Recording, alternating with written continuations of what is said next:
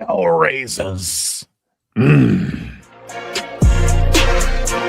If you come at these kings, you best not miss.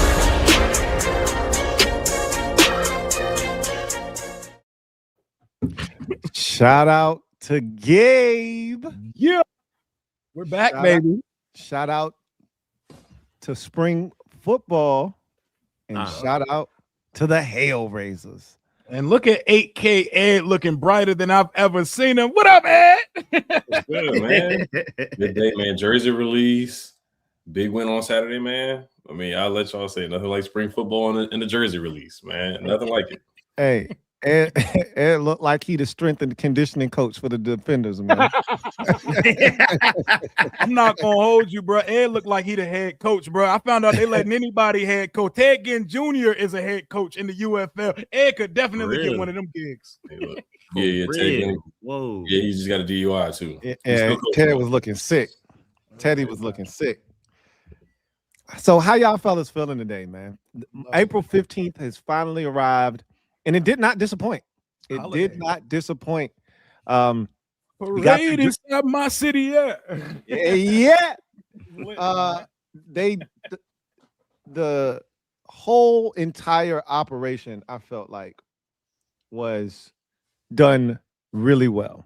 I'm proud of them today for how everything. Did you guys see that they had the Commanders logo and colors on the Metro, bruh. Yeah. They smoked it. They got activations. They got other things. The live event was crazy. No, you know what touch I love the most? They made sure everyone got the memo. I seen 3 different news stations with the jersey, both jerseys, both helmets in hand. Every local radio station. You look at Grant and Danny, you look at B. Mitch and Finley, they got the helmets on frame during their recording today, the jerseys, man. Josh Harris, Mark Klaus, our new president. Hey, Mr. Chunky Soup, he know what he's doing, man. Hey, it's a reason. It's a reason. It's a reason why they went out there and spent that money on him. I love being able to see Doug Williams' first reaction to seeing everything. And like, I don't know if y'all saw it because he was with the Take Command. And like, he got to see everything in person for the first time. Yep. He's like, I'm not trying to dog them other ones. He was trying to shit on them, bro. I heard it. Yeah. but these new ones definitely it. You can tell that was his real raw reaction because someone like Doug cannot fake one. He does not have it. He can't. He can't.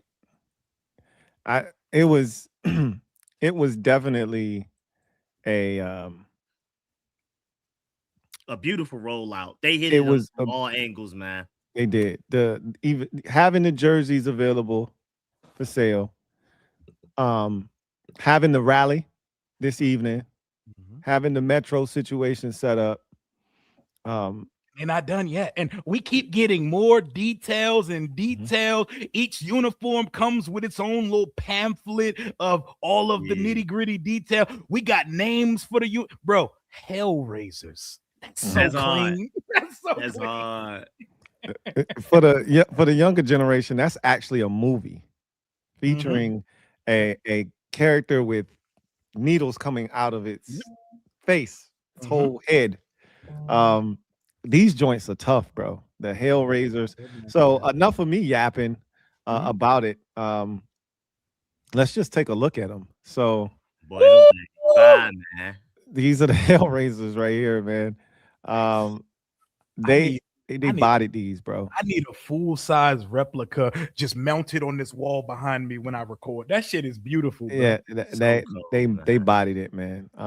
Like the more and more, because it was a triple for me when I first started the process. Like, yeah, it ain't a home run, and I was nitpicking about certain things. So before we get into the specifics of what we like, is there anything you didn't like about this rollout, about the jerseys? Is there one thing you would change, or did they absolutely nail it in every way, shape possible?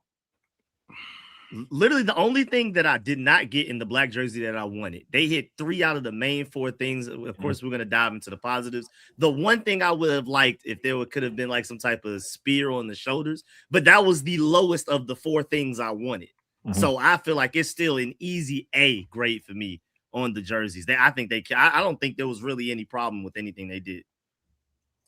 Yeah, the only thing with the rollout is they didn't have the players involved, so they didn't have like Jaden in the jersey or Terry in the jersey in the actual video. But I think it was fine with the model. Like, it ended up being cool because, you know, at the end, like the model number 26, Jeremy McNichols or whoever's going to wear number 26.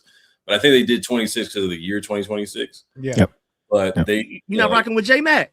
Nichols or Hey, tell me Portis, everybody didn't think about J Mac when that 26 popped up on the screen. Oh, facts. The first thing that popped in your mind was they shit starring J Mac. That was a fleeting thought though. That came and went like that quick because you like, ain't no way. Yeah, no Jeremy Reeves in the video, you know. So that was Much to the chagrin of Rio. Right. Shout out Jeremy Reeves, man. But no, he like on a celebration tour right now too on Twitter saying like, I told y'all it was fine. I'm so happy for him. Yeah, no, but it ended up being cool when the model split and then he did the spirit thing at the end, kind of like a Marvel movie with the vibranium transition. Like Wakanda. Yeah. So that ended up being cool. So that's like the only thing. And then I thought they would incorporate, like, you saw how the Falcons included Andre 3000. Like maybe they would have included, like, you know, Matthew McConaughey, or I know we talked about that last stream, or some type of commander stream like Wale or somebody like that involved, just talking narrator. So there was no narration, but it didn't really need it at the end of the day. So it looked pretty cool. So if there was any gripe to have, I know the logo on the helmet, like when it came out last night, when it was leaked from Zach Cohen and the homage page or homage site, and that came out. But I like the logo from the jump yesterday. I like it. I guess the only thing is that the spear is like curving instead of being straight, but that doesn't really matter either. So I think everything turned out pretty good for the helmet. He said got a hook to it. Yeah, like people have been nitpicking. I've been seeing on Twitter like a few people like nitpicking that, like, realistically, if it's going through the W at this angle, then it would have to be behind this part of the W, and it doesn't matter, bro. It ain't that serious. The taco holder. He's talking about the physics. The taco holder. The physics of an NFL logo is crazy. Yeah, That's how important this shit is, and how much people absolutely obsess over this shit. Where we're breaking down the angle of where the trajectory of the angle of the arrow through the W, right? Like that's wild. That's the first conversation I've heard about that, by the way. No, bro, it's annoying, bro. It's in my algorithm. It's a few people trying to expose it. That's wild. I don't have any gripes or if I could choose a nitpick, I was definitely going to say that I would have liked to see Jaden in the joint too. But honestly, I think the main idea here, we have the Campbell's Chunky Soup guy as the team president now. He probably said, no, let the uniforms do the speaking. Let the uniforms be the main character, the only character involved in it. And they did what it needed to do. Felt like we was watching a Marvel cinematic trailer, like Ed said, transitions and all. That's how I know this team is capable of having one of the best scheduled release videos in the league, because that was fire. That was so interesting. And it was predictable too. They gave you the nostalgia. Didn't think Traylon we knew we were gonna get rigging at some point, and we said Traylon Burks 4 seconds into the trailer was not on my bingo card, but I'm not mad at that one, because they went from like a Traylon Burks grab to like an Art Monk one-handed catch. So the transition was perfect because we're bridging the past and the future together and moving forward.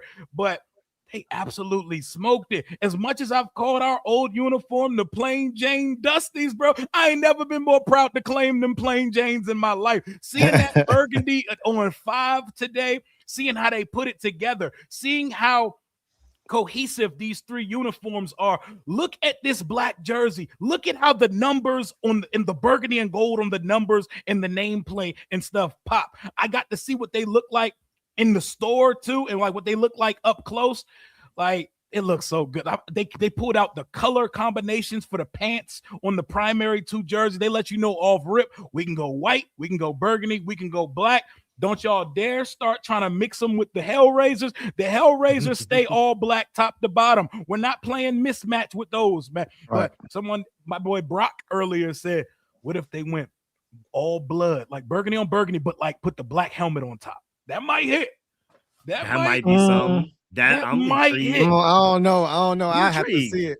I'm intrigued. It might Berg on Berg with the black helmet. That interests me more than trying to mix any other pants with the black helmet. But they've killed it, bro. You seen the Metro, you seen the radio station, you seen all the news stations. The video hit. Did y'all see the Daryl Green video? No. No. So there's a 2-minute and 40-second Daryl Green video where he picks up the new burgundy jersey, and this is the type of nostalgia people just eat up. It's the type of shit that gives you goosebumps, tears in your eyes, and he just talks about what that burgundy jersey, what being a part of the burgundy and gold means to him. I'm about to pull that up. That it's really good. They even start with like the Push It to the Limit Scarface music when it starts. Like, it's a really good video. They've nailed it. I don't think they're done yet. More activations to come. The rally looked lit tonight. The store was packed like a Black Friday doorbuster for the jerseys this morning. People can get suited and booted for the draft in the new gear. They flawless execution. This was the exact opposite of how 2-2-22 worked out for the team. It absolutely is. To your point too about like, you know, maybe we can nitpick that, like, you know, to Ed's point as well, that they had Andre 3000. To add to that point, Atlanta probably felt like they needed to. They probably felt, these jerseys are a little underwhelming. We kind of got to add an extra spice with the rollout. We got to bring in Andre 3000. We got to do all this stuff with the city to kind of make it, you know, more engaging. Whereas to your point, Rio, just let the jerseys do the talking. We didn't have to bring in celebrities to, you know, we had the Redskins legends, but that's all we need to do. We didn't need to overextend ourselves. And I guess one other nitpick, and this is completely not their fault. This is me like literally doing is critical thinking as much as I can as far as what I could possibly nitpick. It would be nice if we knew how many times we were going to wear it, but we probably got to wait until the schedule release, which is going to be 4 between May 12th through the 14th. Cuatro. Oh, Big May 4. Big 4. Oh, okay. I think it's going to be 4. You can wear your alternates up to. We only got 3 uniforms. We don't got a throwback anymore, so that junk better get wore 4 times next year. 4 times, because if you recall, last year we did the championship eras 3 times, and we did the battle blacks once. Yeah. So that equals your 4. So they could wear it up to 4 times. They may choose not to your point, Rico. Man, but the likelihood is they're gonna want to sport these 4 times, bro. Like, they want these on full display. Got to. I hope when we wear these two in the game, our scoreboard, the logo is different. It has the spear going through the W as well. I need all of that. They got to do the field. Yeah, they got to do the field. Yes, they got to do the field the right. Remember the blackout, the salute to service game where we had the camo W in the black end zones in 2022 versus the Vikings? Yes, man. Yeah. That's the only time they got it right. Yeah, only time. Do it again. That's what we need. So my biggest gripe, and I've heard a lot of people. I was on Rio's stream earlier, and somebody was saying that they were glad that they didn't put in. Rio agreed, nothing across the front. You know, I wanted Commanders or Washington across the front. It's not a deal breaker. It doesn't really bother me all that much. That was something that I would have preferred, like looking at the Titans uniform, or even the Falcons. They both had something across the front. On the away uniforms, they had big ass numbers. Why they don't got it? Them numbers big as shit. Huge. I mean, the number, like, you look at the back when I want to say it was Javon Kinlaw holding it up, and you see the 2-6. That shit is almost touching the Commanders on the nameplate. That's why that's why they couldn't put a big ass Commanders obnoxious name mark there. They could have squeezed one, a small little one, but look, you didn't want to overcrowd it. You don't want to overcrowd it. Like, sometimes less is more. So I think this is the true homage to the Super Bowl era too, though, because there was no word mark on the jerseys yet. It wasn't, and there wasn't. That was my bridge, right, from the past to the present, was to put the name in the middle. But like, they truly went back to the championship eras is what they did. My biggest gripe with the Hellraiser is I would have liked to have seen them do something with the collar, right? Like, nothing crazy, just a design on it. And it could have been like, you can't see it unless you actually have the jersey in your hand, but something. You remember the 2012 burgundy collar they had. Robert Griffin III and those guys had. I hated that collar though. I hated that. I hated the collar, but something like that on this uniform, have it be black though, right? That was a burgundy collar on a white jersey. It looked weird, right? I would have liked to have seen them do something like, so if you bought the jersey, you was like, oh shit, this is dope. You know, I didn't even know this was up here, type of thing, around the collar of the jersey. But outside of that, I think they crushed it, man. It looks really clean. It looks good. And I like that I think these are matte. These helmets are matte. So the whites and the burgundies are glossy finish. These are matte. So that's dope. I like that too, that they're different from the standard uniform. Hey man, this was a fun day, man. This was a fun day. Uniforms, lot to talk about. It was a good break from all of the oversaturated. We didn't even talk Topgolf gate today. I started to record a Topgolf invitational video like Rico did. We threw it away because nobody trying to hear that. Algorithm don't want to hear that right now. They want to talk about this and all the mock drafts and all the over analysis. Like, it was good to have a day where we could just talk purely about get away from these uniforms, man. They absolutely smoked this. I'm happy to see these uniforms. Please wear the Hellraisers 4 times. And that video with the players opening the picking up the jersey and looking at the helmet and stuff, you really get a good look at how good they look and how good the colors pop and the numbers are on them. Yeah, I'm in love. I absolutely love these black jerseys. I've always wanted a really good black jersey. The last ones, they were all right.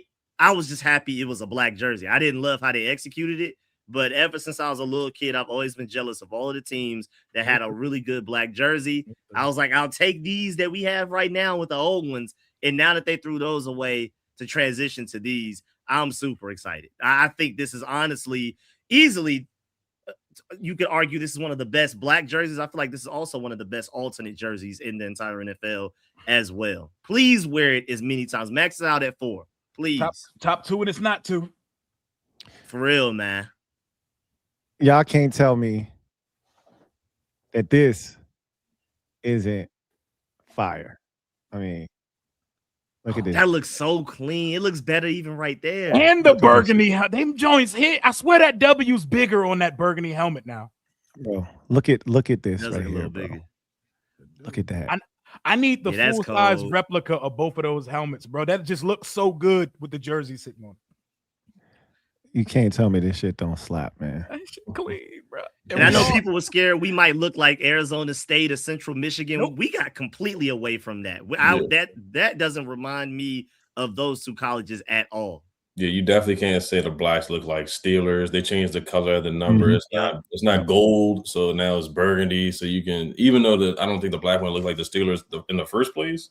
Right. You really can't just be like, oh, it looks like the Steelers. You can't make that comment. Chris Moore gonna look clean as shit on Monday Night Football in that uniform. Big Simo. Chill out, bro. We was having a good time, man. He had to go ruin it, right? So to close out this part, though, inquiring minds would like to know. I just seen someone who has never wore a jersey in their life wore a jersey on stream earlier. Louie Tee, will you be purchasing a Hellraiser Washington Commanders jersey? I am leaning towards. I have not made a decision yet, but I am definitely leaning to. I was talking with my wife earlier about it, and I think I am gonna cop one, man. You just saw that right there. They are so clean. And what do they call them now? Because I call them authentics. I grew up in an era Elite Fuse Untouchable or something like that. That's what they're called now. Okay. So I'm gonna just call it an authentic then. Remember we used to call them Authenticus? Authentic with A at the end? Yeah. I'm gonna just stick with that because that's a lot that we got going on there. Black 5s for the family, Lou. I got the promo code for you whenever you need it, my guy. Yeah. Anybody who need it, I got you. I know my son's gonna want one, so I definitely will have to cop jersey one. And hat already on the way for me. I was looking at it immediately. Yeah, there's a hat with it's like the white and then a black bill, and it has the W logo with the spear through it. Like that hat is hard. That's the 47 brand one. Yeah, like that joint's tough. Ed said, "Hey, he's still copping all of the he buying up all of the old joints first." So he'll catch up. Y'all go ahead. I'll catch up with y'all later, man. Don't The mind last if one I I'm do. gonna get that is available is $30. It's the old one. It's the white one, and it has the any name on there, so you can personalize. I'm gonna put the real Ed Oliver on there. It's $30 on there right now. So I got to get it now before y'all get it. Hey, do it, man. Economical Ed. Economical Ed, man. Hey, that's what he do, man. Especially when he's in spring football mode. But I had one of my guys, Reese P. Ludwig, shout out to him, one of our subscribers over here as well. I had him giving us live footage from the team store at the jersey buying event at the stadium this morning. He gave us a good tour of the store. There are officially 5 Commanders players with jerseys of the new ones in the store right now. Did y'all see who the 5 players were? I know one of them. I know one of them. I know one. I know one because of you. Yes. Yep. So the 5 players: Jaden Daniels, duh. Yeah. Terry McLaurin, duh. Frankie Louvu, number 3. Well, he was in all of the. Yep. So you knew that was going to be the case. So you knew those 3 had to be available. The other 2, which were not, Bill may be your starting running back. So Bill Krosky, and I'm not going to hold you. Bill has the best looking jersey. The 2 is the best looking number I've seen on the in-person jersey. His jersey is clean as hell. Yeah. But the last jersey available on day 1 in store, in hand, they wrote it to the distributors. These are the jerseys we want in the store first. Spooky Lukey McCaffrey is available day 1 in store, and people were buying them. You said Luke. You said Luke. Luke, baby. Lukey, baby. Hey, go ahead. I love it. I love it, man. That's a choice. I'm gonna tell you right now, man. Watch out, man. Y'all for the video. Carnell Tate who? Carnell Tate who? Y'all sleeping on him, man. Hey, this year might be up for him, baby.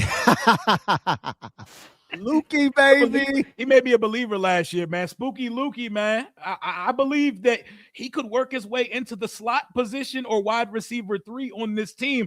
That's an odd choice for y'all, right? For immediately available jerseys? Over Tunsil, over so many people, man. That's pretty crazy. I mean, even Josh Connolly. Oh, Mikey had a few in there too. I don't know if every color, but Mikey had a few in there too. I think Cosme. How about the guys we've signed extensions to? That's interesting. Nobody's buying a Cosme. You gotta, but for diversity purposes, right? You gotta have somebody white in there, right? You gotta have a white boy with some motion. So I feel Field like position. Yeah. Press away. He's the fan favorite white on the team. Yeah, that could have been, and it's what his is 10, right? He's 10, right? Yes, it should have been Tress Way if I had a choice. I'm not hating on Luke. I just think this is maybe Luke is more part of the plans than we think, and that's why they avoided going out and getting starting receivers. Yeah, so say the names again of the players. Jaden, Terry, Saint Restil, Louvu, Bill, Luke are the jerseys in hand available today. Obviously, there are some white Super Bowl eras left over from last year, so you see Wagner's and stuff. Those weren't a part of the new shipment. The burgundy and the black were the new shipment coming in, and those are the players that are available today. The only other thing I can think of is, and the only person that doesn't fit this is Louvu, but also you want names that stretch across the back of the uniform as well. Okay, yeah. So Wade doesn't appeal because it's 3 letters on the back of the uniform. So it doesn't hit as much as Krosky Merritt on the back or McCaffrey on the back that stretches across the back of the uniform. That's something else to consider as well. Because Wade don't hit on the back of the uniform because his name ain't long enough. So I think that's also something to take into consideration. But Luke, like you said, Luke, as one of the 5 or 6 guys that have a jersey in there immediately to purchase is crazy. Never would have had that on my bingo card. Yeah, no, it's because Adam loves Luke with a passion, but I actually like less on the. I actually like less letters on the back, like the De'Ami Brown jersey. That's one of my favorite because it just has De'Ami. It's a simple last name on the back, but like, you would think it would be a Pro Bowler like Tress Way or Jeremy Reeves or somebody like that, but I'm shocked Paul Revo wasn't in there. I'm shocked. Yeah, not in the intro, not in the jersey store. It's like they just Adam Peters was at the wedding. I mean, yeah, no, that's crazy. But Hey, shout out to Reeves for Luke though. Shout out to Reeves, man. Speaking of which, that's a perfect segue while we're on the subject matter. Did y'all see the Commander's Law episode? I know everybody don't always do their homework. Which one of y'all didn't do your homework? Which one of y'all ain't watched the Commander's Law? I did not get the chance to. Springtime. Oh, damn, Rico too? Me too. I know it. I know you man. Oh man, y'all They'll wildin'. be doing homework. I do one of them. I said it would shock me if neither one of them watched it. And look, how long was it? Let me see. How long was the show? 19 minutes. It's a 19 minutes and 32 seconds. And they could have kept it and added it to whatever. 32. But I'm guessing the next one is going to be very uniform and draft focused. So they just wanted to get something out just to like lead us into the new uniform. I can assure y'all, you ain't miss a damn thing. You don't have to watch this. I promise you. You won't be sorry if you don't. Okay. So that's 20 minutes of my life that I'm not saying I want back, but if I had it back, I wouldn't be mad. Right. It to me was one of the driest Commander logs I've ever watched.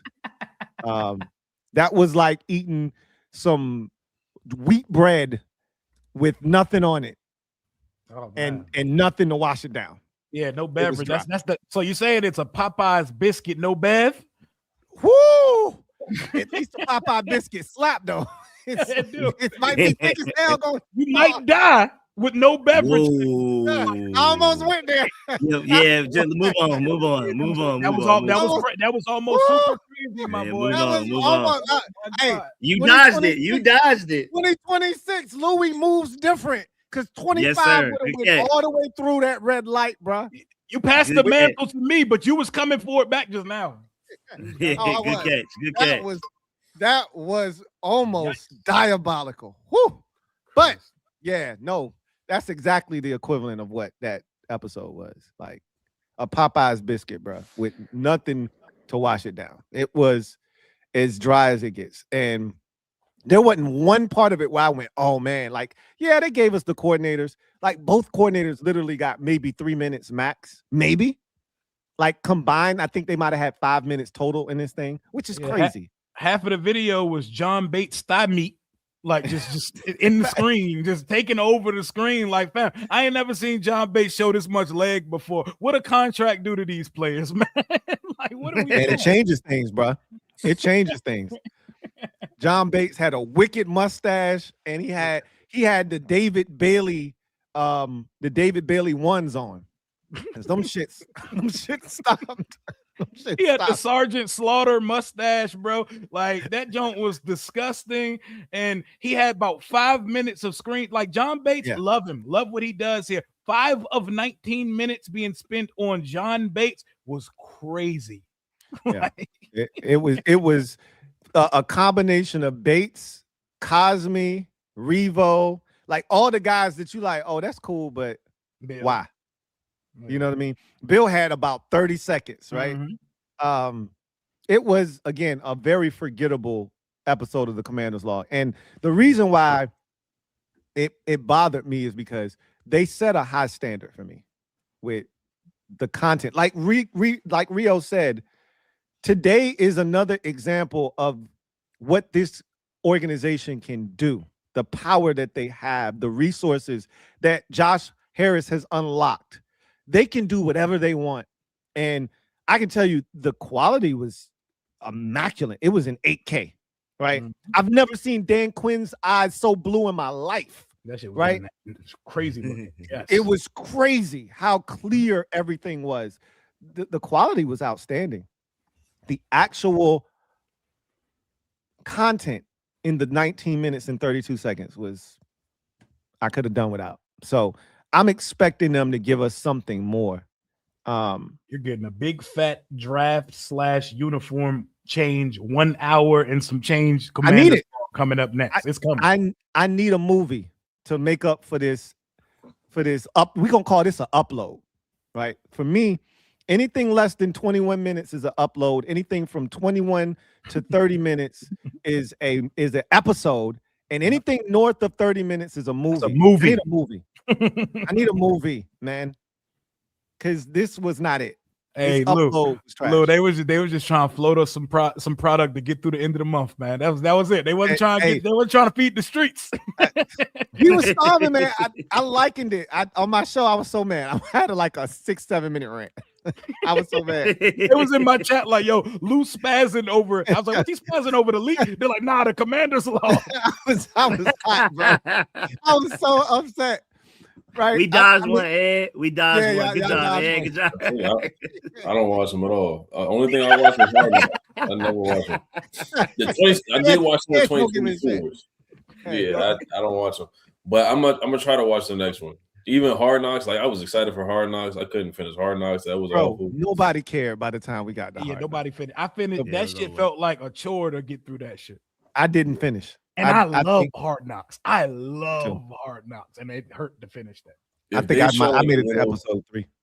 If they show a little bit of, which they probably won't, if they show like a little bit of behind the scenes of the Topgolf, like some of the guys joking around, like, you know, them playing Topgolf and just showing like some of the dialogue between Peters and some of the guys and stuff like that, I would watch that. If they show like a little quick 2-minute snippet of that, I would watch that.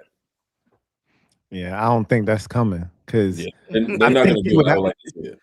You would have to do that before the players got drafted because once they're on another team, I don't think you're able to show them on your stream. I don't know if that's true or not, but generally, once a player is a part of another team, they don't like you talking about said players. But generally, with these Commander Log episodes, we were starving, bro.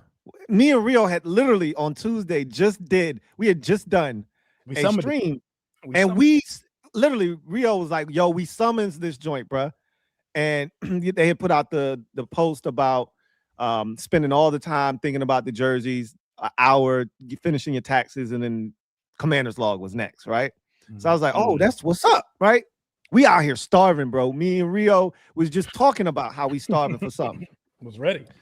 Bro, that was like going to a 5-star restaurant. You know how they do you at a 5-star, right? Yeah. They give you a fancy plate. They decorate. It's more decoration on the bitch than it is food, right?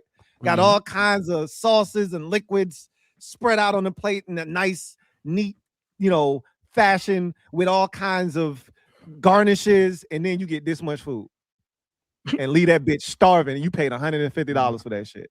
Yeah, we are. Still got to go somewhere and go get something to eat afterwards. You there for the aesthetic, you there for the experience, and you there because of the name on front of the restaurant, not what you about to consume. That's what it felt like. Right. That's exactly how I felt after watching that Commander's Law episode. Like, we got a bunch of still starving restaurants down here.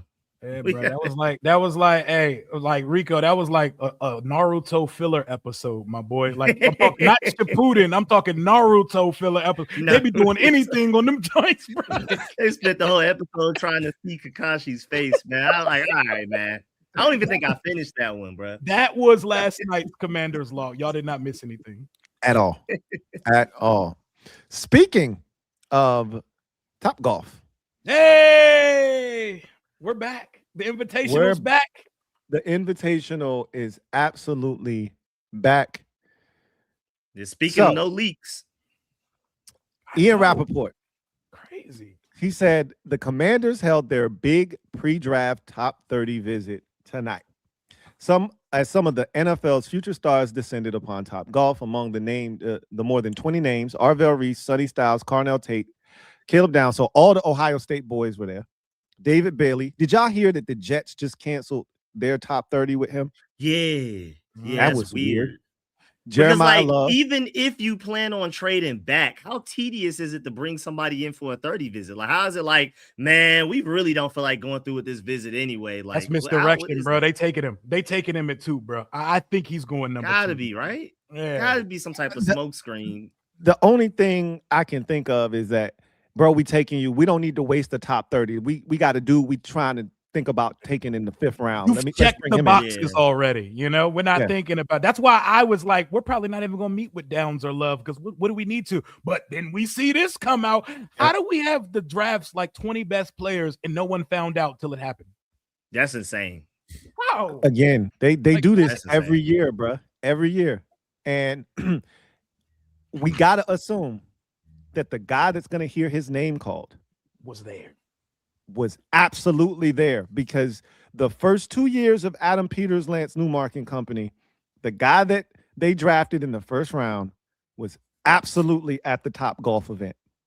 So I got to assume, and I think it's a pretty safe assumption to make, that whomever they're going to take was at this event on Wednesday or Tuesday. Somebody in the chat said, did Ruben Bain drive the golf cart? Oh man, he catching all the Georgia jokes, man. Oh my God. I was just sitting there like, can you imagine being a fly on the wall and listening to a conversation between Jeremiah Love, Ruben Bain, and Makai Lemon? Like what are they talking about on the team? That's insane, bro. I would assume they talk about like some workout shit or something like that, because they don't have nothing in common. It gotta be nothing. Yeah, it's gotta be Makai Lemon alone. Like, Makai what could you talk about with Makai Lemon? Just like, sitting there, just like, yeah, trying to be the alpha male in the room, trying extra hard. Yeah. He hit you with the Rio transition. Hell yeah. Hell yeah. Trying to make his voice a little bit. They had the Rutgers quarterback. Rutgers quarterback. They did have the Rutgers quarterback too. Ethan Kaliamalakalon, whatever. Yeah. There you go. You had it. Ethan Kaliamakan or some shit like that. Why do you raise your voice with it? Kaliamakan? I don't know.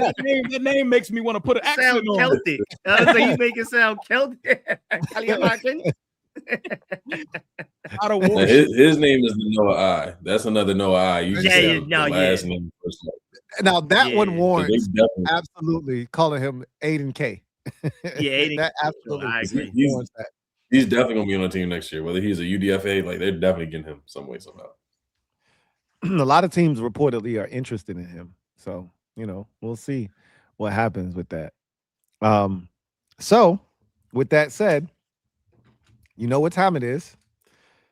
After talking about Topgolf and all of the guys that were there, what are your predictions for the number 7 pick in the draft for the Wild? We are just over a week away from the draft. This is our second to last time doing this right here. Yes. Second to last prediction.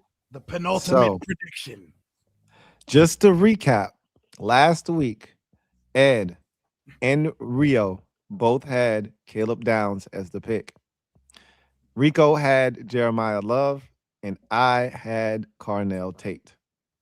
All right. So we start with you, Ed. Week 7. What says you, Ed? Who are the Commanders going to take with the number 7 overall pick?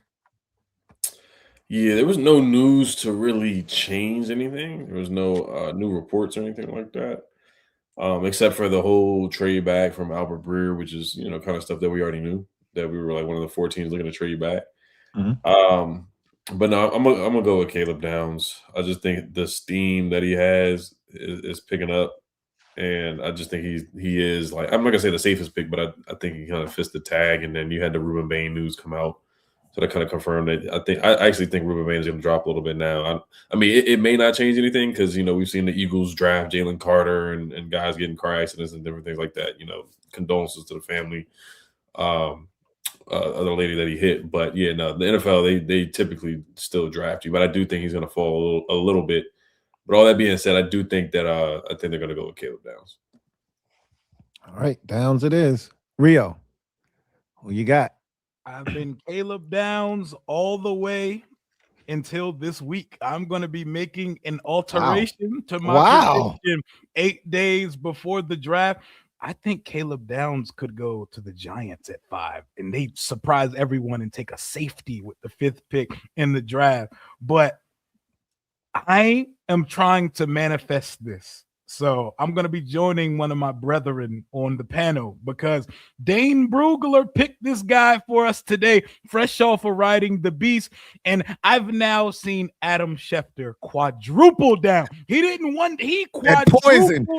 Don't spread that poison. Adam Schefter is out here. Listen. I'm not telling you. I'm manifesting it at this point. I see what you do for others, football guys. I want that for me. What is love? Baby, don't hurt me. No more. Don't hurt me. Hearts in the chat. All type of corny heart puns and throwing up hearts will be taking place for the foreseeable future. I don't care that he's like the 8th highest paid running back. If you take him, Jaden Daniels and Jeremiah Love in the new uniforms, man, that's the type of shit that gets your blood flowing. I'm going Jeremiah Love at 7. I still don't know in my brain I believe what I'm saying. I'm picking Jeremiah Love at 7 for the committee. Oh no. No. I'm doing it. Bro. Schefter playing games and he probably lying to me, bro. Sometimes, sometimes in a relationship, bro, sometimes the baddie's giving you mixed signal and she's super toxic, but she's so fine. You just like, you know what? I'll live in Delulu. I live in delusion, bro. Jeremiah Love at 7, baby. Schefter is pushing that. He pushing that P. It ain't the good P. It ain't the good P. Y'all be careful out there, man. Y'all be safe. Hey, Dane Brugler, I swear that was the cherry on top. I said, oh, Dane Brugler, okay, say less. Fresh off of writing that damn holy Bible of draft coverage. Like, he gives us love at 7. And I've heard him on multiple podcasts talking about, hey, man, I'm with it, bro. I'm with it. Rio has made a shift. What about you, Rico? I'm not gonna lie. Now, first of all, I think this whole Cowboys trading up ahead of us has real legs to it. Fascinating. To be sort of off topic a little bit. Yep. They want to get in front of the Giants, reportedly. Yeah, they try not just the Commanders trying to get ahead of both of us. Yep. But oddly enough, I actually feel more confident in picking Jeremiah Love this week than I did last week. Last week, I was really I'm actually pretty confident. I really do think that he may make it to us. There's a lot of people bringing up a lot of different reasons as to why the Titans shouldn't take him at 4 and the Giants shouldn't take him at 5. We'll see if they listen. But because I even remember Rio, I remember you laughing at it was that one Giants fan that was like, yo, Giants fans are not serious thinking about taking Love at 5 when we still need offensive line and stuff like that. There's a lot of thinking going that direction. And I'm telling you, Love there at 7, they're taking him. So I'm going Jeremiah Love. Again, I'm more confident this week than I even was last week. It almost feels like the media, they're trying to will and manifest it because they know that's the best destination in the top 10 for him. It's the funnest. That's the most box office. The Titans line is not great. They don't have a line that's better than ours. And the Giants, like, it don't got the same motion as with Jaden. They are manifesting the pair of Jaden and Love. We are easily his best landing spot because like the Chiefs and other good teams, they already have a really good running back. He's not going to be immediately RB1. We're his best situation to not only be an immediate RB1, but to also have a great offensive line, a dynamic quarterback. The defense is going to focus more on the quarterback than you. You know, we may not have the best receiving core, but I mean, he fits so many things that we need, even like the receiver deficit that we have right now. I truly believe in his receiving ability. I think like a fantasy football wise, we are the team that can maximize him the most this upcoming season. So, and everybody, it seems like everybody in the media believes so. And that it comes with having a guy like Jaden, man. They absolutely want him here. Adam Schefter is pushing that P, man. And I'm going to tell y'all right now, it would be, if you really want to push the button this offseason, like the button is already, you've lifted the switch. The button's right there. Yeah. If you really want to press the button, draft Jeremiah Love. I still don't think he gets to us. Out of here. I still think their player of choice is Sonny Styles. I still think he's not going to get to 5 or 7 either. I'm going to take Rio's spot this week. I think I am starting to buy this whole conversation. Like, a lot of times when you keep hearing people in the know, in the league that do this, keep saying, Caleb it's Downs. this guy. It's this guy. This is the guy. And when you hear him speak, he is the equivalent of Femi Oladejo from last year for this team. Whoa! Don't put that smut on. Don't put that smut Caleb Downs. No, is you the know, guy. you stop listen, putting that smut on his jacket right now. I rebuke this. I see what he's rebuke saying, this. but stop saying the name. Just I say that. Just say I that one guy last year. I rebuke Just this say statement. He's just got the commander tag. He has the He tag. is the Just say commander ultimate tag. commander, just like Femi Oladejo was. I get what I wish you're his name was saying. harder to pronounce so you wouldn't keep saying it, man. In principle, like I love Caleb Downs too much. Now I gotta ride for my guy, man. Hey, don't put that shit on his jacket, Lou. That's some dirty Mac bullshit you just did, Lou. You just told her, but your man don't even like you for real. That's what you just did. I take that as a real sign of disrespect. Hey, When's the last time he took you out for real? He took you to the hibachi joint for your birthday, bro. He don't really rock with you. oh man, I'm trying to tell y'all, man. They love him just as much as Adam Peters loves his UCLA players, man. This is a guy that I absolutely see them feeling like he's the next true leader of this locker room. I love him. I love Caleb Downs, man. And I think that he's not their first choice, but he's their safe choice. And again, Love is interesting. Do you know how bad this fan base is going to crash out if Jeremiah Love is on the board and they do not take him? It does not matter how it goes down. If they trade back, if they select another guy at 7, if he's available and they don't take him, oh my stars. Yeah, This is going to be one for the ages. Did you see? You talk about it. I like the Oh My Stars. What you say? I like the Oh My Stars. Yeah, oh my stars. And hilarious. I'm telling you right now, it's gonna go down. I've got people telling me right now, bro, if they don't draft him and he's available, I'm gonna lose my shit. And I believe them. Like, it's gonna be crazy. I almost desperately want to see him be available just to see what happens. Like, I want them to draft him. Y'all know that.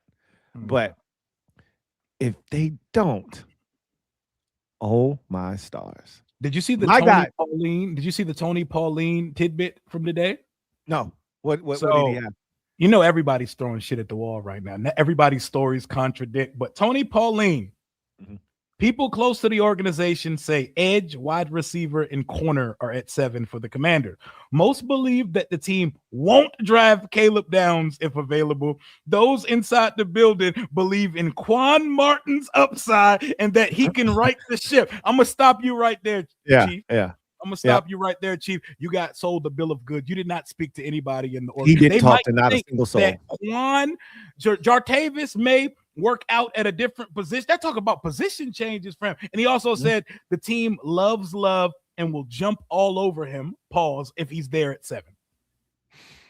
Well, fans are going to gravitate towards the part that they like because because it fits the narrative, right, that they want, which is Jeremiah Love.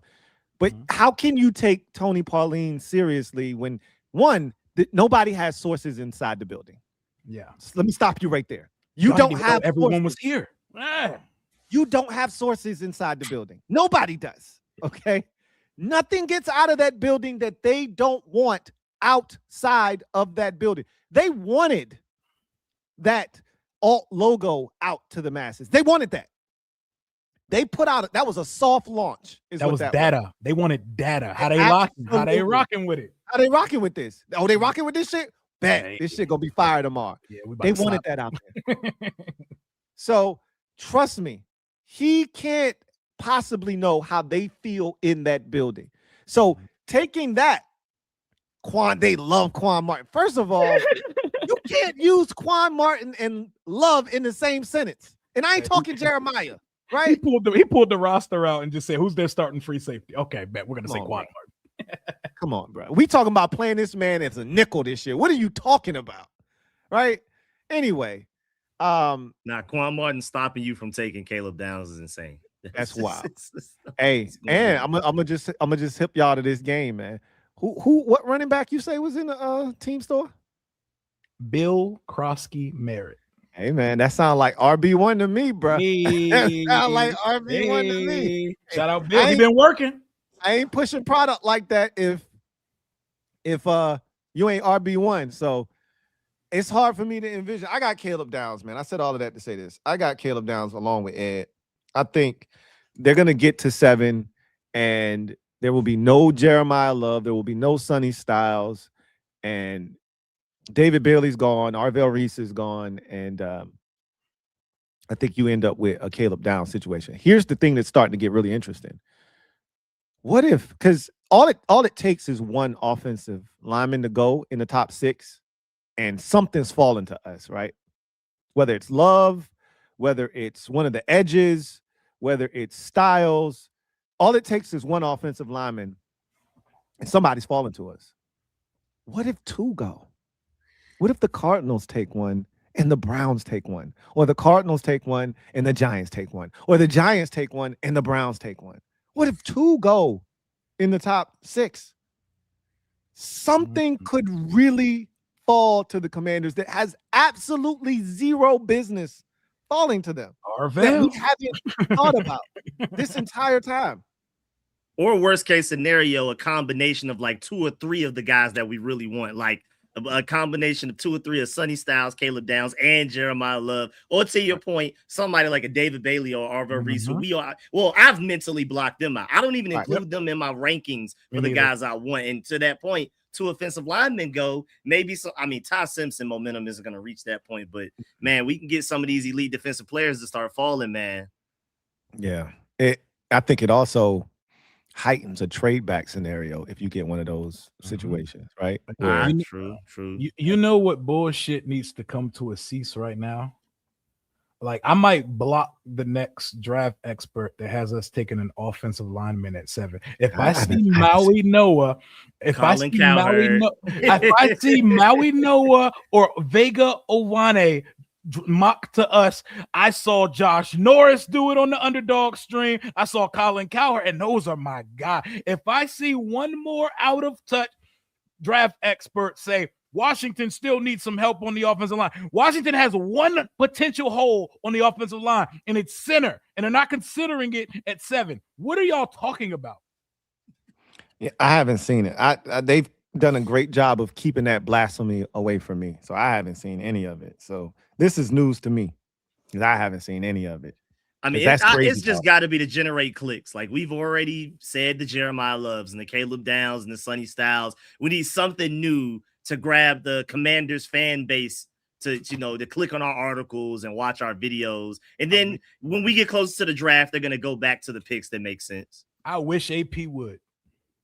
Yeah, like Colin Cowherd, he doesn't really watch us like that, except for like he likes Jaden Daniels, but he doesn't really watch us like that. Mm-hmm. So he doesn't know who Chris Paul is. He doesn't know who Brandon Coleman is. They're not too familiar with those guys, even though Chris Paul had a great season last year. Yeah, that's crazy to me. But Josh Norris, like that's one of the guys I listened to him and Hayden's show on Underdog Fantasy. That's one of the best draft podcasts around, and I watched. Who's their number 1 receiver? Who is their number 1 ranked receiver? I think one had Tate, and they want to both say Tyson, but they keep letting the injury hit. I think they had Tyson and Tate as their number 1 receivers, but they start talking offensive line extensively at 7, and it makes me want to click off the video like right then and there. It's going to be so fascinating when we get to next Thursday because so much can transpire. So much can happen with this team and that pick. It's going to be a lot of fun watching everything kind of unfold right in front of us. And you know the draft is gonna move faster this year. Instead of having 10 minutes, teams have 8 minutes Yeah, to thank make goodness. picks. So yeah, because you know the draft be a marathon. It'd be about 3 hours and a half. Oh, so we might pick it like 9:15 this year instead of like 9:40 being the 7th pick. Yeah, no, facts. Like you gonna be picking closer to 10 o'clock than you are 9 o'clock than you are 10 o'clock this year for sure. You know they're gonna hit us with their annual tradition when we about to pick. Go to commercial. Yep, every time. Every time. Gotta chill on that, man. Please stop doing that, NFL. Every time. And the Washington Commanders are next up. The pick is in when we get back. When we come back. On the flip side of this break. Yeah, that's an annual tradition, bro. Maybe, just maybe this year it'll be a little bit different for us, man. But hey, we've had some luck with it. So maybe it'll continue for us. But Ed, who you got us picking, man? I said Downs. Yep, you said Downs too? Yes, Okay, Downs. Caleb Downs too. Downs, So we got Downs, love. It's a duel in 2v2. That's right. Okay. Yes, that's what it is right now. Yep. I don't know. I don't know if I'm gonna change. I think that's gonna be the pick. I think it's gonna be him or Sonny Styles. Boy, if we get Jeremiah Love though, that would be awesome. That would be so much fun. In that black uniform, man. I don't know whose number he needs to take, but that would be so fun. And that algorithm gonna go crazy if the Love gets to the Commanders at 7. I can't even imagine what number he would wear because there's no single digits left. 6. Has anybody taken 6?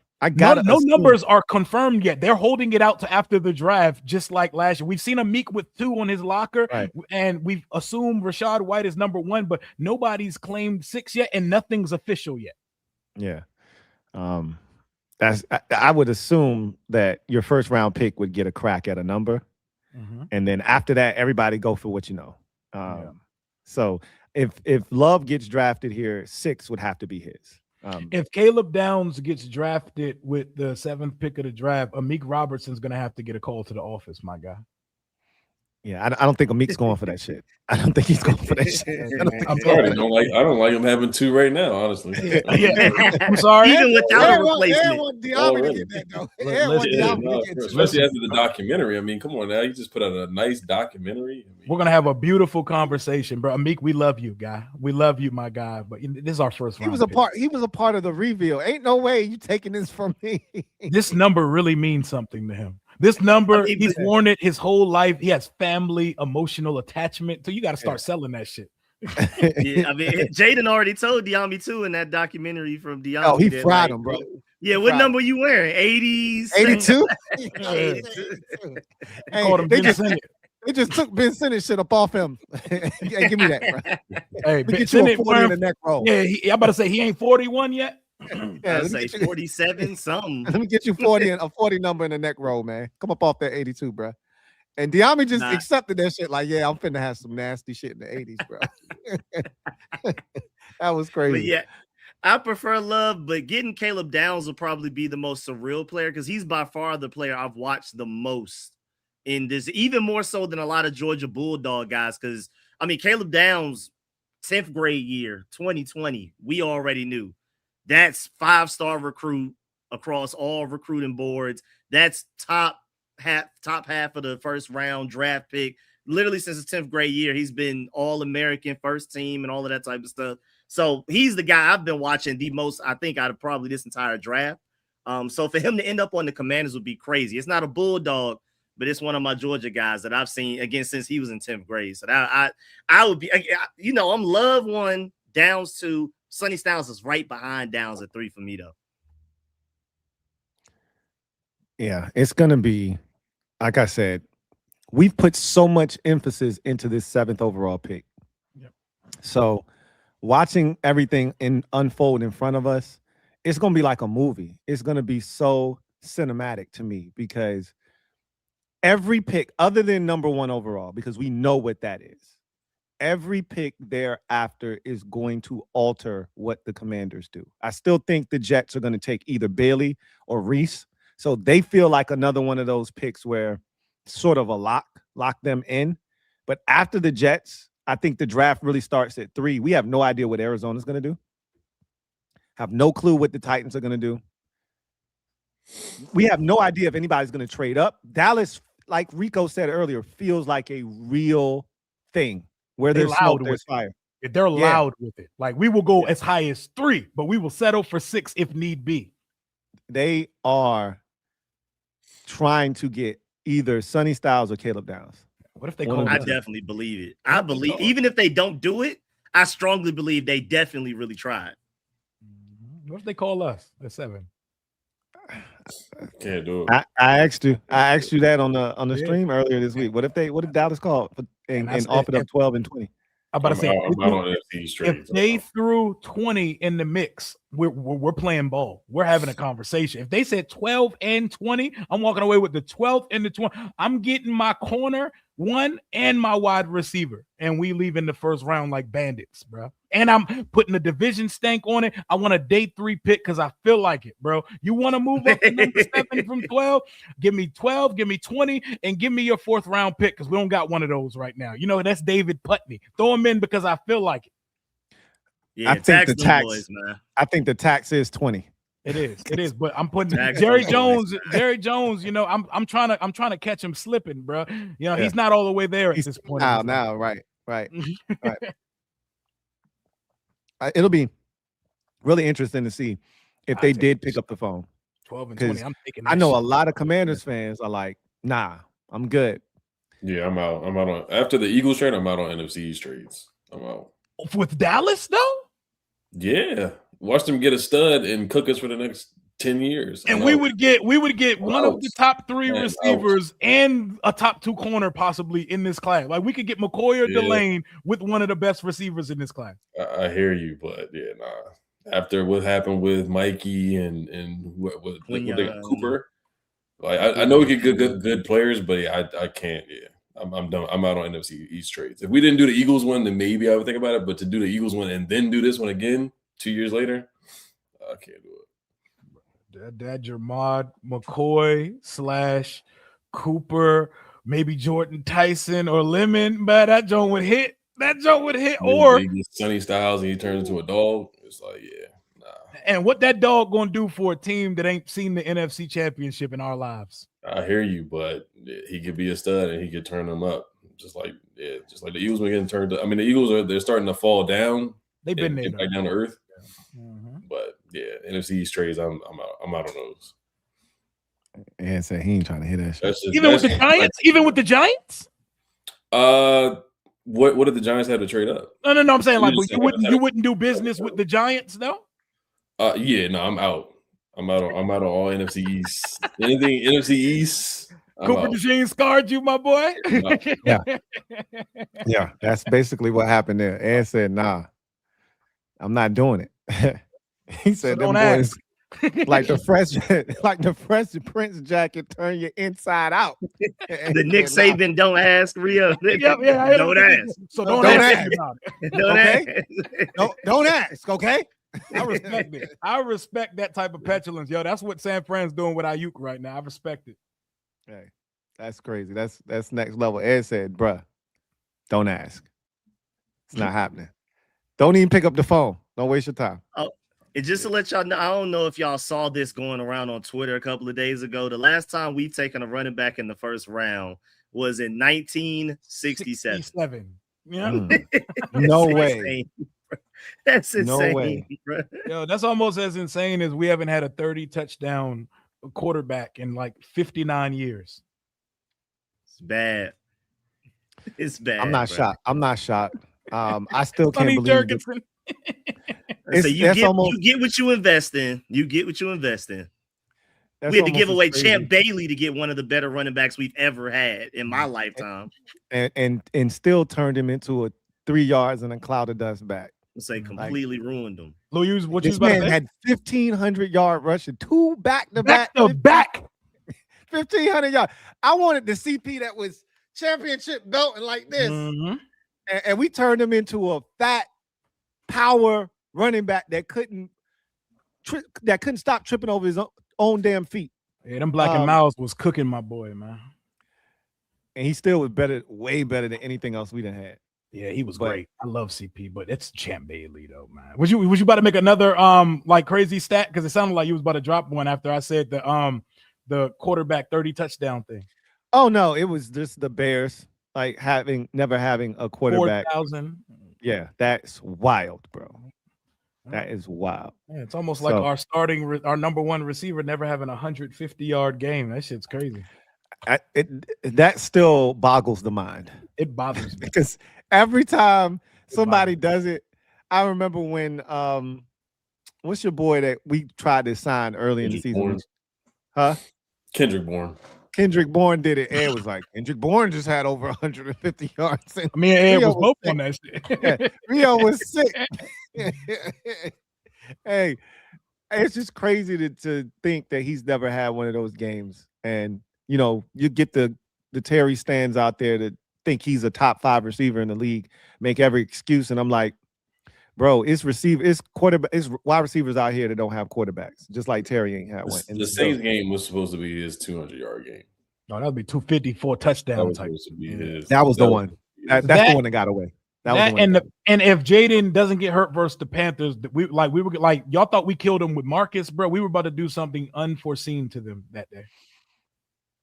Yeah, but that Saints game would have been worse than the Titans. Yeah, that Saints game was Terry with the missed deep balls. Yeah, bro, he's supposed to have over 200 that game, easy, and 3+ touchdowns.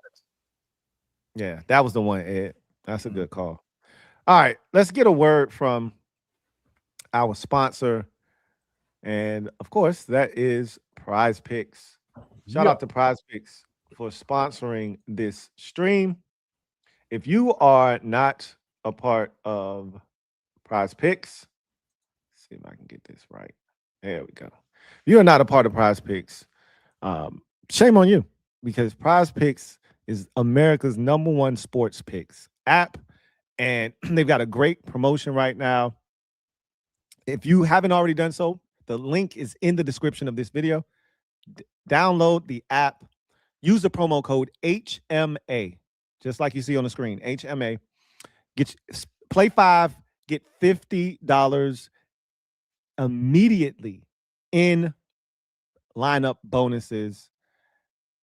Not great basketball tonight, even though I think the game is actually relatively close. Last night was oh my God, last night was so good. The stars were stars except for Devin Booker, and he absolutely killed me last night. You gotta ban Devin Booker. Yeah, I tried to tell y'all Devin Booker unders feed families. Yep, but here's the thing though, Ed. It was hot. Devin Booker was going nuts. He was hot over the last month. Devin Booker was going nuts, 30 and 40 pieces almost every night. And then Jordan Ott, the Suns head coach, decided to be a genius and sit him. And again, I get it. You want to be healthy going into the playoffs, but they didn't have anything to gain those last 2 games of the season. So they sat Devin Booker, and I want to blame it on that, but he came out cooking last night. He scored like 12 points in the first 10 minutes of the game. And then he decided to be a dodo and pick up a 4th foul early in the 3rd quarter. And he never got in a rhythm after that. I knew I was cooked at that point. My breadwinners held it down last night. Former Wizard, my boy Denny held it down, and LaMelo held it down. Denny went nuts. He's so good. Night. He's so Denny good. went. Denny had a PRA over 60 last night. Yep. Denny went ridiculously crazy last night. Smashed the demon on his pick, man. Easy. Yeah, I did. Problem was, Bam got hurt, and that hurt me last night. And then Devin Booker decided, nah, bro, not the night for you. So, but that shouldn't stop you on Prize Picks. And we're gonna start going through these NFL futures because these numbers are somewhat disrespectful. We got to jump all over these. I'm gonna be honest with you. I'm gonna definitely take the over on Terry's receiving numbers, Terry receiving touchdowns, and Jaden's passing yards. 34, 99, and 21.5 passing touchdowns for Jaden is crazy. But I think they're giving away an opportunity for you to make some money in the future. Okay. Stack it up. So we're gonna put together a nice ticket here in the future on Prize Picks. And if you're not already a part of the Prize Picks family, now is the time to become one. Link in the description. Use the promo code HMA. Play 5, get 50 instantly in lineup bonuses. Shout out to Prize Picks for sponsoring this stream.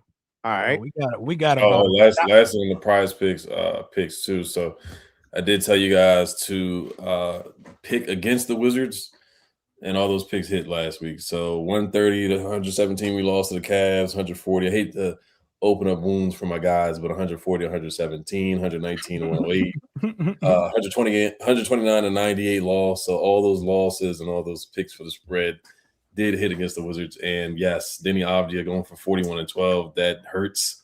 I mean, but you know, we've seen that so many times with former Wizards turning into superstars when they leave here. So, but like I said, you guys made some money if you did tail the picks against the Wizards last week. Shout out to Prize Picks, man. Shout out to Prize Picks. Shout out to the Legion, bro. You know it's almost draft time. We got a thou wow in the chat right now. We got about 1,000. Make sure y'all smash that like button on the channel because we should be able to get close to 1,000 likes on this stream. We've been here for an hour. Y'all been in here lit. I see the chat lighting up. Smash that like button real quick while you're in the building, man. Big shout out to the Legion, man. Without y'all, there's no us. So want to definitely give a round of applause. All right. So let's get to the comment section. Anything y'all wanted to tackle before we get to the comment section? Did we miss anything? I think I'm good. We hit the uniforms from every angle possible.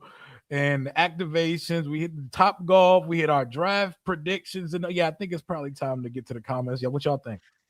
Yeah, I mean, we even briefly touched on the documentary Diami thing, so yeah, I think we just about hit everything. The commander's log was not worth any more of our time because Luke talk about that before. I don't need to spend no more time on that, man. Hey, Ed, before we get into the comments, Ed, give us a quick rundown of the home opener for the DC Defenders, man. Let us know what's happening on Saturday. We need one of these segments a week, man. Yeah, no, it was awesome. I had a great time. I got the shirt. It says UFL champs on there. So if you went there, you got a free t-shirt. That's awesome. Wale performed.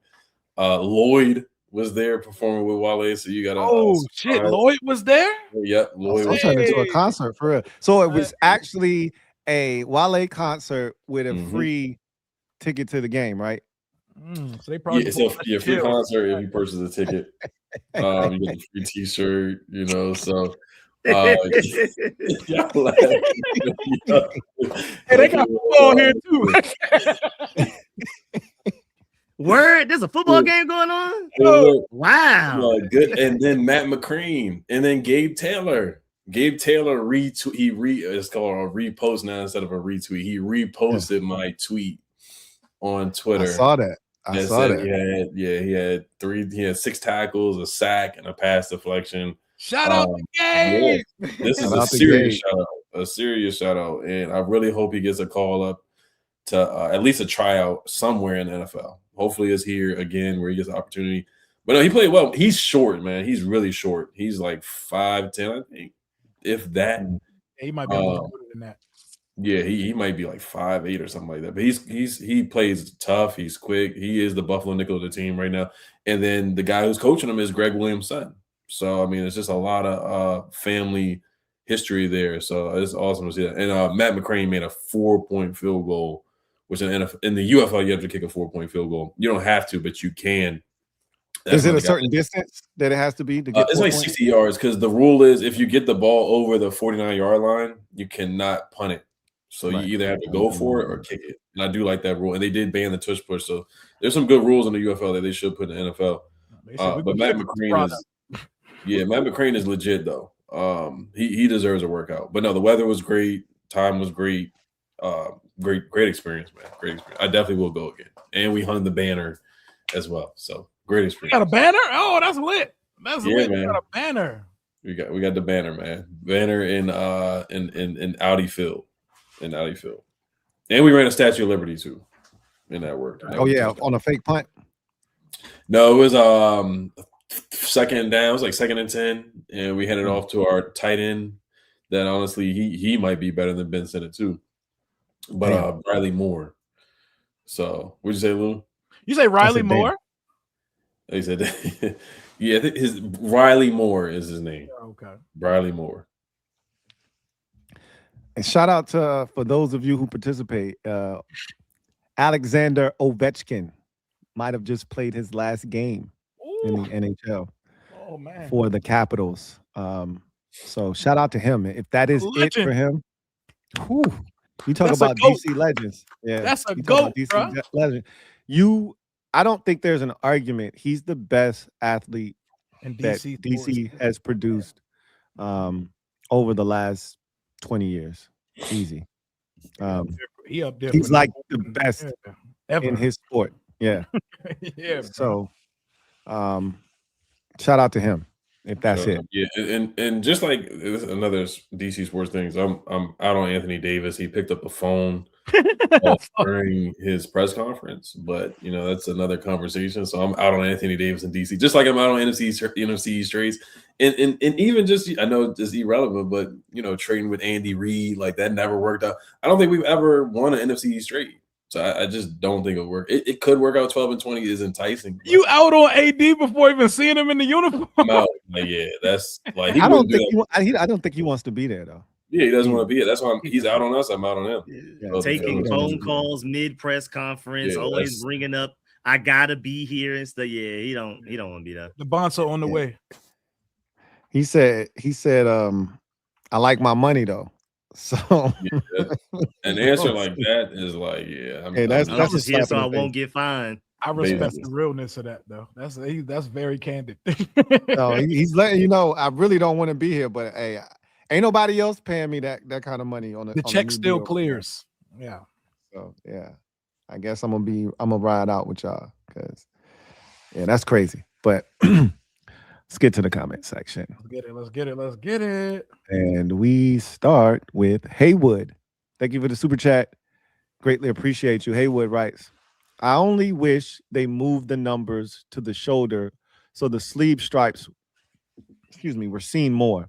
Other than that, they look great. So moving the numbers. On which jersey? Are we talking? Because the numbers are on the sleeves on all three jerseys. On all three jerseys, the numbers, I believe, are on the sleeve. I'm about to say, I thought the numbers were already on the sleeve. Yeah, on all three jerseys, yeah. It's there. That's part of the throwback aesthetic right there. So I wish they moved the numbers to the shoulders so the sleeve stripes were seen more. The numbers are already there. I think the thing is, the stripes are always going to get caught up because that's where it gets tight.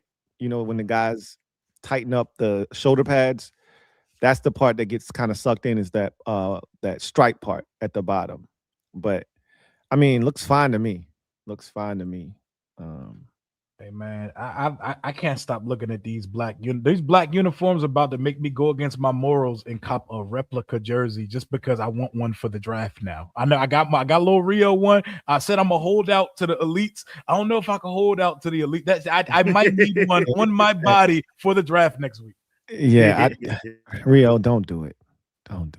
You're right. Not a replica. Not a replica. But listen, that replica looked good. I see my boy with one. I see them. Jalen had it on immediately on stream after he left the joint. That shit don't look like a typical replica. That shit hit, bro. It hits. After seeing this right here, that's a replica. No, these are not replicas. No, that Jaden jersey is a replica. Look at the sleeves on it. That's a replica. The Jaden jersey is a replica. Yes, that's the one that was in the team store today. Because Jeff put this jersey on later. My guy Jeff Walker, that's the producer. Doesn't that look good for a replica? It does. That's the 150 one, bro. We got the discount, so I might have to go grab me. Wait, hold on, man. The other sleeve, it looked like it's not a replica. Hold on, I gotta look at it. Jeff, this is the one that was up there at the radio station, bro. That's the jersey that was at the team store today. That's not the. That looked like a replica. That other sleeve looked like it's not a replica right there. Nah, they're not cuffed. That's the game. That's the new replicas, bro. That's it. Wow. That's it. That's clean. Man. I'm telling you, man. I might need it on my body for the draft, man. That's clean. Look at that. And I might need that full size helmet of both of them joints because oh my goodness. Yeah, that helmet turned out way better than I thought it was going to. You said what, Rico? I said, yeah, that helmet. Where do I get the helmet? The jersey and the hat already on the way. How do I get that helmet? They had it in the team store physically today for $250. The replica. I'm about to say how much? It was $249.99. Okay. Yeah, you said it right. That's about $250 with tax. We can get you 15 to 25% off that though. We can knock a little bit off that, man. We got codes over here, man. We keep them on deck. We keep them on deck, bro. Not a season ticket holder, but I still got the perks. Well, let's go, baby. Anytime. Hell yeah. T Wade, thank you for the super chat. Greatly appreciate you. Who writes, they can wear blacks 4 times, right? Correct. Yes. Correct. Will they take advantage of all 4? That we don't know, but the assumption is yes, they're gonna take advantage of that. They named them shits the Hellraiser. You know they maxing them joints out. Yeah, got to. Alec Meehan, thank you for the super chat. Greatly appreciate you. Alec writes, ain't nothing like spring football, fellas. And that shit was the cleanest bar ever, bro. It said that like it was a damn ad read for real. I promise you, if Ed don't come to the live event with that shit put on a t-shirt, bro, I don't know what to do, man. Ain't nothing like you know ball, Alec. You know ball, man. Alec Meehan, thank you for the super chat. Greatly appreciate you. Double up. Thank you for doubling up. Who writes, all them jerseys Ed bought during the fire sale, and he's still repping the Defenders over the Commanders. Come on now, Ed. Yeah, Alec. Like if you've been watching every day, I've worn a jersey. I've worn a jersey for the past 14, 15, 16, 17 days. FABOLOUS. Boy, think he's fab. He said, look, man, I'm jerseyed out right now. Let me rep my Defenders. I even got the Sammy Howell. So I mean, I'm gonna get one of the new jerseys. New Howell order. I'm gonna get a new. I see what you did there. Ed gonna get a Luke. Ed gonna get the Luke jump that they got at the I'm good on Luke. How you good on Luke? He's a good role player. He's a good role. I like him as a role player. He's got a good role. So what's Diami? I'm about to say Luke or Diami, Ed. I say what's Diami then? Diami at least he'll give you a 60-yard bomb every once in a while. Hey, Luke, I saw Luke get one last year too. The Chargers game, man. Turn the whole game around. He got you one. But Diami will at least give you 2 or 3. Hey, 9 weeks into the season, Luke had a Diami Brown career year of stats last year. I'm just saying, if he completed that year, he probably would have tripled the output of Diami's best season. I'm just saying. He did, but he will never, ever, ever give you a playoff performance like that. We haven't seen it yet to do that. He was a kid. He was in the 24 playoffs. He was there. He wasn't. He was there. He wasn't there though. Yeah, right. He wasn't there. Diami was there though. Yeah. Hell yeah. We never saw him again. Drop the jersey to 30 and Ed is copping. If you want him to cop, McCaffrey, drop that hold at $30 and Ed will absolutely have one. Till then, there's no discussion to be had. No, I'm gonna make a purchase. I'm actually thinking before because the draft party at the Harbor, I probably will be there. So I do want to at least get the hat. If I don't get the jersey by then, I'm at least get the hat because the hat is stuff. Ed said if they put the logo on a Nike tag, it's over. It's over. Yeah. It's over. Like that's what I said when they leaked it, and we were talking about in the chat. I was like, just imagine that arrow spear or the spear with the W on the tech. Like, that's gonna be hard. Yeah, that's good. Yeah, I might need that too. I might need that too. Yeah, Ed said it was over if that happens. Ed said he paying a $5 on that one. Mr. Rogers, thank you for the super chat. Uncle Jay, what up? Hey. Ed had to be that guy, huh? Hey, let Ed rock, man. Let Ed rock. Look, next week I will be wearing a jersey next week. I'll be back in the jerseys. One of my 10 jerseys that I just bought. Nasty work collection you got, but hey, flaunt them things, man. Hey, Ed about to get another whole Sheen package dropped off at the crib. That boy had a brick. A full brick of jerseys. 17.5. Mhm. Carve, thank you for the super chat. Greatly appreciate you. Thank you for the dubski. Hey, Oh. hey. Right. Love the burgundy look on 5, man. I'm about to have dreams tonight about 5 throwing a deep ball to 17 and 4 out of the backfield. Clean, simple, and dope. Love it, man. Hey, you're not wrong about 5 in the Berg, man. These are clean, bro. It's clean. That shit, it looked good. And they put the right player in it. Yeah. I'm about to say, because It's he's clean. gonna accent it. Like David Bailey gonna come in, it's gonna be bass, exactly what you see on the right side of the screen. That But shit- Jaden's gonna put some sleeves and some Yeah, Bailey gonna look like a goddamn mannequin with that joint on, bro. You'd be lucky if you get that. Reese Pludwick. That's my guy. Chat. That's my Hey. boy that was in the team store today, man. Hey, he held it down on stream today. Shout out to Reese. And you see that? You see his thumbnail? I See know. that We got thumbnail, Ed? that's the first Hey. time I've seen somebody change their profile picture to that. Hey. So shout out to Reese. Come on now. My boy. Shout out to Reese, man. Reese is a good guy. He knows ball too. Great dude right there, man. But yes, about like you that said, spring we that was the largest margin of victory. So beats the definition of BTA. That was the largest margin of victory. They got history in the UFL. Yeah. They got data. Yeah. Ed, hey, don't make Ed drop the numbers on you now. Stop playing. Yeah, Stop when we playing now. won the championship, that was the largest championship victory last year too. So there's been a lot of BTA going on. We were part of history, boys. Code HMA, by the way. Hey, that's gang right there. Hey, shout out Yes, to sir. Reese. He held it Yes, down, man. sir. And he secured my mini helmet and my little Rio black jersey today. Shout out to Reese one more time for the one time, man.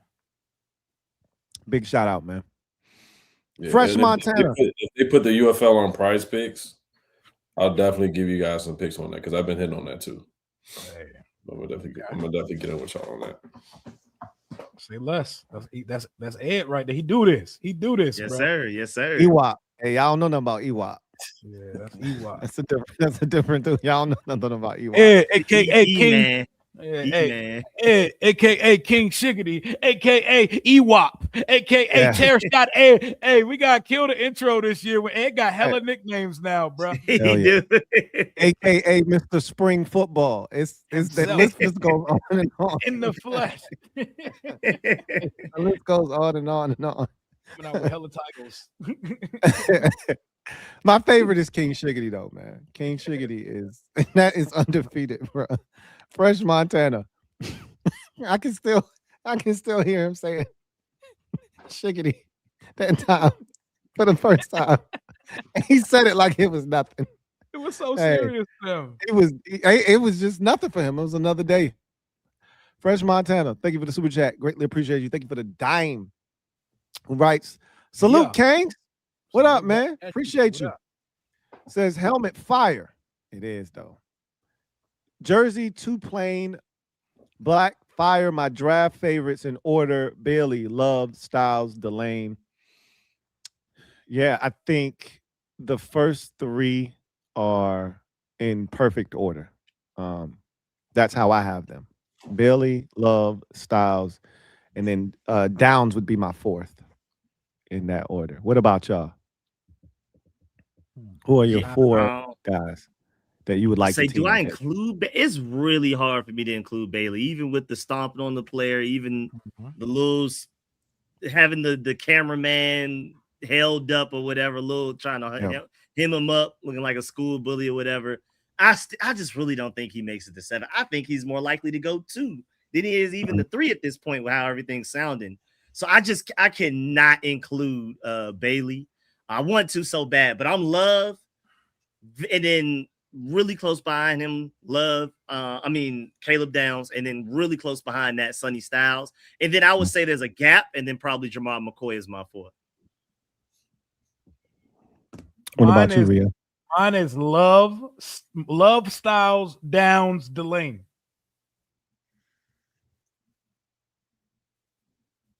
What about you, Ed? For me, of course, Jeremiah Love.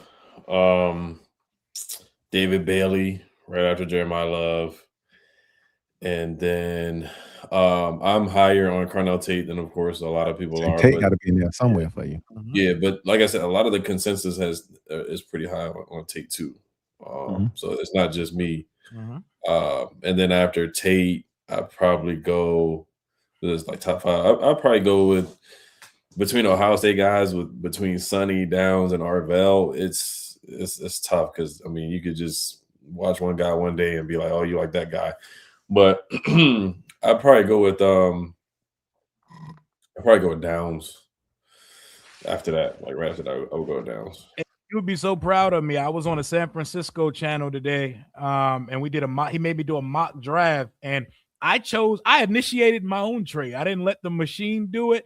I didn't like the board. I said, I think the team would probably pick Carnell Tate if the board was this way. So we're going to move back a couple spots and take our chances. Say, Carnell Tate, the exact same way. I love Carnell Tate at 11 more than I like Carnell Tate at 7. So we moved back to the Miami Dolphins. We picked up 75. So we picking 71 and 75 in the 3rd round. And then boom, Carnell Tate was there at 11, and PFF gave me an A+ for that. So hey, I love Carnell Tate outside of the top 10. In the top 10, same, 100%. 100% same. At 11, hey, no. Jordan Tyson. Would you take Jordan Tyson? Somebody brought this up the other day. They said that Peter Schrager said that Jordan Tyson is going to run a 40 at his pro day. I still don't buy it. Friday. I'm locked in Friday. I'll be watching that shit like it's a game. I hate the fact that we're even calling it his pro day because, like, the Arizona State pro day already happened. This is just a little private, it's a personal pro day, a little public private show workout thing. And I'm gonna be watching that Joe on stream. if he runs a sub 4.5, okay. Because I think the consensus is he's gonna run like a 4.5 flat, 4.51, 4.5. Same as Tate, somewhere around Tate. Right. Lemon. So if he runs a 4.46, or someone was like, what if he runs a 4.39 or something crazy like that? Because that means he's healthy. Listen, guys don't run a 40 unless they're gonna blaze it. Yep. Like Denzel Boston didn't run a 40 at his pro day. He was gonna run a 4.68. I'm promise you. And he knew that, right? Yep. Carnell Tate didn't run another 40. He could have said, hey, that ain't really how fast I am. Let me show y'all how fast I am at this Ohio State pro day. Guess what he said? Now I'm good. I'm good. I'm gonna just run these routes. I'm good. If you know you're not going to run fast, then you don't. So if he's going to run a 40, it's because he knows he's going to run fast, or at least he thinks he's going to run fast. Boy, please do it, bro, because that's the only receiver worthy of the 7th pick, bro. Would that change your mind? If they say the medicals are clean and he goes out and runs a 4.4, I'm in. Yeah, because I love Jordan Tyson, man. Yeah, I'm trying to convince myself that I'm okay with him at 7 because I like him a lot. Him a lot. He's so good, man. Gotta check out the medicals though. Those gotta check. Yeah, that's the biggest part, right? That is the biggest part. Philadelphia, thank you for the super chat. Greatly appreciate you. Philadelphia writes, love the new jerseys, especially the Hellraisers, but I'm here for the Louie Tee Ralph Transvent versus Rio Johnny Gill. Transvent, excuse me. Ralph Transvent versus Rio Johnny Gill sing-off. Hashtag HTTC. Run you the right way. If he sounds like that, I'm gonna win. I ain't warm up yet. Nah, I'm not warmed up. Don't do me like that. hey, they was killing you. They said, hey, Rio can't possibly sing as bad as he throws a football, can he? I was like, nah, no chance. No chance. I can't do my boy like that, man. They ain't never seen me throw a football to a human, bro. They can judge me by the target all they want to, man. Caleb can't throw it in the net either. Exactly. Caleb can't throw it in the net either, bro.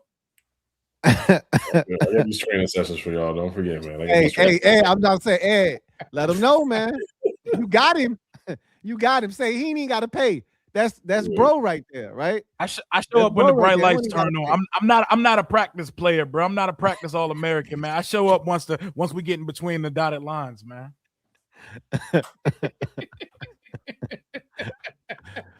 Andre 6'7" Poggers. Thank you for the super chat. Greatly appreciate you. Andre writes, like the unis, doubt this fan base will ever be able to do a black or white out. We don't follow directions well enough for that. Old fans will want. I think they'll kill it this time, though. I think they'll kill it. The Bears game wasn't bad. It was progress. It was progress. It was pretty solid. They did a good job where I was sitting at. Yeah, if you watched it on TV, it didn't like you guys being there in person might have felt like it was more black. Looking at it on TV, you was like, these mofos do not follow directions at all. Old fans want to beat a dead horse and wear skins jerseys, and that's what you're gonna get. In order to get this thing to look the way aesthetically that you want it to look, everybody's got to follow directions, and you're gonna get people that are coming there to be defiant. F y'all blackout. I'm wearing my John Riggins jersey, Redskins jersey. All right, I'm wearing my Daryl Green jersey. My boy showed me the line of people at that team store today. Every person or every other person had that 5 black jersey in their hand. He said he watched a rack of them joints clear, and they came back with a bunch more to put back on the shelf. Hey, it might build some steam, man. All of them people that you referencing had the black jerseys and wore them to the game. It's the same people. You're right. It's the same people that you're talking about. It ain't them. Mm-hmm. It ain't them who ain't copping. It's the other people that ain't copping. Yep. Let's see. Make sure I didn't skip over. You're not wrong, Andre. Third Eye. Thank you for the super chat. Greatly appreciate you. Thank you for the dime. Third Eye writes, which is why all of you like this BS. Butt naked, no name, bootleg jersey I've ever seen. There's no team logo, no name, no city. You are all goofy as F. Where's DC? Your chat, Tony, your chat ain't even coherent. Get this weak ass chat off the screen. Hey, shout out to the 10-piece, though. Shout out to the 10-piece, but sentence absolutely whooped your ass. You came in my stream earlier talking crazy too. Okay. See, there was some extra there. There was some extra there. Yeah. There was some history. Yeah. Came back here. Yeah. First of all, this first sentence whooped your ass. You are in a lifelong battle with that first sentence, bro. Diction is absolutely spanking you right now, my boy. But shout out for the 10-piece, bro. You contributed to both of my streams today. Shout out to you, man. Who's the other guy that struggles with English? Duncan. This is Burner. This is Duncan's Burner. That's his burner account. That's his burner. He forgot to switch it over. This sentence was champ as hell, bro. Ooh, it was rough. I cleaned it up in stride, but it was rough. It was rough. That was, you know what? That was a step above, because he paid for that. If that was drunken right, that would have definitely not gone as clean. Like, he paid for that weak ass shit. The guy, Third Eye, he did remind me. So remember the mock draft, they kept putting that logo with the spears through it, going like that. So they didn't put that on anything. That's just a side note, because I was wondering if they were put that somewhere. It's a part of the package though. So they on the social media for the team, they showcased they call the kit, basically, of all the new logos, all the new imagery. Let me see. I'm gonna pull it up real quick. Hey, my boy really donated 10 for that, though. Shout out to him. Hey, letting that go. Feeding families. Really? Bless his heart, man. Hey, son, get you some Duolingo, man. Oh, man. Oh, shit. Did you know each color has its own video? Oh, its own little separate video? Yeah. I've seen that on Twitter. Yeah. This is what Third Eye wanted. Yeah, I just ran into the jersey. This is what Third Eye he wanted, a DC flag or some type of logo. This is what he wanted. Probably that's what it sounds like he wanted on the jersey. Tough luck, man. Yeah, he just wanted some kind of something on the jersey that basically said that it's DC. Oh man, it's Hellraiser. I don't know. I ain't come up here in a little bit. This Hellraiser It's so good. poster they put together. This shit fire right here. Yeah, it's so good. Don't worry, Third Eye. The Defenders Yeah. had like see stuff on their jersey. So I'm gonna put this up on the screen real quick so we can just look at it real fast. For those of you who haven't seen it. I've been refreshing the throw team's this up. page all day. They just keep giving us an abundance of new information in the graphic. Yeah, they're the national mall. We're gonna come back to you, Gear. We're gonna come back to you, Gear Cell. We're gonna come back. But let me throw this up on the screen real quick because this is some shit I ain't seen. I mean, y'all probably been on it all day. I haven't. So this is the Arsenal right here. They talked about. I did see this earlier. The brand Arsenal. So you see the shield down here in the corner. This is the alternate logo, as we know. Raise Hell. That you're gonna see this a lot. They changed the their heading to this on all the social media platforms. So this is what you're gonna see from the team moving forward. Yeah, I love it. Admin been This is snapping a all dope ass day. poster right here. Shit, It's a there. dope That's ass the poster. one. That's the one, bro. Zoom in on that. This shit That dope that's as the one right there, man. Yeah, This Ja'Cory's shit on is that one fire, too. bro. Ja'Cory, Trey Amos is on that one too. They snuck Amos in that joint. I see you, Trey. Yeah, this Trigger Trey. This shit right here. Hellraisers.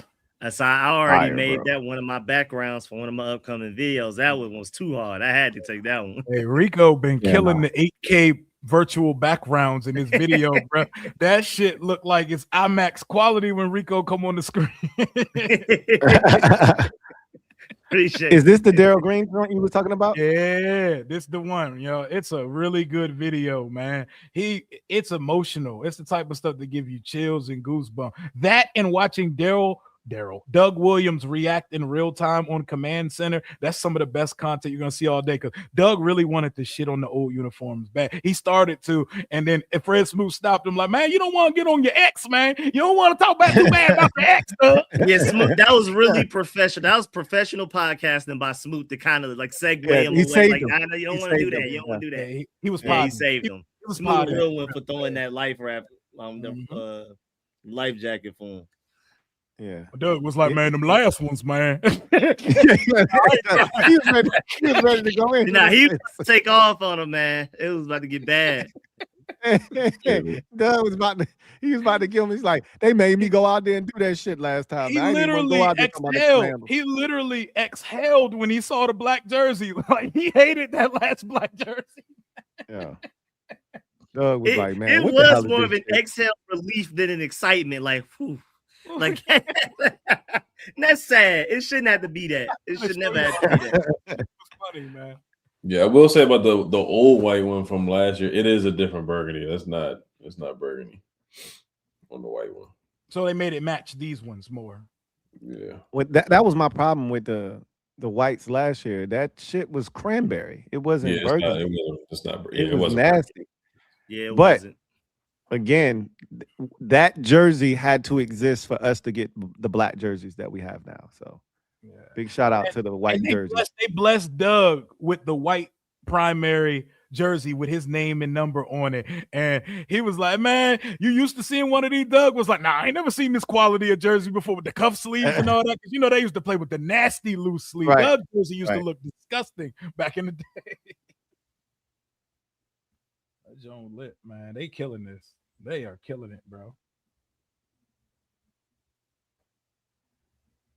And I love it too. Mark Klaus even said that we're gonna lean even heavier into like all of the pregame stuff about it being Roman warrior. He literally said 300 and stuff like that. Like literally Game of Thrones in 300. Game of Thrones. That shit got me. I stood up when I heard that. Like, oh, okay, that's my language right there, bro. Okay. That's gonna be intimidating as an away team, man. That has to be. Tuddy about to come out. It feeling like a Roman Coliseum in before the game starts. Tuddy about to come out as a war pig, like dressed in battle. He's still gonna be smiling. Get that man a bud. We might as well go ahead and give him a bud.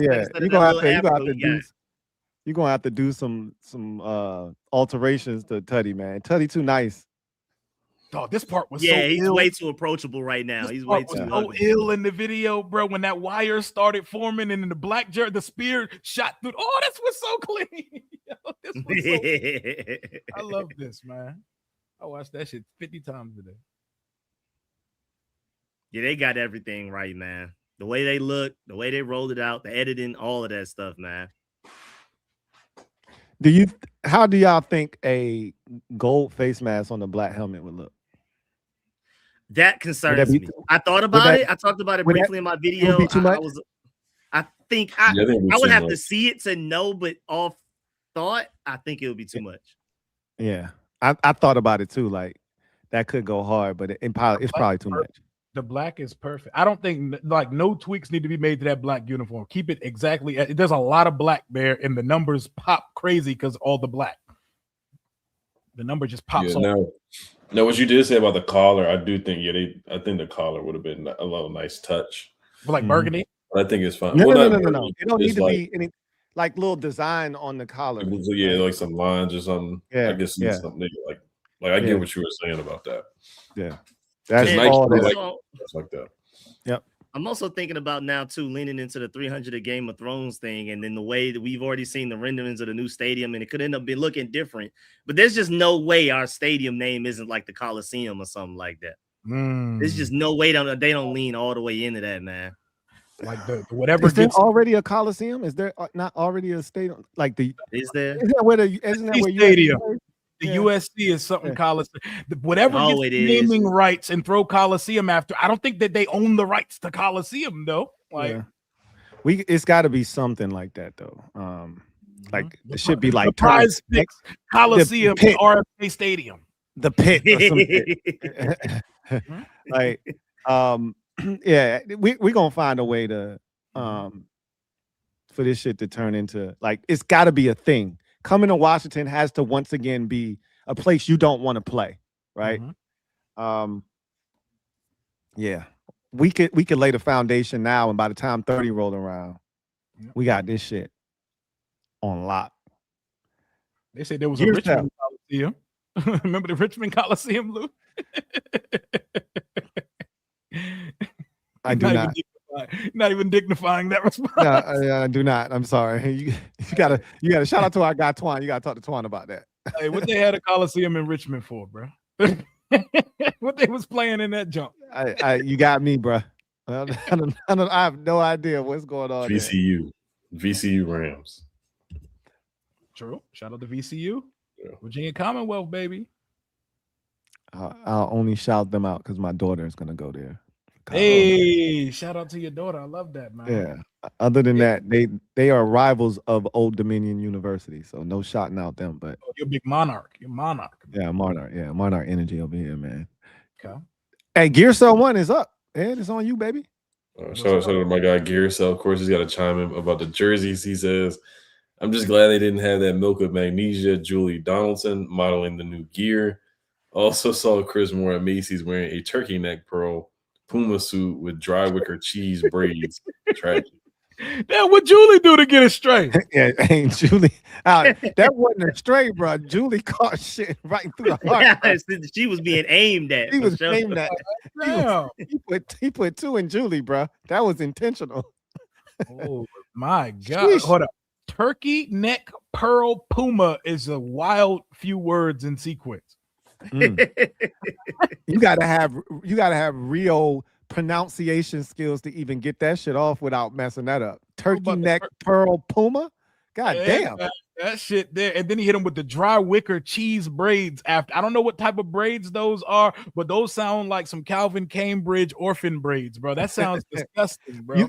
That's the struggle braids with no hang time at the end.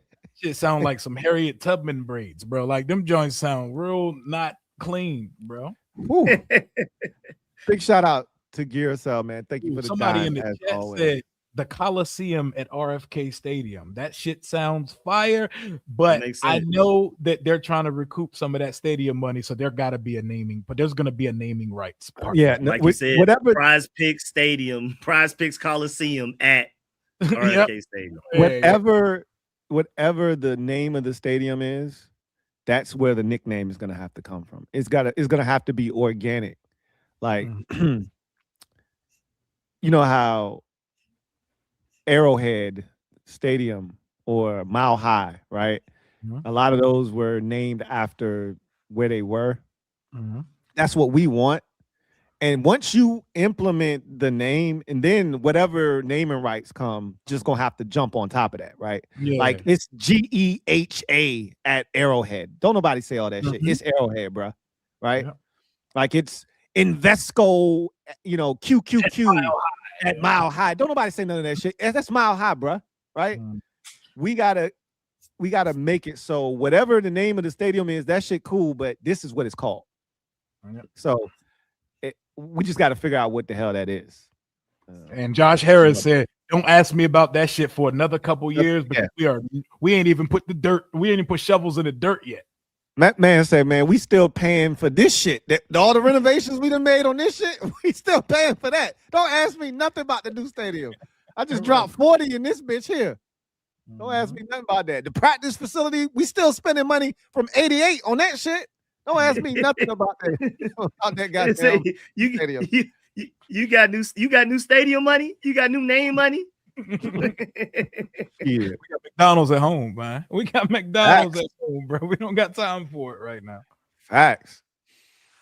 Christopher McLaughlin, our guy C-Mac, thank you for the dime. Greatly appreciate you. Writes, hey, Lou, Rio, Rico, and Ed. Hope all is well. The uniforms are nice, but it's been nearly 12,500 days since our last Super Bowl win. Time to focus on what really matters, the draft and winning games. I heard that a little bit today, too. Like, I think some people was like, hey, it's too much celebrating over these jerseys and shit. And it was like this cold dose of reality real quick from Super Chatter here or there. Like, hey, yeah, this shit cute, man. But let's talk about what really matter, man. We better start winning some goddamn games. Draft next week, man. What they want us to do, bro. Right. Right. You want us to talk about the same top 30 visits, man? You know what I'm saying? It's April 15th. But I feel you. I want us to get busy in these uniforms. The uniforms don't mean nothing. But I can tell you this, the vibes feel like they did in 2024 again. And that means something. It do. Shout out to Matt. And we're not trying to force it. 2024 was its own entity. It came out of nowhere. We just saying it feels like it's heading in that direction again. Like you could see this season turning out to be. Last year, we were full of ourselves, right? Like we were drinking the Kool-Aid. This year, I think we are extremely excited about the team and we have high hopes for them, but we're not as bullish. I know I'm not. I can't speak for anybody else. I'm not as bullish on the squad. I do think we're going to be a good team this year, but I do think there are things that we still have to see. I am most excited, and I think why this feels like 24 over again, there's a newness involved that 24 brought.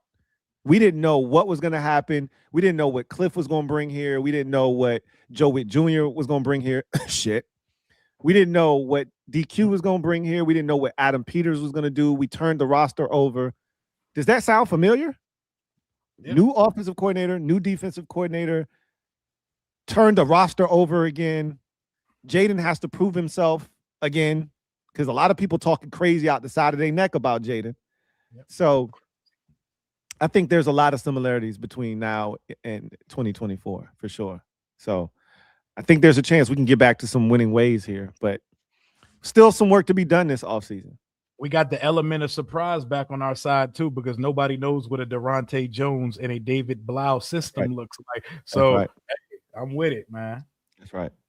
Shit, we don't even know. Exactly. At all. Apex Gamer, 757. Shout out to 757. Right. Just dropped 150 on the JD5 Hellraiser Black. Yeah. Hey. Yeah. Let's get it, man. Big shout out to Apex Gamer, man. Look, you ready for the draft, man? He is. It's a lot of people that's out here like, yo, I got to have it. Rico already said, I got to have it. I got to have it, Black.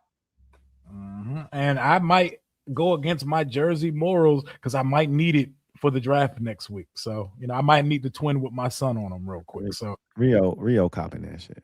Yeah, I'm definitely copping that shit. Copping that shit. Once he said it the first time, I was like, oh yeah, he finna break out with that. He meant that shit. Hell yeah. He said that with his chest. He finna cop that hoe. Man. Apex Gamer, thank you for the super chat. Greatly appreciate you. Double up. Who writes, Kings, the defenders own the UFL. Better show respect. Hey, look, man. I saw the record. I was like, oh, they already lost a game this season. I was like, damn, that was quick. We always get one out the way against the Battle Hawks. The funny thing is, Tua's little brother was the quarterback for the Gamblers. Houston. So he put the ball right to Conyers is the cornerback who had the pick six. He was a former first round pick, actually. Arian Conley. Yeah, Conley.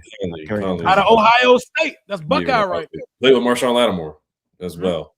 They were teammates. But yeah, Talia Tagovailoa. Shout out to him because he's a Terp, so I'll always root for him. But he's just not a good quarterback. So it was gross. Apex is right. We do own that. We do own the UFL. All right. Well, and then go back to back then. Yeah, no, we played the Battle Hawks. We just lost to the Battle Hawks. So this will be a good. Hakeem Butler is on the Battle Hawks. Hey, he a dog in the UFL. He a UFL legend. Didn't we bring him in here? Didn't he come here for a cup of tea? The Eagles signed him workout or something. He came in. He try out. He was there for the tryouts. Yeah. Facts. I remember seeing his name and thinking like, hey, Hakeem Butler. He pulled up just to get his name out there again. Let the streets know he alive, man. He ain't coming here for nothing. It's a lot of that going on. He's like 6'4" or something like that. Yeah, he's like 6'4". And he a big dude. Metaphor. Thank you for the super chat. Greatly appreciate you. Metaphor writes, my Bill hat predicted those black jersey colors. Correct. Shout out to Metaphor, man, and Rico rocking his Bill hat right now, man. Shout out to Metaphor. Hey, he got new JD5 hats that match the new jerseys too. So y'all better hit his team store. What is it? Burgundy.com? Yeah, Burgundy. That just like in the thumbnail, and the Bill hat match it too. Like, yeah, go ahead and cop me one. And Rio said that the Bill jersey is the cleanest joint. Get you a Bill hat, Bill jersey. 22 looks like a 4DX movie on that jersey, man. It looks so clean. And how the Krosky Merit on the back look? Because I know that filled it up. So a lot of it pops because there's so much happening on that in combination with them big ass numbers. Like, how can that jersey not go crazy, man? It looked really good. They gonna look so fire in them shits, bro.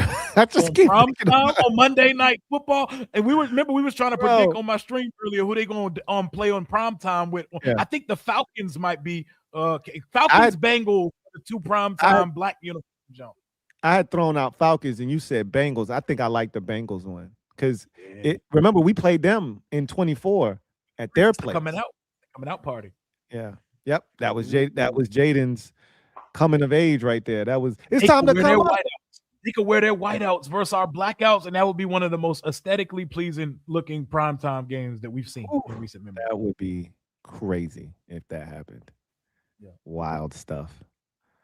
We can only dream.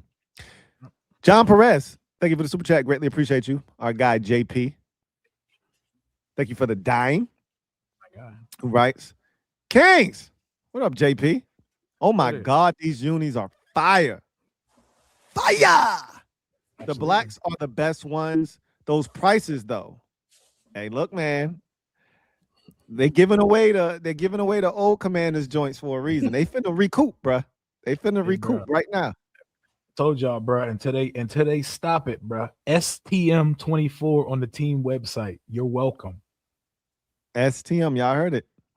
STM24. Throw that thing in there, man, until they say enough.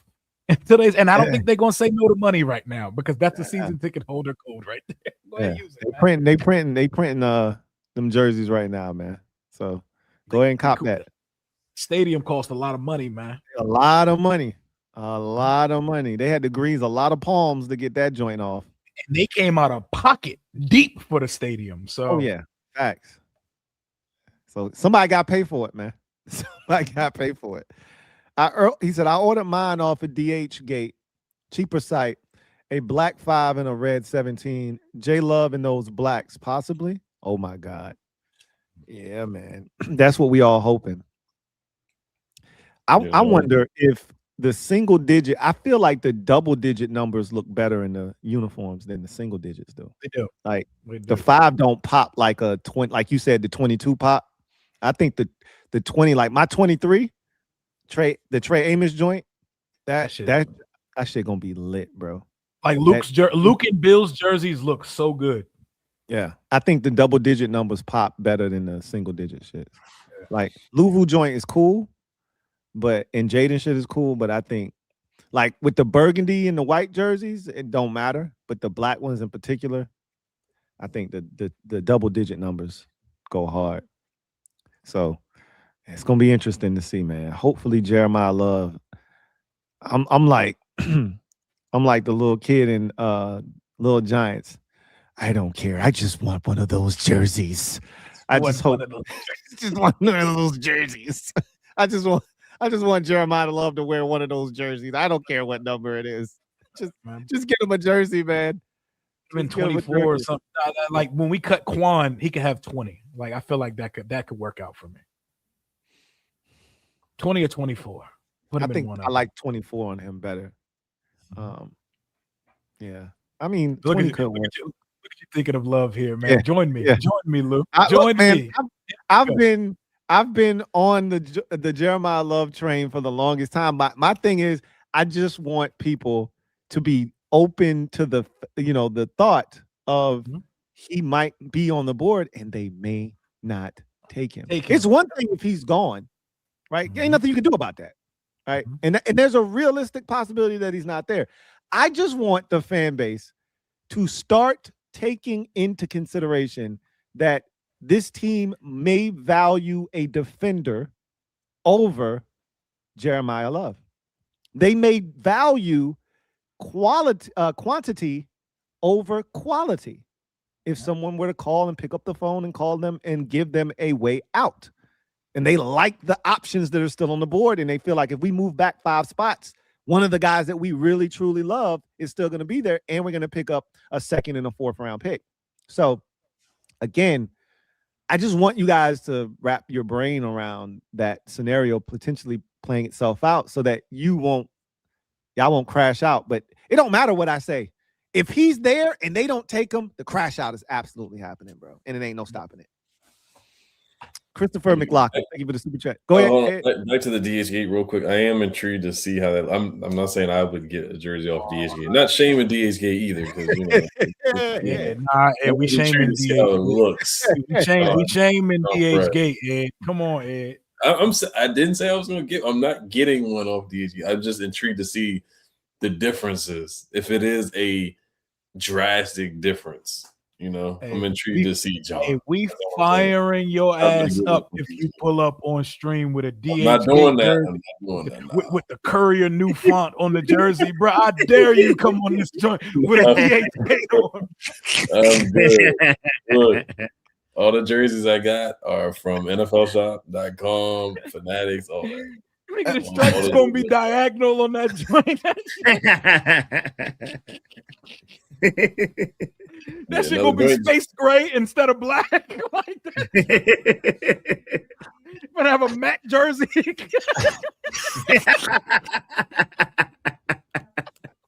Matte jersey's crazy, man. We gotta chill. Hey. I was supposed on social media. I just want to see what it looks like. That's all. I mean, these jerseys are plain, so they are not hard to replicate on DH gate. So you do have a point. Yeah, I'm not purchasing one. I dare you though. Double dog dare you. I'm gonna say put Ed on the solo shot. I don't even want us to be on the screen real quick. We gotta address it. We're gonna send Ed to homie court in front of everybody. Gear Cell would probably cook me, so I'm not doing that. Gear Cell would write a wicked one, bro. That shit would be man. Funny.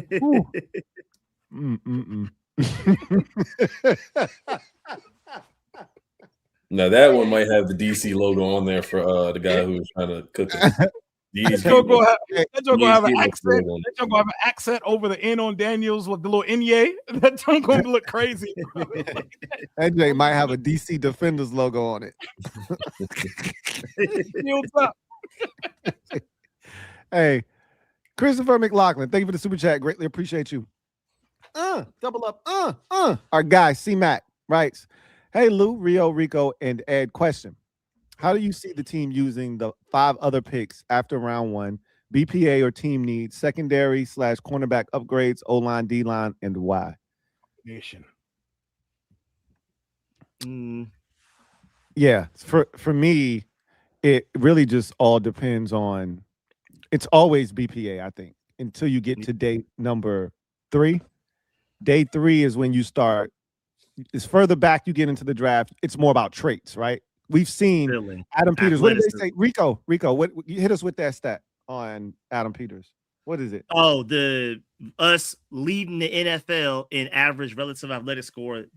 When we're 2 for 2. The 2 years that Adam Peters has been our general manager, we have had the most athletic draft classes in the NFL. Not one of, literally number 1 both years. Yep.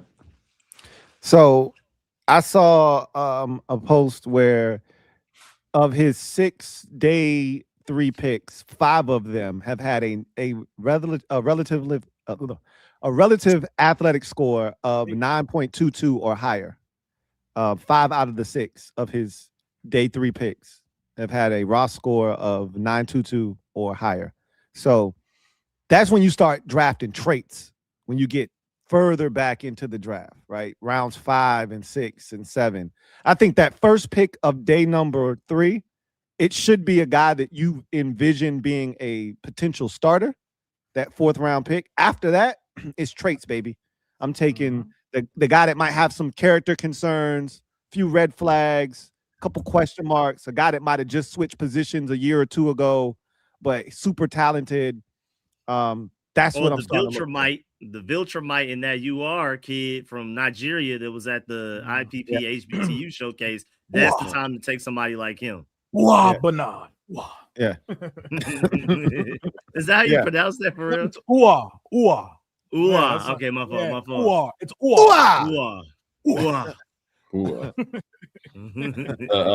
That's the time to take a Viltrumite in the 6th, 7th round. There's a guy from the Navy. He might be a UDFA, the defensive tackle from the Navy. Oh, I thought you were talking about Eli Heidenreich, a running back. Yeah. Oh, possibly him too, but they worked out. They worked out the defensive tackle from the Naval Academy. He had some pretty good. Landon Robinson. Landon Robinson, really good. Yeah, 6.5 sacks. He's 5'11" though, so he's a little short. He's built like a fire hydrant. He's built like Bane playing D tackle. Yeah, and then speaking of RIO'S, that's your tush push stopper right there because of that low center of gravity. He can get under everybody. Yeah, like that's rugby. What you get him for. Hey, he in the lab with Aaron Donald working out for the draft. You know, he's working with AD. Yeah. Anytime you get an 5'11", undersized 293. Because Kalijah Cansey worked out with him. Anytime you get an undersized defensive tackle, Aaron Donald always like, yo, come see me, bruh. I got you. So you never know, man. I feel like the 3rd round pick is definitely going to be BPA. And then I think after that, I think that he starts looking at traits personally, because we don't have a 4th round pick. So you start getting into that 5th, 6th, 7th round range. I think it becomes traits at that point. But I will say this, it becomes traits, but I think one of those 4 picks between the 5th, 6th, and 7th round picks, one of them is a center. Yeah, they'll sneak a center in there somewhere. Yeah, I can see that. And then the thing about RIS score, I know Adam loves it with a passion, but Dominique Hampton, he had a 9.21 RIS score, so it doesn't always work out, as we know. So yeah, I hope RIS score is great, but the traits, it's a combination, of course. So we'll see how it shakes out. But I will say about Landon Robinson, back to him again, it would be, it'd be good to have him and Ricky Barber as your developmental defensive tackles. So Ricky Barber had a good showing in the last couple games of the season. So we'll see. But we'll see how the RIS scores go this year. We'll see. I'm intrigued to see how they shake out. Me too. I'm ready.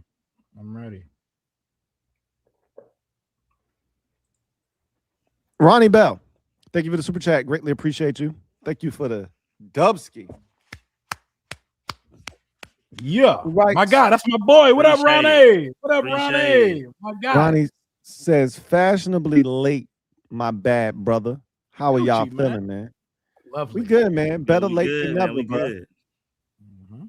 Better late than never, man. We appreciate you for pulling up. We really do, So man. I need to get gym with him based off the profile picture. I'm trying. He in the lab. He in the lab. I'm He in the lab trying. for sure. I need to get I need back. to step it up. I gotta step it up. That ain't really him. No. Ronnie get busy. Nah, he actually swole out here, bro. He get busy. wow. In this shit. He's That's swole. really I gotta get right. Hey, yeah. Ronnie's swole out here. He made me. I feel like I need to get the gym every time he pop up, man. I've been slacking. Me and AP been on the same winter diet. You see AP in the Commanders, like AP been that year 3. You know what I'm saying? It's getting to him. It hit a little different, man. Yeah. A little different. Don't worry. By the time the summer roll around, AP will be fitting in those custom suits again. Yeah, me and AP in the lab right now, bro. It's been a rough winter, but we tracking back. You know how you pop. You know how you pop back out, man. You know how you pop back out when the sun out. So don't worry. I'm back when we get to the Commanders Kings live. AP back when we get to the preseason, man. That's right. That's right. Lock in. You need to get Ronnie a tryout. Ronnie needs a tryout. Yeah, for sure. For sure. You probably got a crazy RIS score too. Shout out to Ronnie, man. MC Saba, thank you for the super chat. Greatly appreciate you. Thank you for the dime. Writes, hey Kings, what's up? Says, hope all is well. Likewise, I love the alt unis.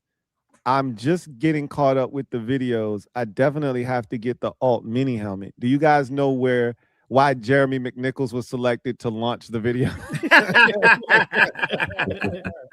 I love it. I love it. So no, who wants to explain to him what that was about?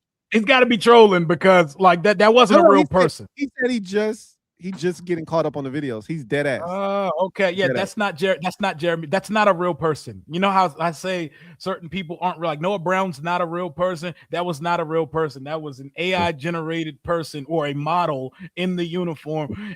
26 stands for 2026. That's not Jeremy. Right. So there you have it. That was for 2026. It wasn't actually Jeremy McNichols. We all got. Don't feel bad. For a split second, we all thought the same thing you did, but we all knew better that they weren't going to choose Jeremy McNichols to be the center, the front and center of this video. Shadow Striker 789. Thank you for the super chat. Greatly appreciate you. Who writes, the shot of the spear getting wrapped in black and spiraling through the W on the helmet had me going crazy. Had to take another shower. No pause. I don't care. you and Rio both went crazy on that. Went crazy on that. It was one of those joints. The video was one of those janks that I tell you, when you watched it the first time, I was just picking out certain things. It's when you go back and watch it again, like you spotted that the first time. Yeah, you spotted that the first time when you watched it. I had to run things back because my excitement was so much. I started noticing things. Like I started noticing a little bit more each time I watched it. Right. And that's how it usually goes. The first thing that popped for me in the video was the helmet, the logo, right? Mm-hmm. I was like, oh shit, that's actually way cleaner than I thought it was gonna be. Mm-hmm. What was the first thing in the video that popped for y'all when y'all watched it the first time?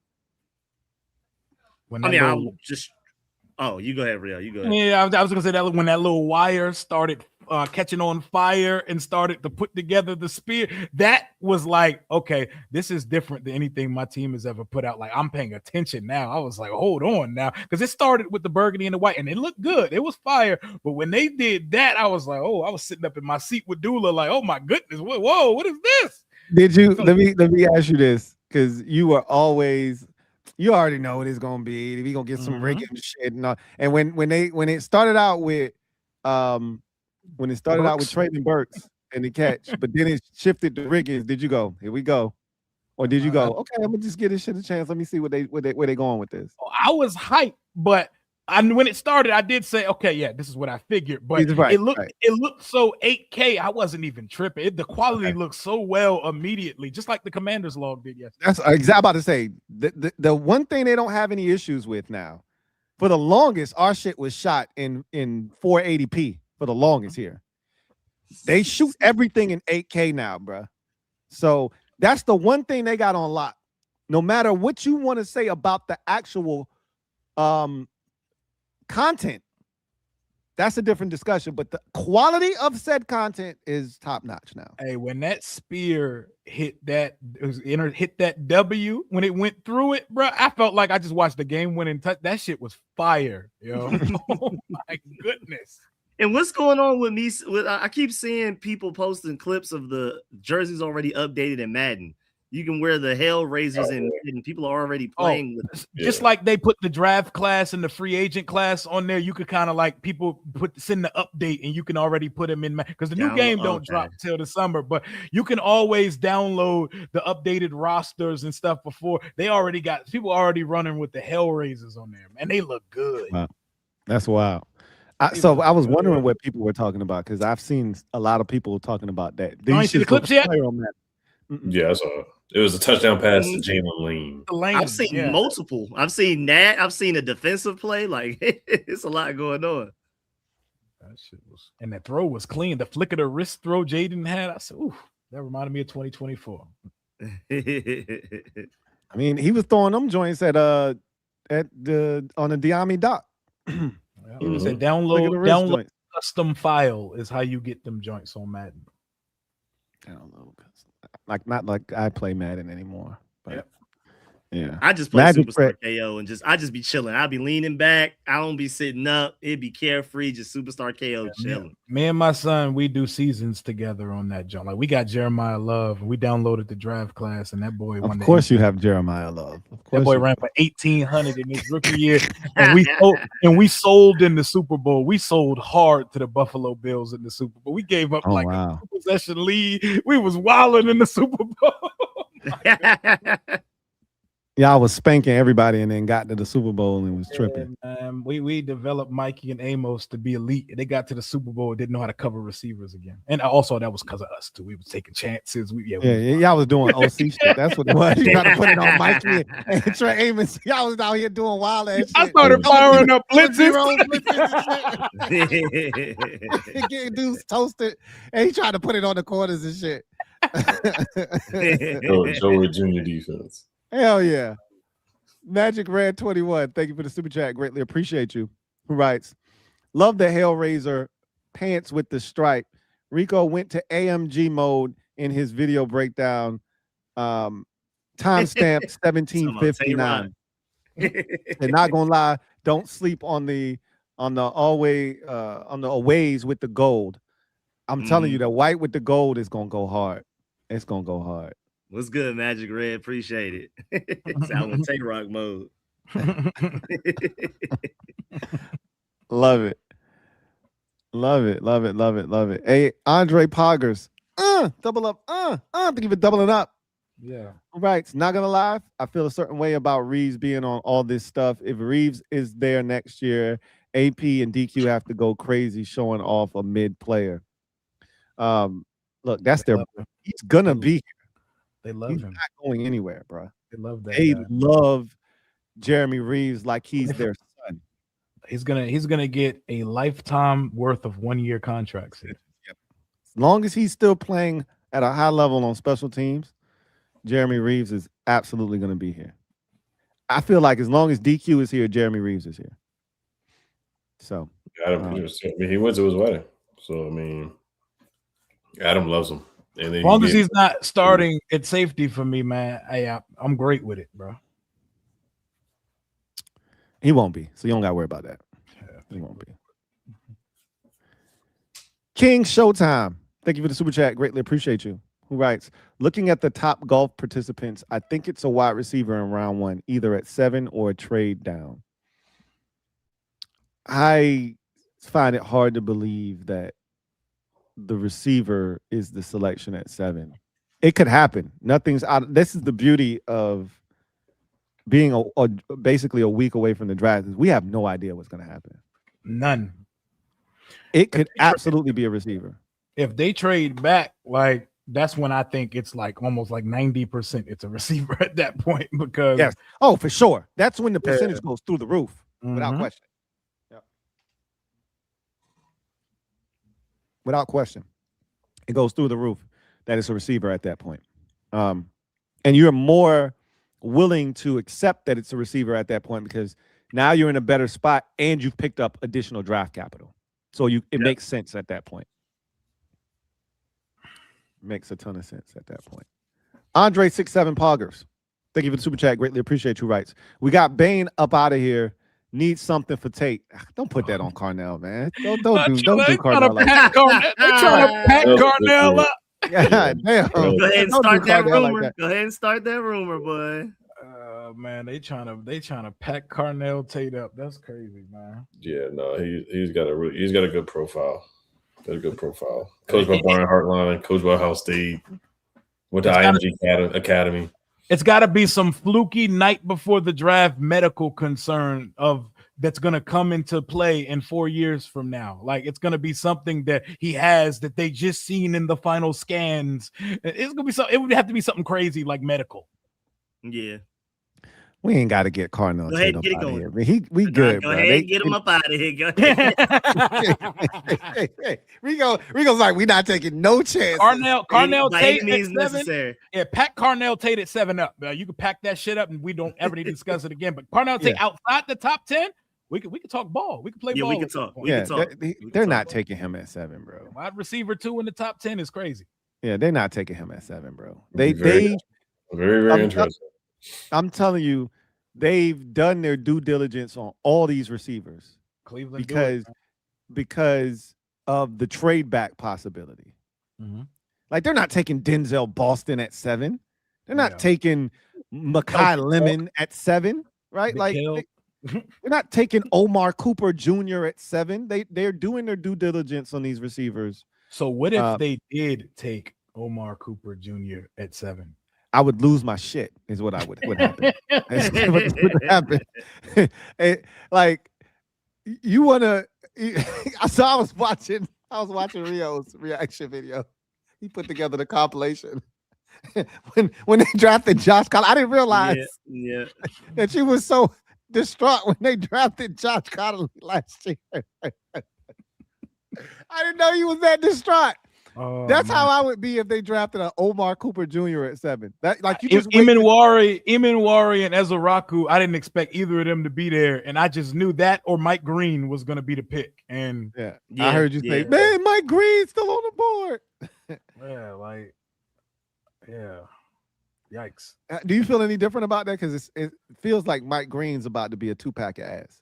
Yeah, Josh. He even said in the video, he put in the compilation how like I didn't, my bad, I didn't know your game. Put the Shaq meme. I put the Shaq meme right after it because he looks like he's going to be a solid right tackle for us, and we're not going to have to worry about either of Jaden's like bookend tackles. So yes, like I'm going to always react. However, I feel like when the pick happens, bro, we're human, we're fans. At the end of the day, it took about 6 minutes till we said, all right, I get it. Like, I get it. And he's 21. Like, I get it. But, it's never sexy to take an offensive lineman in the first round. That shit. He's Bane at 7. He's Bane at 7. I actually like Connolly more. I'm about to say. Nah, I was like, who is Bane? I was a big Connolly fan coming out. Connolly is Bane at 7. Yes. Bane's a much better college player, but that's how I would feel if we take Bane at 7. It's probably going to be a similar. I'm probably going to be like, oh, no. You get a way different reaction if it's Bane at 7. Like, and again, this is not because I think Bane is a bad football player. I just don't want him. I don't want to be the team that experiments to figure out if he can work or not. The first of his kind. Yeah, I don't want to be the first of a kind ever. I'm good. I don't want to elaborate at 7, bro. We was ass last year. I'm not trying to experiment at 7. Most volatile top 10 potential player for you is who?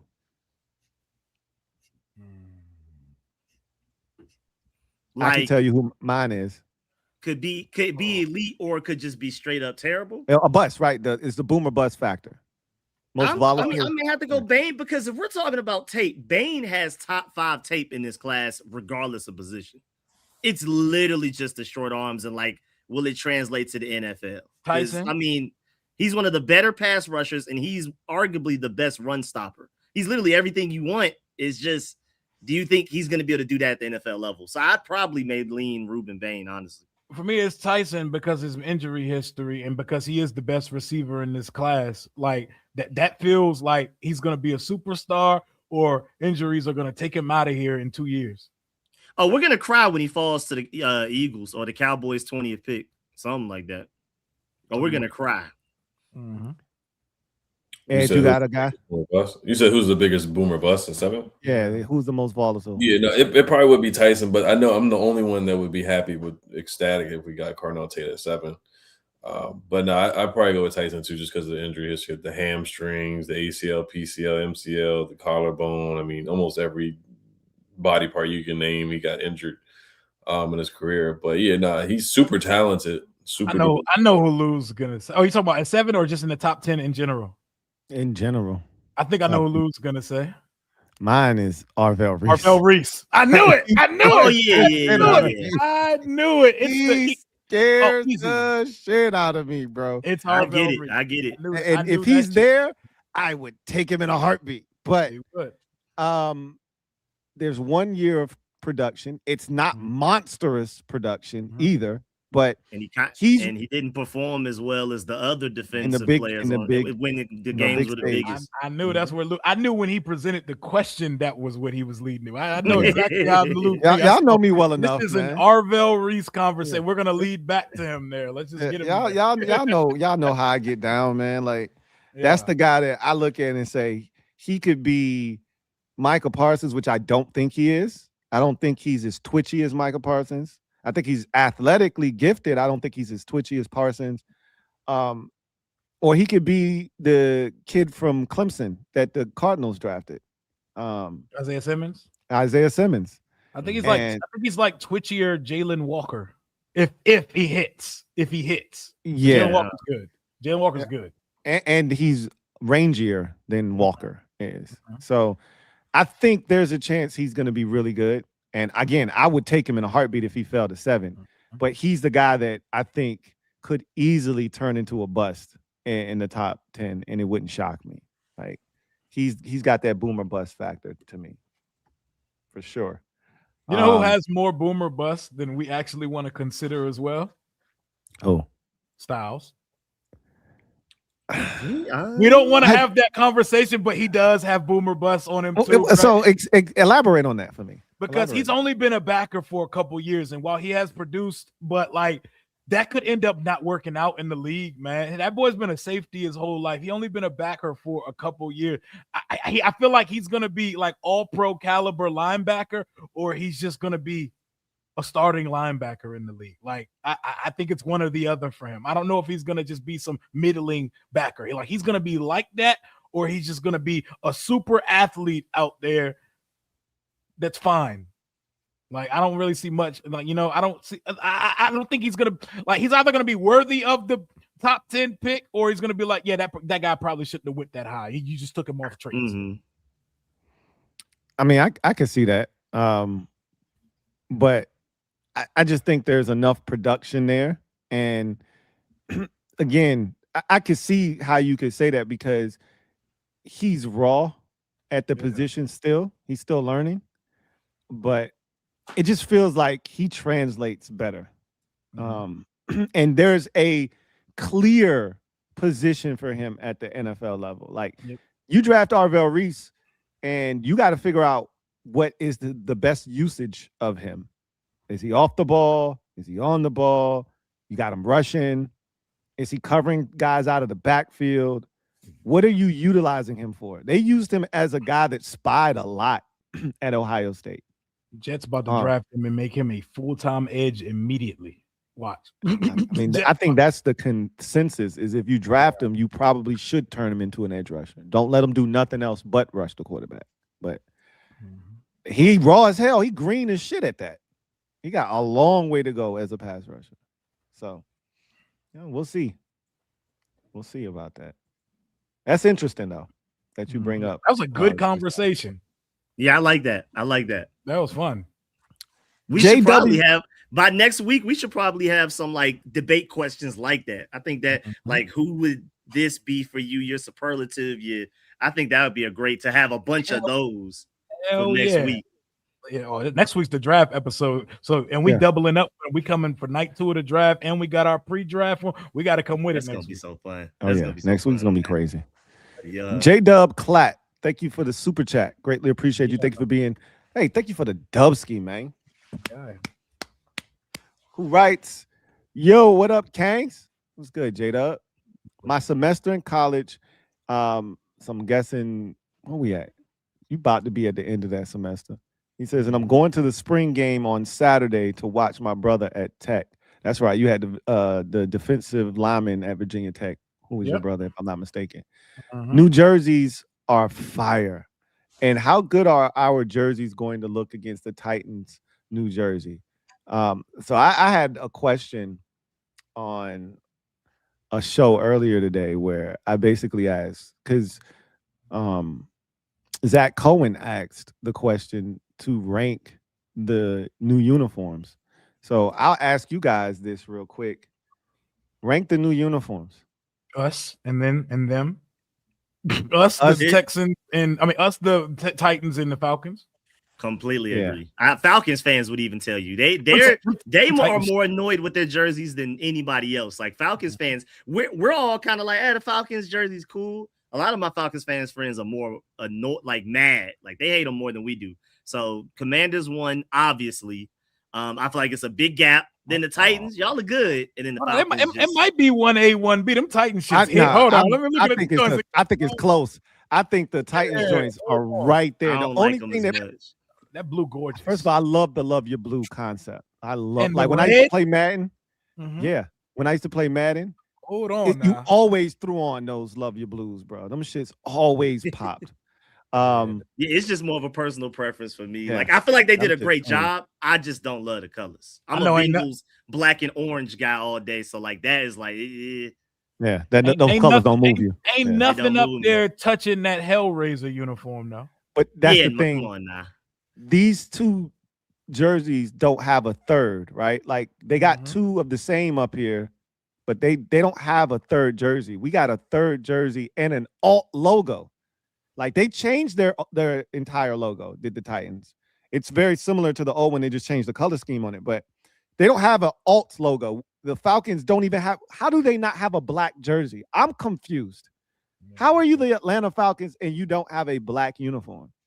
That is the biggest, it's insane mystery. They were my inspiration for wanting a black uniform pretty much my whole life. Yeah, the Michael Vick black jersey is legendary. That's a legendary.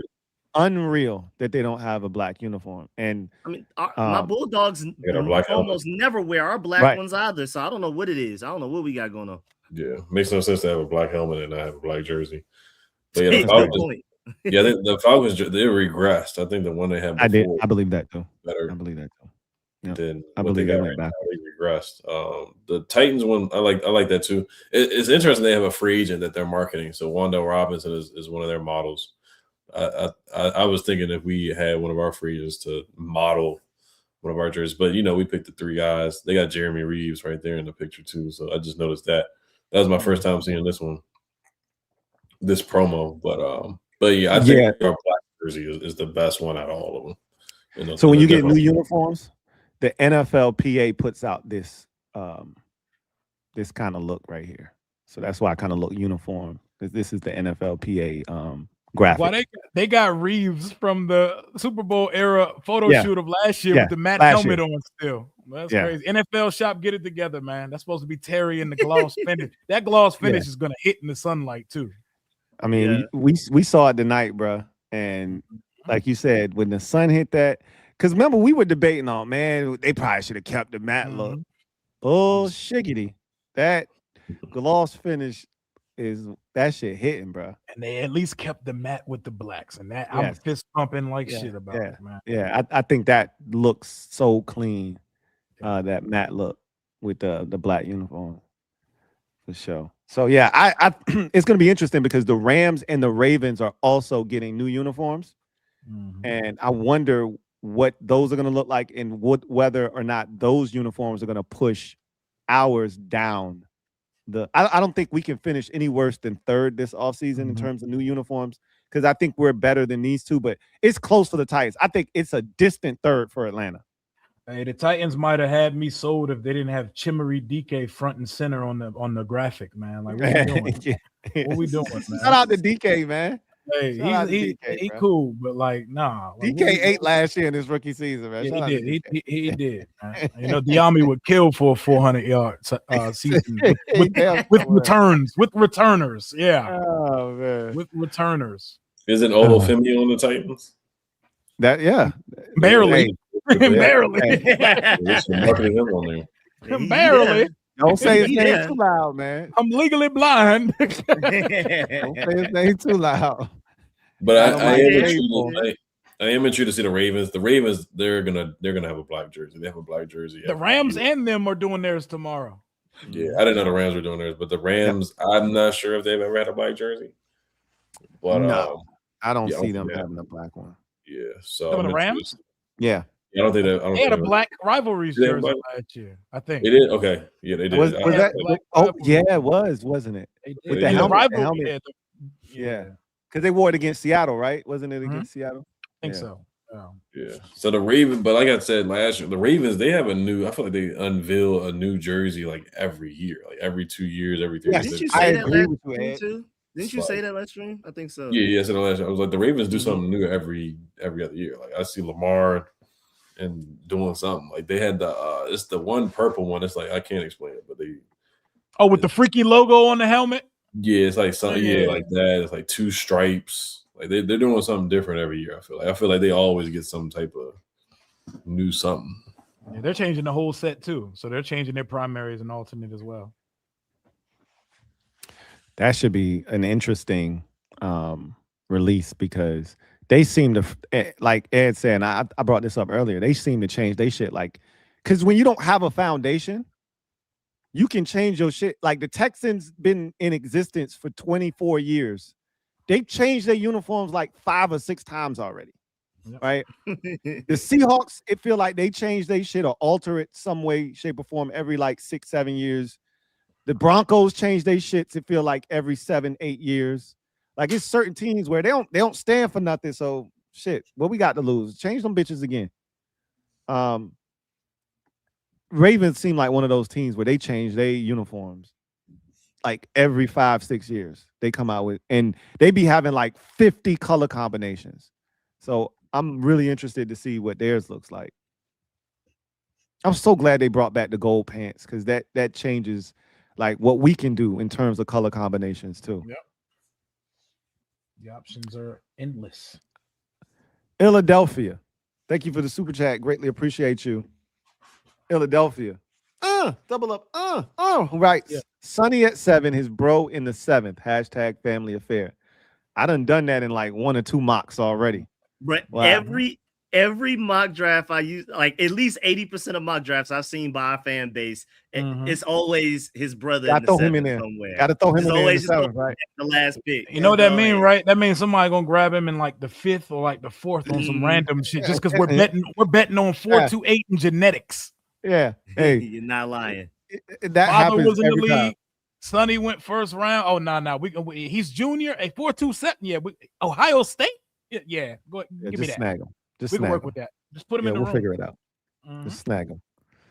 And that's what we all banking on. Oh yeah, he'll be there. We'll see. We'll see. Like Rio said, all it takes is one.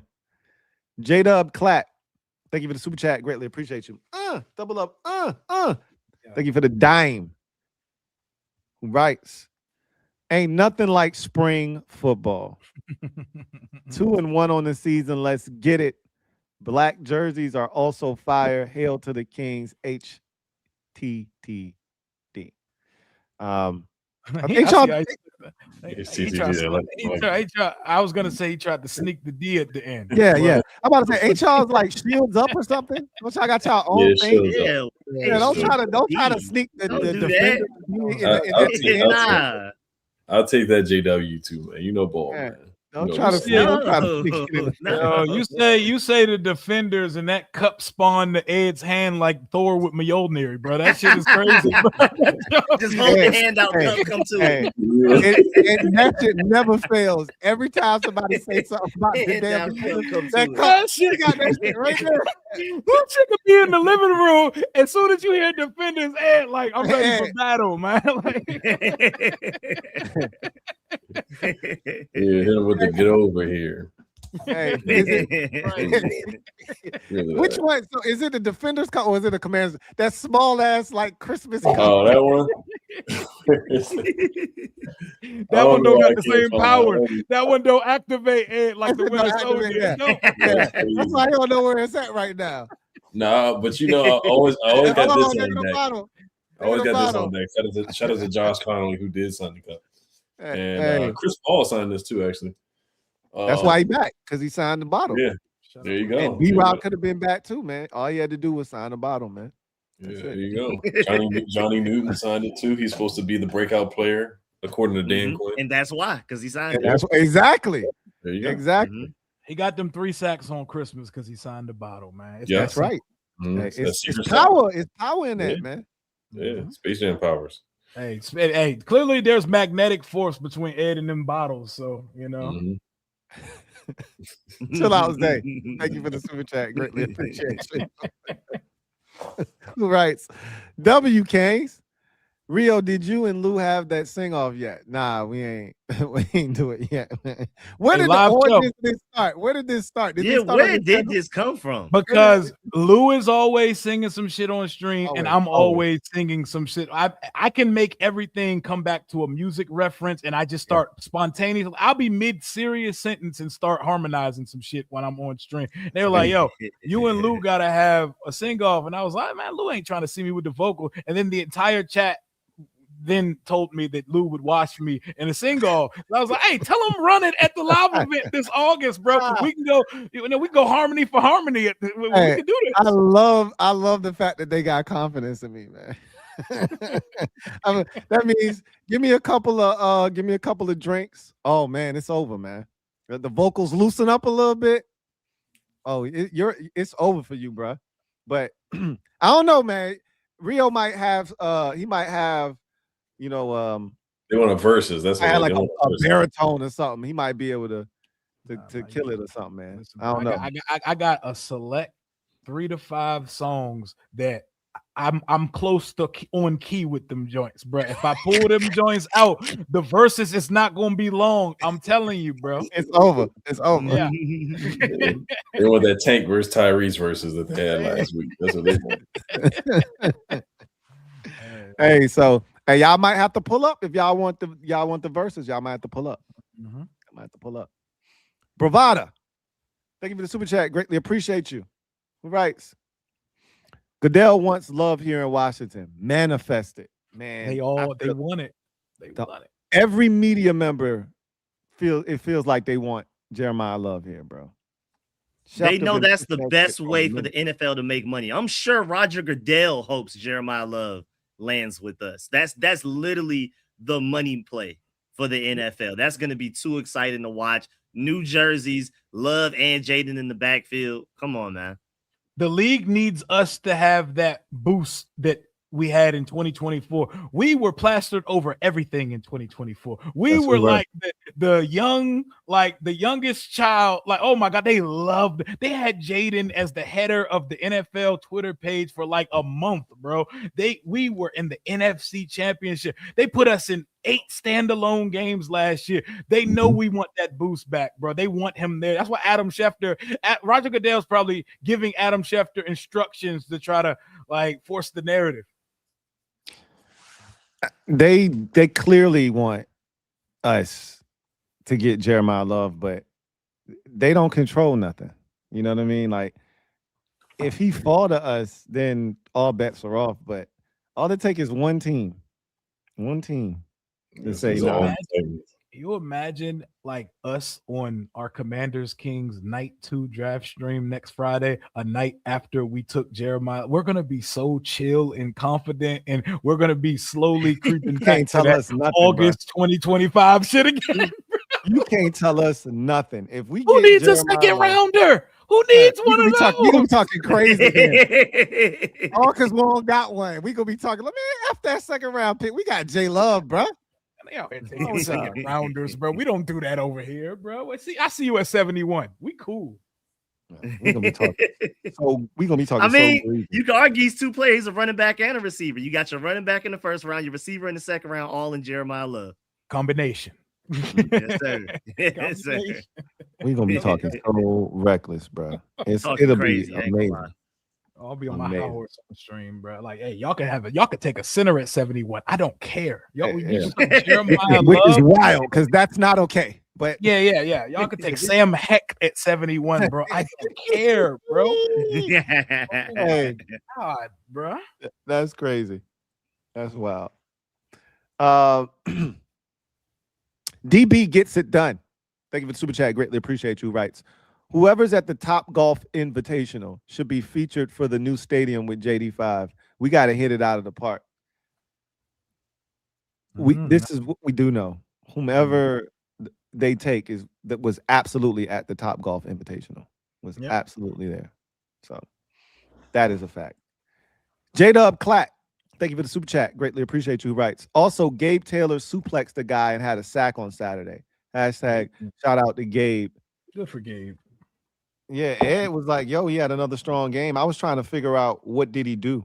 So he was that Buffalo nickel, man. He was all over the place. Yeah, he got a sack. Like Greg Williams' son really is blitzing Gabe Taylor a lot. Like he's coming after the quarterback a lot.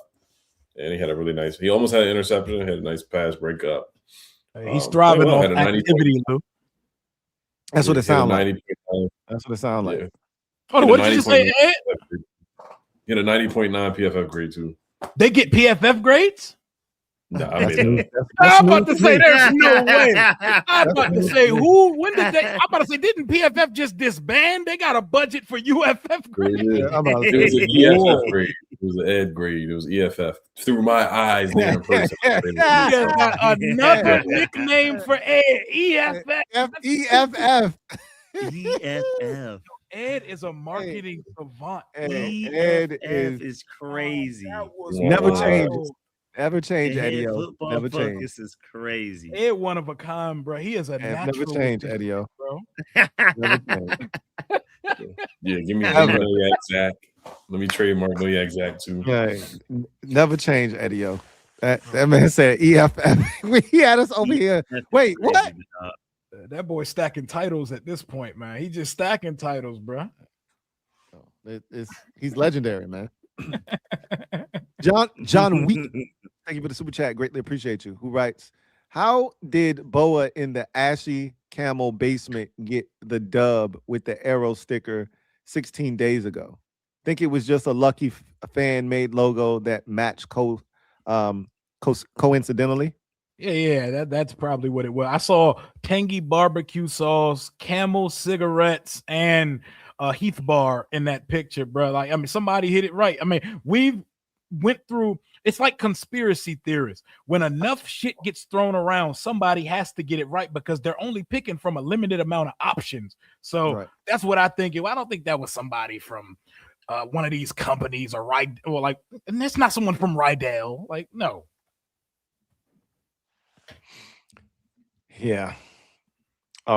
Broken clock is right 2 times a day, right? Mm-hmm. Drew, thank you for the super chat. Greatly appreciate you. Who writes, let's just sit back, relax, and get a baller at 7. Indeed. I'm a baller. Yeah, that is absolutely. I think that's what's going to happen. We're going to get something that we're going to feel good about at 7, which is why I'm not really tripping. We officially this season, when we do our recaps from each week, we have to do a segment for EFF grades because that was genius, bro. Like, I'm sorry, like, that shit is still hit me. That was. I'm about to say he came up with that shit quick-witted as that was fire. That's a segment right there. EFF. That shit got my content creator brain going. Now that's something we could work with. That like we could work with that. No, it's funny because people thought that was a legit grade when I put it on Twitter. I mean, 90.9 sound like somebody put some real work into that. Hey, that's just crazy. It's the decimal point. That's what sold it. That's what did Yeah, it. it's the 90.9. It's like, whoa, okay, I'm gonna take your word for it. That's hilarious, bro. EFF grade. That's fire, bro. That's hilarious, man. EFF. Oh man. John Week, thank you for the super chat. Greatly appreciate you. Double up. Thank you for doubling up. Who writes? Nah, bro. I swear I thought Colin wanted clicks. This man was dead serious about us taking an O-lineman talking about it's a no-brainer. Shaking Oh, my he was head. dead serious. He looked dead in the camera's face and said, Francis Mauigoa out of Miami. Like he was dead serious. Dead serious, bro. He's not the only one. I've seen a couple of these folks doing it.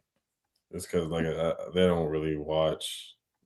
In my opinion, I don't know how much Colin watches. Like I said, he likes Jaden Daniels. Every time he talks about us, he loves Jaden with a passion. But like, if you really watch the Commanders and know them, then you know Chris Paul had a good season. You know they still have Brandon Coleman. Like they're not going to draft a guard at any spot.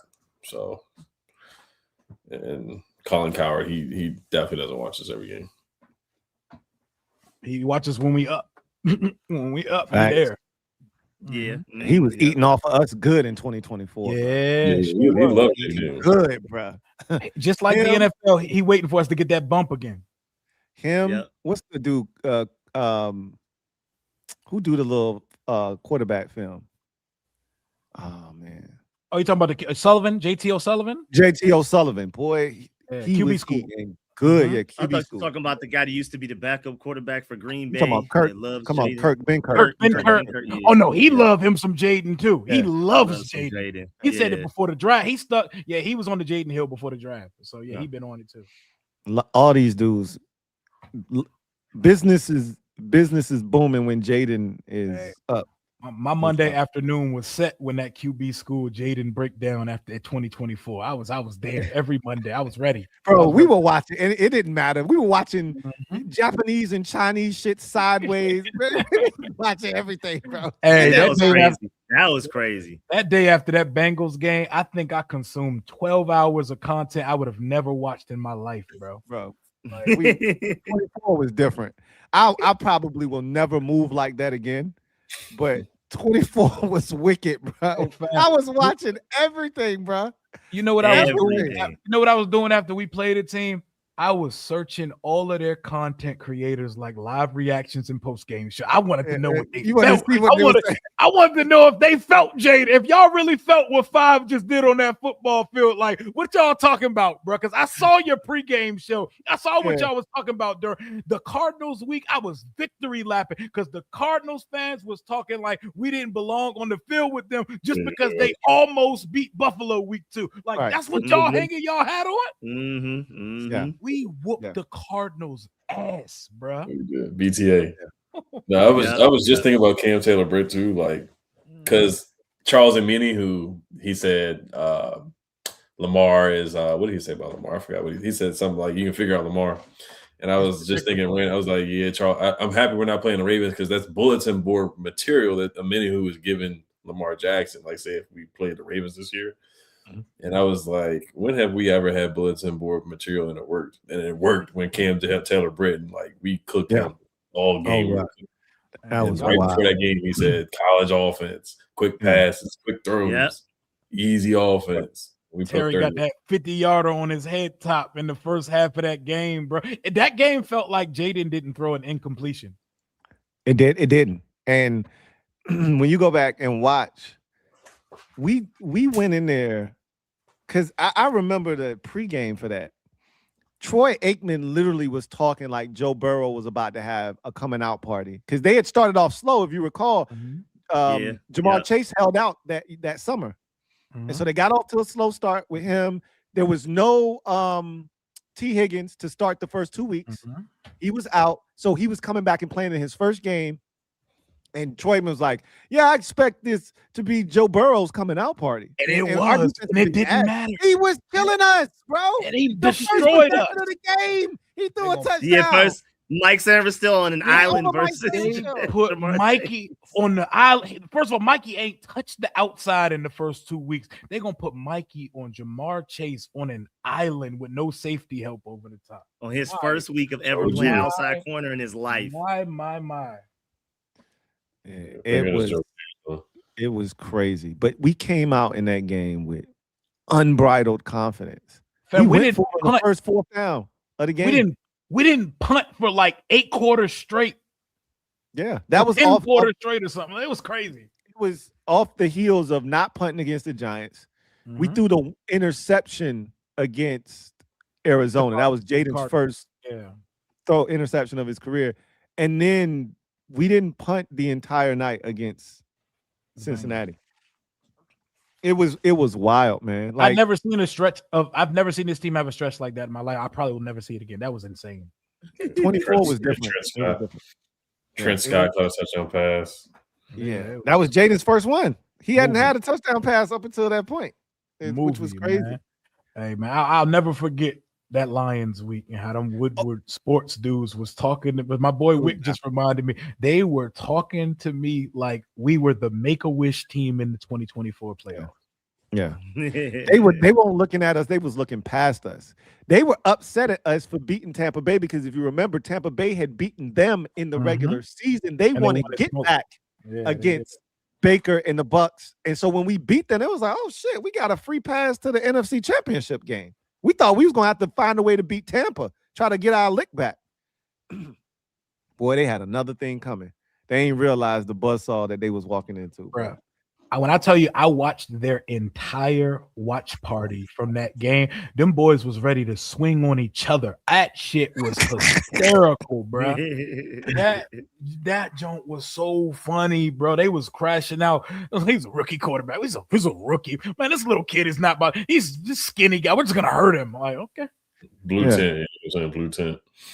He can't throw an incompletion. They can't make him throw an incompletion. How y'all letting this rookie carve y'all? Yeah, when that Diami throw got completed, they were like, I don't even know what I'm looking at right now. What is this? Hey, that Diami throw was sick, bro. That shit was in the air for like 30 minutes. He didn't even like set right when he threw it, and it was perfect. He just flinged that bitch. Like he was off balance. He just flung it, but he knew where he was gonna be. And that shit just fell out of the sky, bro. They put their shit on subscribers only because I had the chat blitzing their comment, and everybody was like, "Nah, F it, we subscribing, bro." They was like, "I'll pay for this right now." bro. I did the same thing, so I can't laugh because I had to do this. I asked my mods what they wanted to do. Championship, yeah, NFC man. Championship. Eagles fans was kicking they back in, bro. In. Bitch, in. The way I hit in stream at 0.000 seconds, as soon as that shit ended, bro, I was like, I gotta sleep on this, bro. I think I set the dark for the rest of the evening, bro.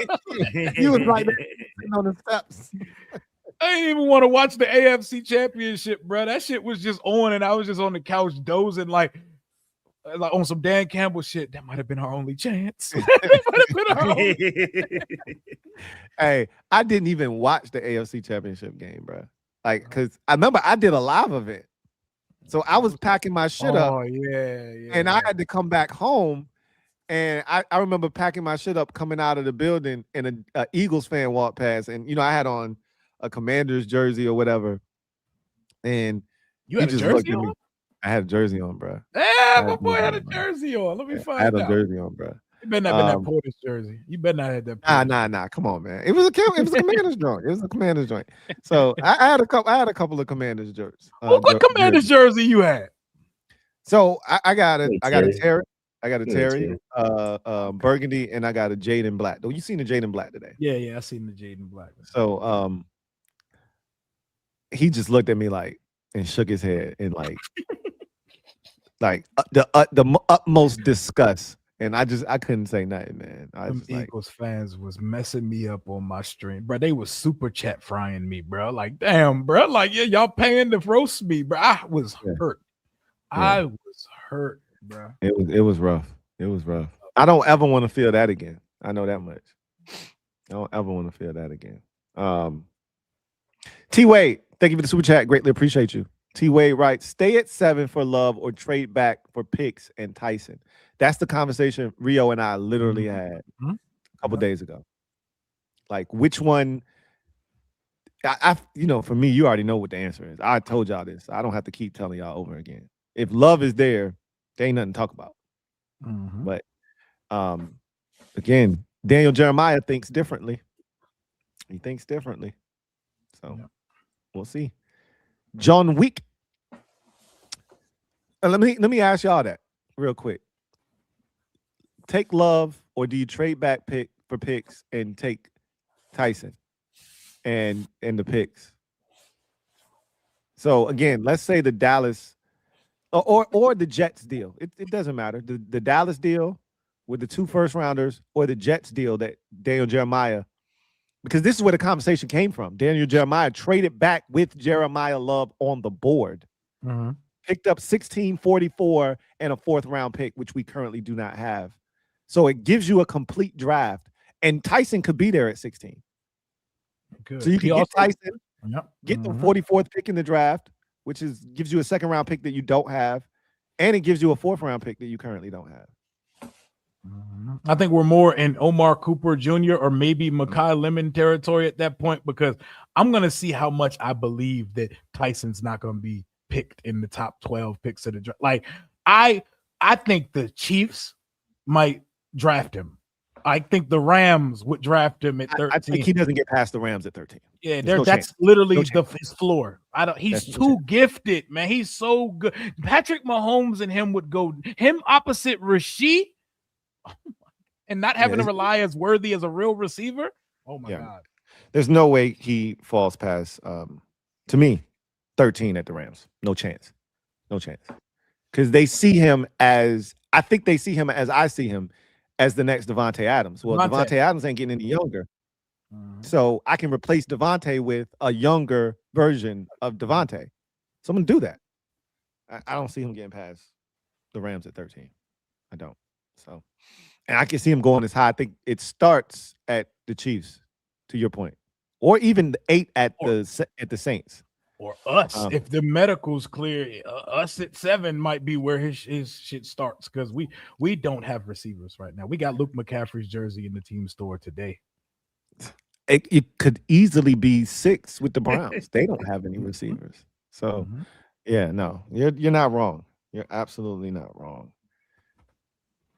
John Wick, thank you for the super chat. Greatly appreciate you. Who writes, Lou, no way Harbaugh passing up on a safety. Analyst trying to type compared to Ed Reed.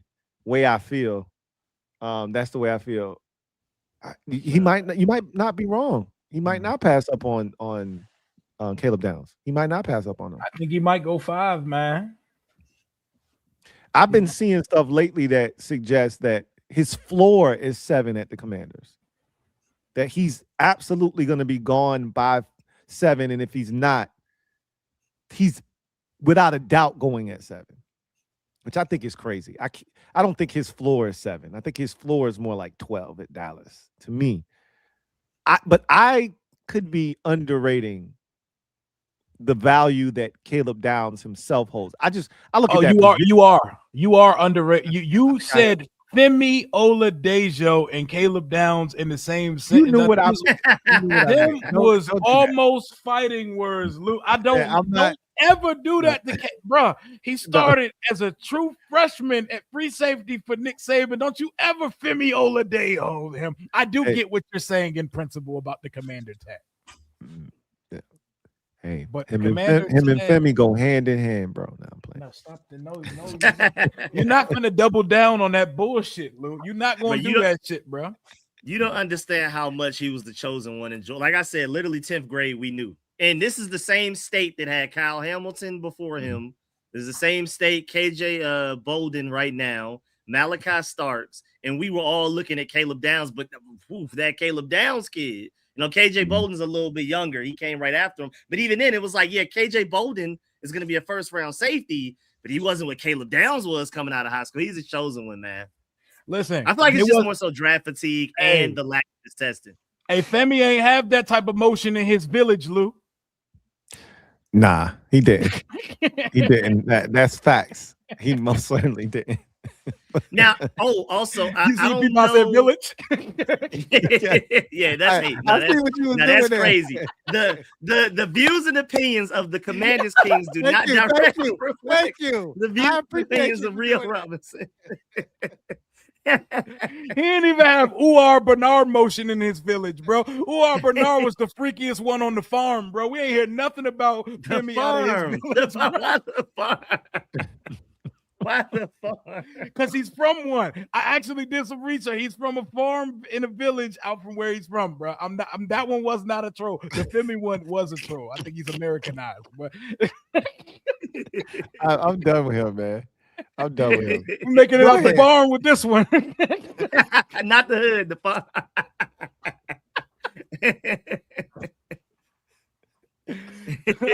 Lions, tigers, and bears.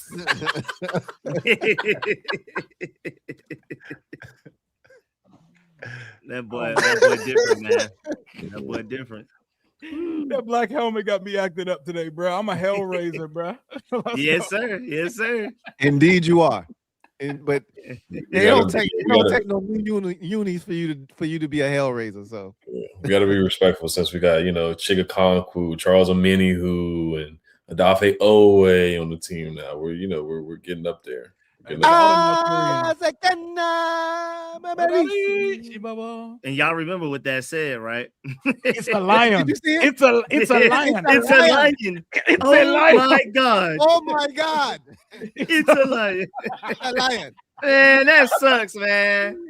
That ruined my whole childhood, man. So sonically like fire. And he's not saying anything. He literally said, "Oh my God, it's a lion." It's a lion. Oh, you talking about the comedian when he said on the Lion King song? Yeah, that's what it really They means. said he got sued for that too. For real? Oh yeah, they served them papers at a stand-up. While he was doing stand-up. Oh, yeah, that's crazy. Yeah, because he's a comedian. He's a stand-up comedian. Wow. He's a lion. It's a lion. And he said it monotone too, right? Like that's the shit that makes it so funny. It's a lion. Oh my gosh. Oh my it's God. A lion. It's a lion. He was like, nah, that's how Ed would have said that shit. Hell yeah.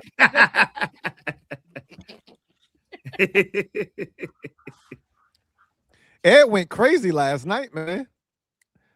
Ed, I swear you look like Andrew Wiggins. Every time I see Andrew Wiggins, I think of Ed. Ed went crazy in the playing game last night. Yeah, no, you trying to say I look like Josh Okogie. You do look like Josh Okogie. Nah. Josh Okogie. Hey, every time we get past 11 p.m. on the stream, shit we start wilding. It goes sideways. That was random as hell, right?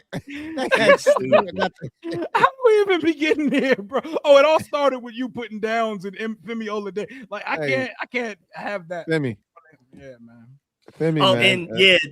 And to that too, to take it even further back, Caleb Downs was literally like coming out of high school, the best safety we've had since Eric Berry. Like that's like that, like he's in those talks in the state of Georgia, like just to throw another name in there, the type of company he's in.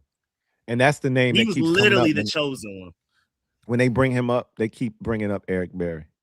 And that people forget how good Eric Berry was. And that's one of the best safeties we've ever seen. So I'll never forget. Dog, he's the easiest. Him and Jeremiah Love are the easiest evaluate. I didn't even need to see us have top 30 with either of those players because what more do you need to talk? They said coaches are calling each other and raving about the way he interviewed. Like he just looks like a coach's son.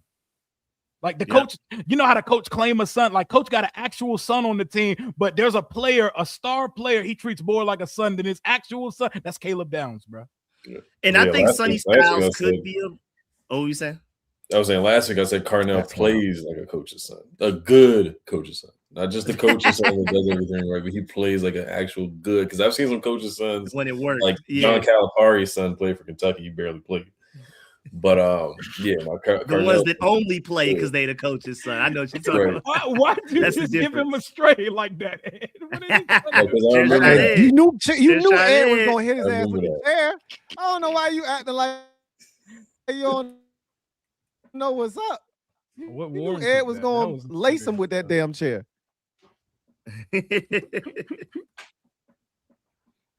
That was funny, man. All right, No, before we Rico, move on, Also wanted to say too, Sonny let's Styles. get a quick shout out.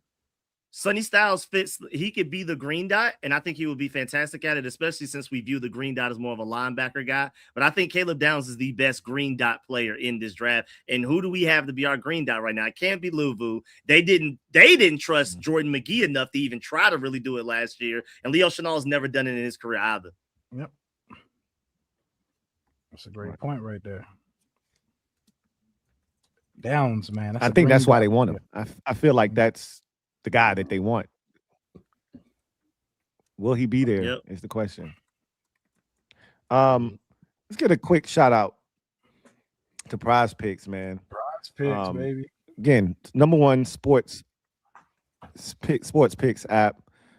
Some live action going on right now between the Clippers and Warriors. Let's take a look at what's going on and what you can, put together in a lineup on Prize Picks right now. So Kawhi is currently at 17 points. 64-72. Is that the score? Yes, sir. 7 minutes left in the third. Okay. So blowout city? No. 74-68. 74-70. I heard that wrong. Okay. Yeah. So I'm looking at even teams. Yeah, I'm looking at a couple of opportunities right now. Like Darius Garland currently at 13 points. But this is the thing about when you get some in-game opportunities, the numbers are constantly changing, right? Yeah. But Darius Garland at 13 points right now, 18.5. So he needs 6 more points. That's a little dicey. Kawhi at 17 and needing to get to 29.5. I wouldn't mind taking Steph a flyer threes. on that because Steph threes. Kawhi. Man. I want Steph threes. I would look. Let's see where Steph, especially with at. them down right now. Let's play off Steph. And Steph, just as you were saying, I don't think he's coming around. Now it wasn't a 3, but he just took a super step back. I'm putting the team on my back. He about to tee up in the fourth quarter. Yeah, it's time. It's time for Steph, bro. It's time. Well, he's at 3, and they got him at 4.5. If you want the demon, so he's got to hit 2 more threes. He could absolutely do that.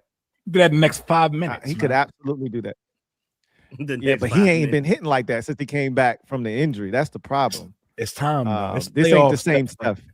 Mm-hmm. So if there was ever a time, could you see Porzingis knocking down 1 more 3? He's at 2 right now. They got him at 2.5. Could you see him hitting 1 more?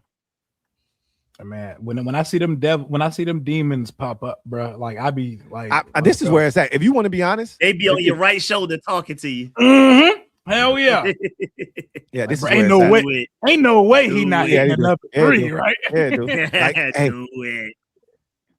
Right. Yeah, exactly. Yeah, I could absolutely see Derrick Jones knocking down 1 3. That's not hard. I could see AirPods knocking down 1 3. Like I wouldn't touch Draymond Green hitting another 3. But I will never. They put leave him Draymond open Green blatantly. I would never put Green on anything ever in my life ever again. He will never touch any. He's too volatile. Ban. Right. Lifetime ban. He's too volatile because he could get ejected from the game at any time. Anytime. Yeah, he's never touching no. Absolutely not. Brook Lopez to make 1 3, like he's so capable of just coming in and hoisting one, right? Like there's so many juicy options here to add to a lineup that Benedict Mathurin has 2 3s, so that means he's playing well tonight because he's been struggling. Yep. He could probably hit 1 3. He just needs 1 more. Like there's a lot of opportunities here. This is how you get got. It is. I'm gonna be honest with you. This is how you get got because you see, like it's just 1 3, bro. Mm-hmm. and it ain't happening, bro. It ain't happening. But this is the beauty of having the opportunity on some live in-game options that Prize Picks presents for you. And they give you the demons and the goblins to let you know, hey, this is a little bit like they telling you, Derek Jones hitting another 3 is not likely, which is why there's a demon next to him, right? Porzingis hitting a third 3 tonight. Highly unlikely, which is why they have the demon next to him. Yeah. Garland hitting a 3, likely, because he's got the goblin next to him, right? Them demons, the goblins, you know, like them demons be talking to you, bro. Like they're like, bro, them odds stack up so fast when you click a couple of them, when you stack that power play, and it's beautiful, man. Yeah. I could really get jiggy with this right here. I could throw 6 of these dudes up here to need 1 3. You got to be strategic now, because first of all, gotta understand everybody ain't taking shots like that. But AirPods could absolutely make a 3. Kawhi could absolutely make 1 3, right?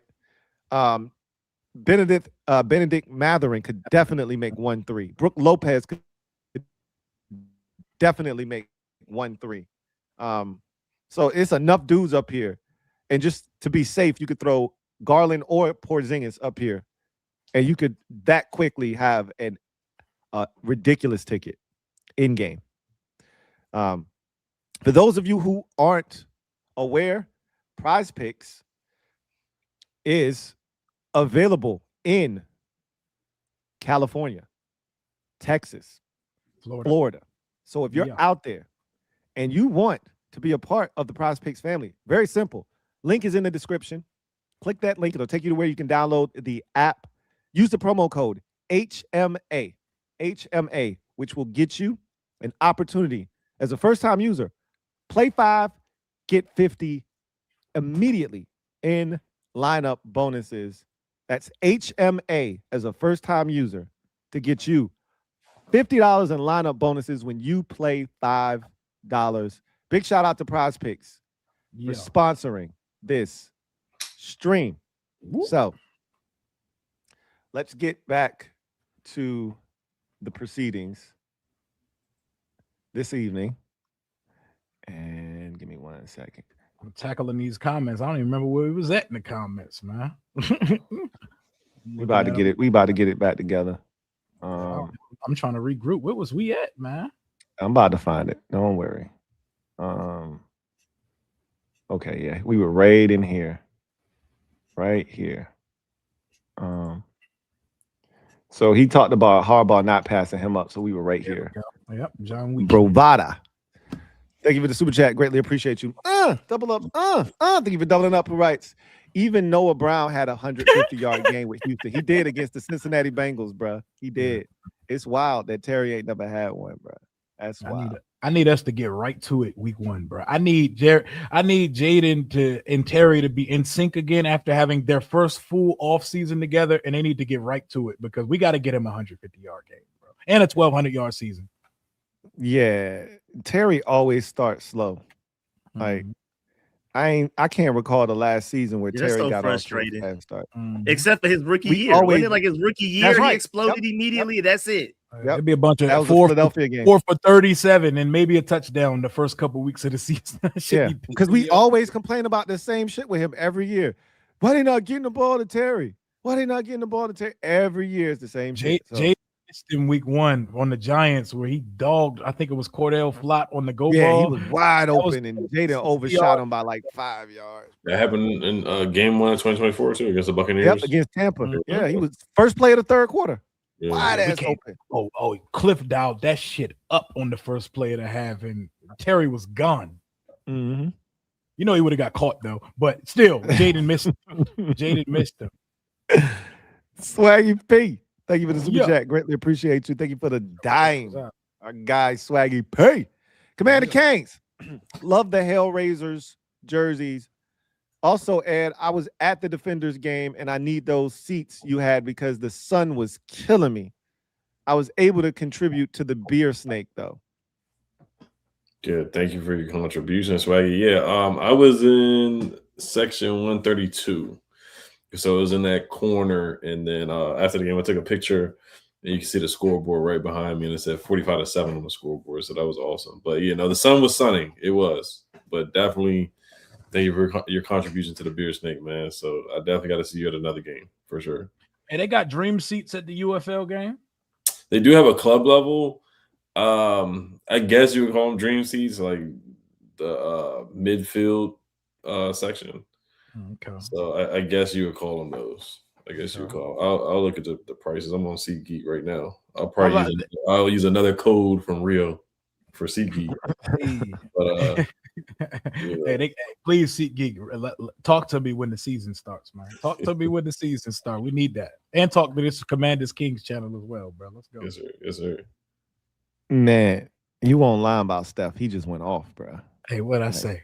That's playoff. I mean, Steph, he ain't. I don't think he hit no 3. Yeah, he went from 3 to 5 like that, bro. He went from what I say, at halftime. 5 minutes.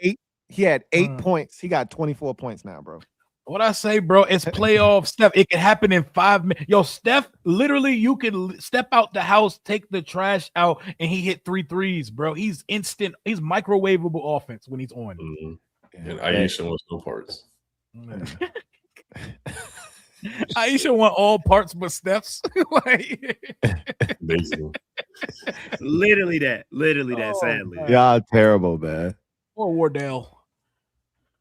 Jacino, thank you for the super chat. Greatly appreciate you. Who writes, that's Lawrence Cager's modeling the uniform. Hey, that's your guy, man. That's wild. Chill out, man. Man, at a certain point, I gotta go on Ed's side, bro. Y'all ain't gonna keep talking about these Bulldogs like this, man. At a certain point, I gotta step in. You gotta ease up. Hey, Rico, like y'all gotta ease up, man. I've been trying to promote your guy, man. I've been trying. Dan Quinn and Adam Peters have been promoting the former Bulldog. So not just me now.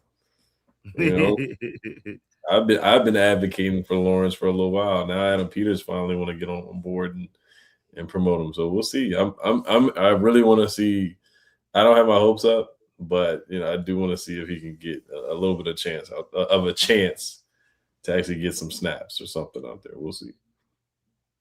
Or make the 53 man. Yeah. Well, I mean, he might have more of a purpose than Ben Sinnott. So you know what? I'm not mad at you. Rio said, nice watch. Eric Lee. I'll say that. He's better than Chris. That's not saying much, but he's way better than Chris Moore. We'll see. Chris Moore caught a helmet touchdown.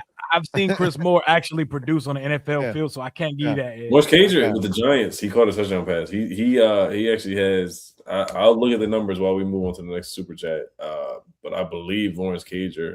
Chris Moore standing 10 toes down for his boy now. Yeah, no, I'm sorry. Yeah, Chris Moore actually did get busy 1 year with the Texans. He did. Yeah, about to say Chris Moore actually played a little bit of football like 20 years ago. Yeah, he did.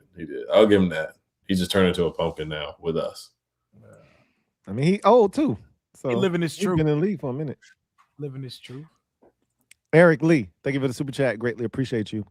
Who writes, good evening, Kings. Who's to say New York or Dallas trade with Cleveland drafts Jeremiah Love? Both teams' running game is trash. I mean, they just paid Javonte, so paying like a rookie, like the 8th most for running back after paying Javonte, that would be a choice. Yeah, and no O-lines. Yeah. Why? Leave it alone, bro. I'm pretty sure Jeremiah Love doesn't even want to go to those places.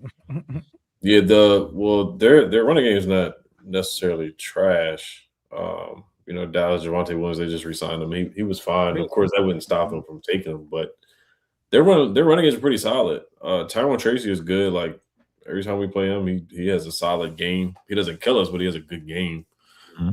So they do have backs. I mean, Scatterboo's coming off a really bad ankle. I mean, the Giants would take him too. I mean, either one of those teams may take him, but their run games are not terrible though. That would be wild if Dallas traded up and took Love. That would be crazy. Like right after it's gonna be a defender if they come up. Yeah, they're definitely a defense. It's down Styles. Because they do like Javonte Williams. They like him a lot though. He's good over there. He was hooping for them last year. He had him a year. Yeah, he did. That was a career year, which is why they paid him. That's what people anticipated him becoming out of UNC. Him and Carter when they came into the league. That was what he was supposed to be in Denver. Yep, absolutely. And it looked like it early on, like he was going to be nice, and then the injuries started. Injuries, yep. JP, thank you for the super chat. Greatly appreciate you. Guy John Perez writes, I was excited for my Lakers to make noise until Luka and Reeves got hurt. Now I'm just hoping LBJ can get us to a 2-2 tied series until Luka returns. Man, I hate seeing my boy out there having to at 41 having to go back to Cleveland one more time and try to keep Jake LaRavia and Luke Kennard active in the. His son actually has to play crucial minutes now, bro. Like that's where they're at. You can actually put Bronny in a lineup. I'm gonna put him for like a 17-point game, bro. And I swear he's gonna get it one of these games. Now that's insane that you just said. I'm putting Bronny. He might score 17 total points in the entire series. He actually has to play 20+ minutes in these games, bro. He's gonna drop 17 one of these games. Watch, he's gonna hit like 4 threes. That, you're coming away with a lot of money, bro. Is this not happening? There's no way Bron for the nastiest PRA ever, and I'm putting his son for like over 12.5 points. we about to run with that. Hey, bro, you don't need to put nothing else on the ticket. You do that. Prize Picks finna shut down shop on you, bro. Because you closing up shop on them with that kind of ticket. If that hit, they about to ban you from making picks, bro. That's crazy. Insider trading somewhere. Yeah, straight up. It's a wrap for you. It's over. Swaggy P. Thank you for the super chat. Greatly appreciate you. Double up. Thank you for doubling up. Who writes? I also was at the Caps game on Sunday. Oh, so you making your rounds in the DC area. He says, I hope Obi comes back for one more year. He's the GOAT to me. I think he's gonna come back. I don't know nothing about hockey, but I listened to him talk after what could be his last game. He sounded like a guy that he want to come back for one more year. He come back next year. I gotta be in the building for his last game because that's gonna be like a DMV bucket list moment right there. Like, cause Ovi he the GOAT, bro. That's our DMV athletic GOAT right there, man. Yeah, that's crazy. They ain't make the playoffs. Yeah, Swaggy, I went to the Wizards game, so yeah, no, it was a DC sports weekend for sure. They gave away free T-shirts. I know the Caps did the same too because it was their home finale, so that they gave away free T-shirts at that game too. I didn't get a chance to go to the Caps game though. But that's great, man. Oh, that's lit. Mr. Deacon, sir, thank you for the super chat. Greatly appreciate you. Who writes? Y'all see the rest of Brugler's mock? If so, what do y'all think? He saw we took Hurst at 71. Also saw Halsey and Antonio Williams were still on the board at 71. So I'm pretty sure you saw it, Rio. Yeah, man. Hey, I like what he was cooking up for us, man. I like what he was cooking up for us. He had us taking like a D tackle in the 5th round, but he had us going Ted Hurst and I believe Jeremiah Love. And could you imagine how we're feeling after round 3 if we go Ted Hurst and Jeremiah Love at 7? How would y'all be feeling in that moment? Oh, ecstatic. That's literally that's my combination. Like I said last week, I prefer Ted Hurst over the other 3rd round wide receivers like Skylar Bell and stuff like that. So to me, that's best case scenario, realistic wise. Like, I mean, there's some guys that I'm thinking are gonna go 2nd round that I would love to be 3rd round. But as far as guys that we can all kind of relatively assume will be there, Ted Hurst is my favorite player that's going to be available. He's growing on me. I wasn't the biggest Ted Hurst fan in terms of like we got to get him if he's there. Y'all know how I got an affinity for Antonio Williams, which is why Mr. Deacon sir brought him up. But I keep watching Hurst film and he pops, man. Like there's some serious and he adds something that we really don't have right now. Like we don't have a guy that's 6'4" with it out the air above the rim, can go and get the football and he's can run and go get it. He's also a deep threat. Yeah. I think he's gonna go in the 2nd round. I do too. That's the problem. I'm a little afraid of that. 71. I don't think he gets to 71. Especially after the way Steve Smith broke him down. It just like I knew he was out of here as soon as they started attaching George Pickens Jr. to his name. Like as soon as they started throwing Pickens on him, I said, "Oh yeah, somebody's gonna want that," because you see the frame and the way he attacks the football in the air. There's drops sometime, but you can definitely see why they're saying that. Yeah, and you can see the comparison because of his frame, right? Because I think he's faster than George Pickens. He's faster. Yeah, he is. George Pickens not like that fast. He just make it work. Mr. Deacon, sir, thank you for the super chat. Greatly appreciate you. Who writes, Ed, are you going to be at the stadium night one of the draft party? What's up, Mr. Deacon? I will not be there. I most likely will be there at the National Harbor on Saturday. So I'll be there. And they probably will be giving out like free bucket hats, different things like that. So I should be there for that. Get on the Ferris wheel and all that stuff. John Perez, thank you for the super chat. Greatly appreciate you. JP writes, you and me both love Ovi, Ed. Our Caps not making the offs might motivate him to come back. We should have beat Carolina last year. I hated that series. Yeah. So the thing, they traded Carlson, I believe. John Carlson. John Carlson. So I don't know if Ovi's gonna come back, man, because I know they traded John Carlson. So.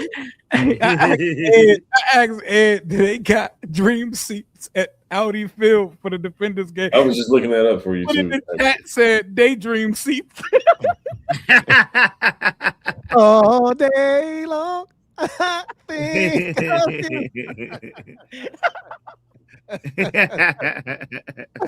actually, the most expensive ticket for Saturday, which would be a dream seat, is $237. So that's what a dream seat would be. And if you go to the Commanders game, what is that, like $1,000, something like that? Way more than, depending on the opponent, because our product has changed since Josh Harris and Jaden Daniels and them got here. Like that shit don't get what it used to get. Nah, it don't get as many miles as it used to. Hey, take that same money and just drop that on a new helmet, man. Drop that on one of them Hellraiser helmets. Yeah, and wait for the Elite Untouchables, bro. You get them both. So if you want a dream seat, it's $237 for a dream seat. Yeah, get the helmet, bro. Yeah. Better value. Better value. The daydream seats is hilarious. Daydream. Yeah, the championship dream seats. Oh yeah. Sid the Kid. It is. Thank you for the super chat. Greatly appreciate you. Rights. I bought all 3 new variants. I couldn't help myself. They got you. Respect. Let's go. Hey, I got you, bro. He said I couldn't help myself. I like that. I just wish the Vapor Fuse dropped for the black one. Had to go replica Sean Taylor Hellraiser.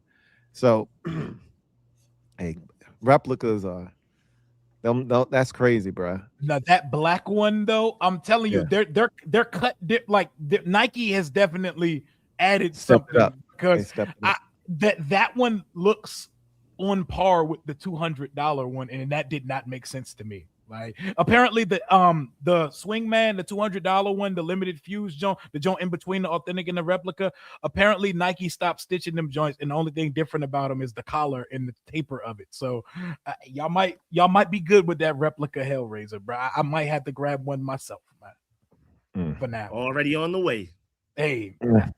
You see me on draft night with it on, you know what? Look, I already told you copping, bro. You already talked yourself into it already tonight. Hey, YouTube hit on the 21st. I'm at Northwest Stadium.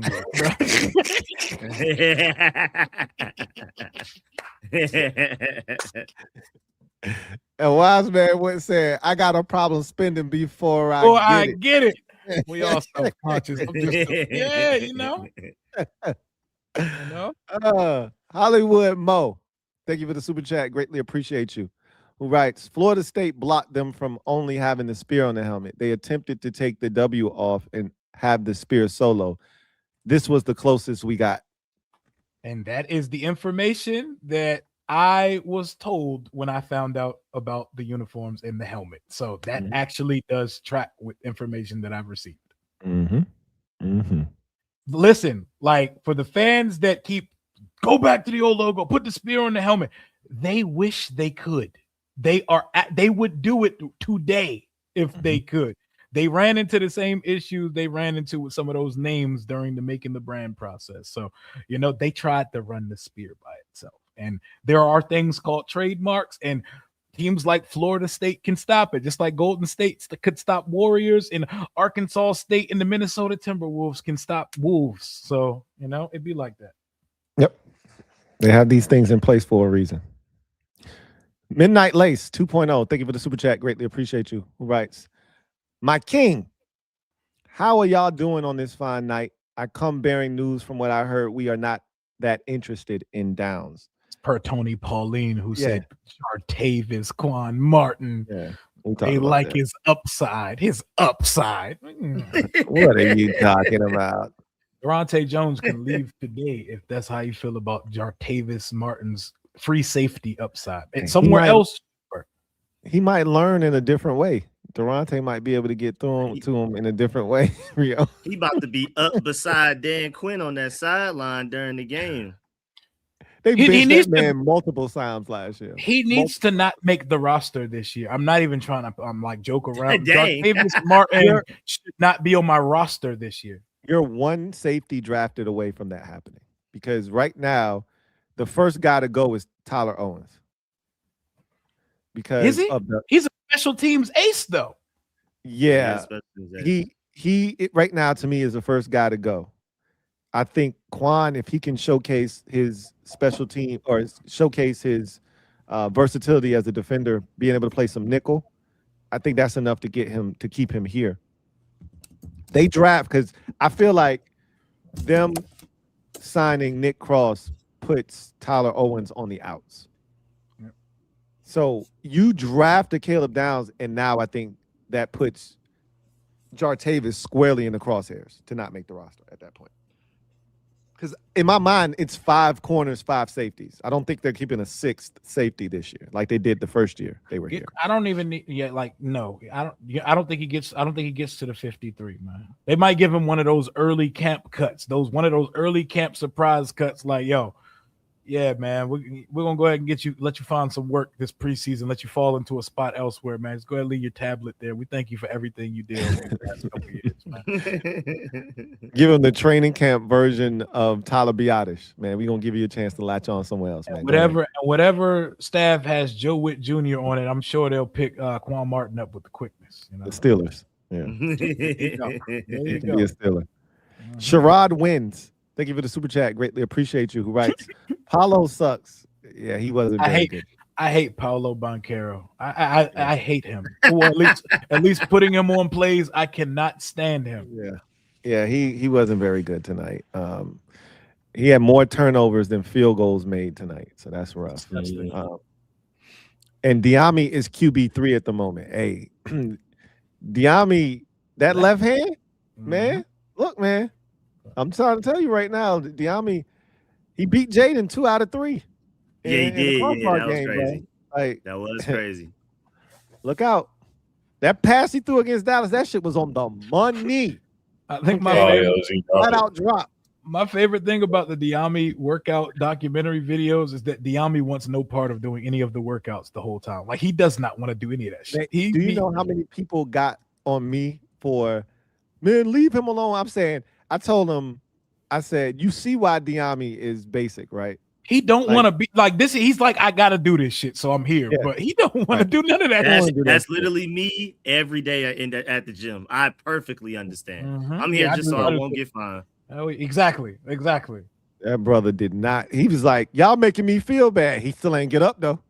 They're carrying him doing extra routes and shit. And he said, man, y'all making me feel bad. He still ain't sitting down. He tested the worst out of everybody on that little vertical thing. The little high school recruit that he brought with him tested better than him. Hey, like Jaden said, he got some money, boy. That boy acting brand new. Hey. He ain't even packed no clothes. He just showed up. He ain't packed no water. He just showed up with himself. He showed up with himself and his double disc album that he had in the car playing. And he had in the whip was born on this shit, bro. No panic. Thank you for the super chat. Greatly appreciate you. No panic. Right. Thank you for the dime. Yeah. Who writes? Yeah. We got to hand out braided leather belts our first time in the Hellraisers. Also, if we didn't draft Connerly last year, we'd be drafting an O-tackle at 7. Peters with the casual dub. You're not wrong. We would be right in here talking about drafting Mike Goa, one of these dang on tackles while you BSing right now. You're not wrong. Someone had to walk so we could fly, man. We had to draft Emmanuel Forbes to get Jaden. Some things are just a part of the canon sacred timeline, man. And you are correct. Yep. Hopefully we are handing out a serious ass whipping. What you say? Porzingis just hit a three. I should have said that you should have just taken it because Brook Lopez doesn't want to step outside to guard the 3-point line. So I should have said it. I'm telling you that what we was just looking at, that was paradise. Them 3-pointers that they were offering up, where a whole bunch of guys just had to hit 1 3, and Rio was like, "Bro, Steph for 2 threes? Are you kidding me?" Yeah, I might have went into the little like more options thing, and I might have went even more than that. Like there's always a hired goblin. Yeah, there's always a hired on a lot of times on the in games. I don't know if they allow you to change the toggle the settings on the in game, so they give you basically what they want to give you, and you can take it or leave it basically. But Steph on 2 more 3. Yeah, it was a bunch of dudes up there that you was like, bro, he can hit a 3. He can hit a 3. I said he could get that joint in 5 minutes. I swear 5 minutes later, y'all said, oh, yeah. Steph Steph went crazy, bro. He had literally, 5. When y'all were talking about it, I said he was taking a step back, too. So I was like, all he got to do is take a couple more steps back. Bro, we literally were talking. He was at 3. Hey, the number was 4.5. Somebody in the chat said Porzingis hit a 3, and all the things Lou said would happen already happened. Oh shit! That would have been a casher. That would have been a casher, bro. I'm telling you. Look, prospects in game was trying to give you the y'all. Trying to give you the oop, bro. Like literally, you can see this dude hitting a 3, this dude hitting a 3, this dude hitting a 3, and boom, you just cashed out. And they were demons, bro. Those weren't goblins. Those were demons. So that would have been a nice little payout. Be right. Thank you for the super chat. Greatly appreciate you. Be right says playing Tupac Hellraiser when we wear our black uniforms. Oh yeah, that's gonna bang right there. That's gonna hit different.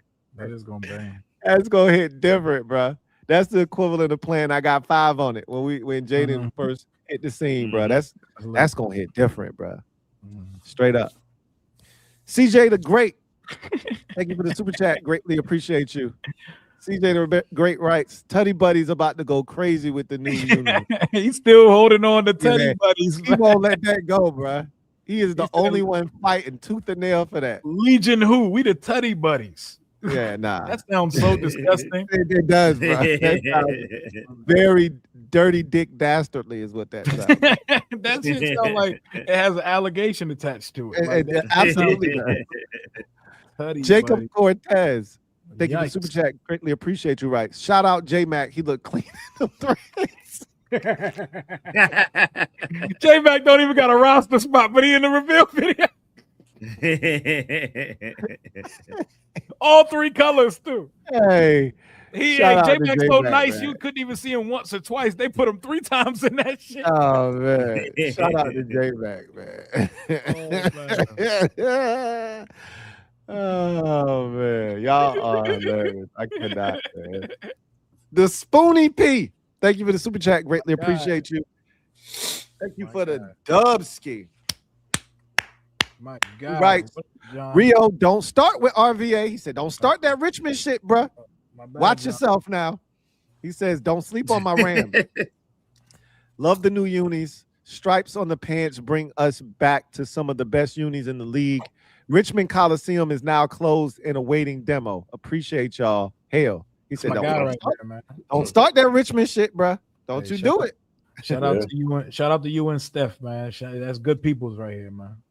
Shout out to Spoony P, man. And RVA. Do not sleep on the Rams for sure. Mo Alley Cox, Eric Maynard, Bones Highland. Yo, Eric Maynard was my guy, bro. I never forgave him for beating Duke, bro. He killed us. Eric Maynard went crazy on Duke.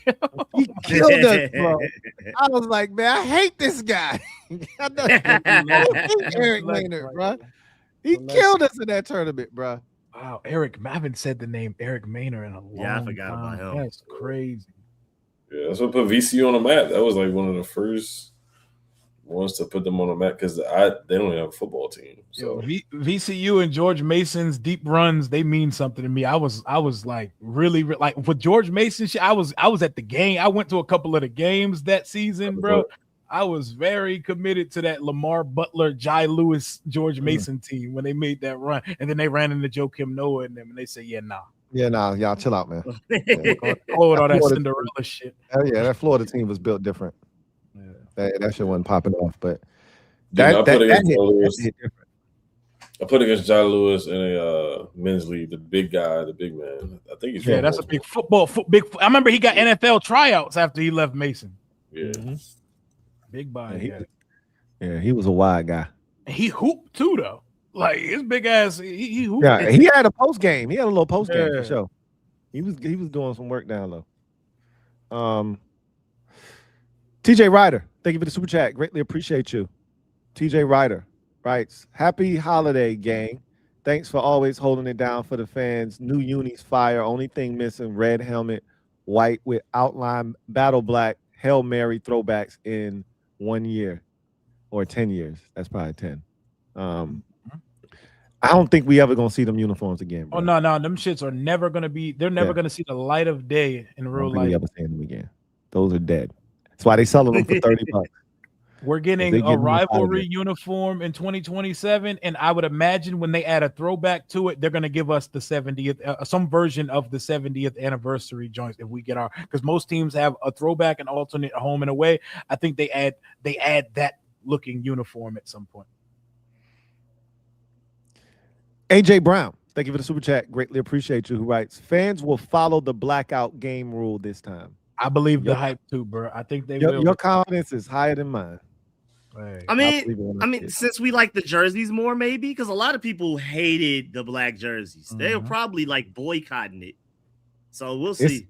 It's enough fans that will never, ever come around to the name and what it stands for that will show up intentionally wearing a burgundy jersey to spite the whole basically entire doing a sit-in.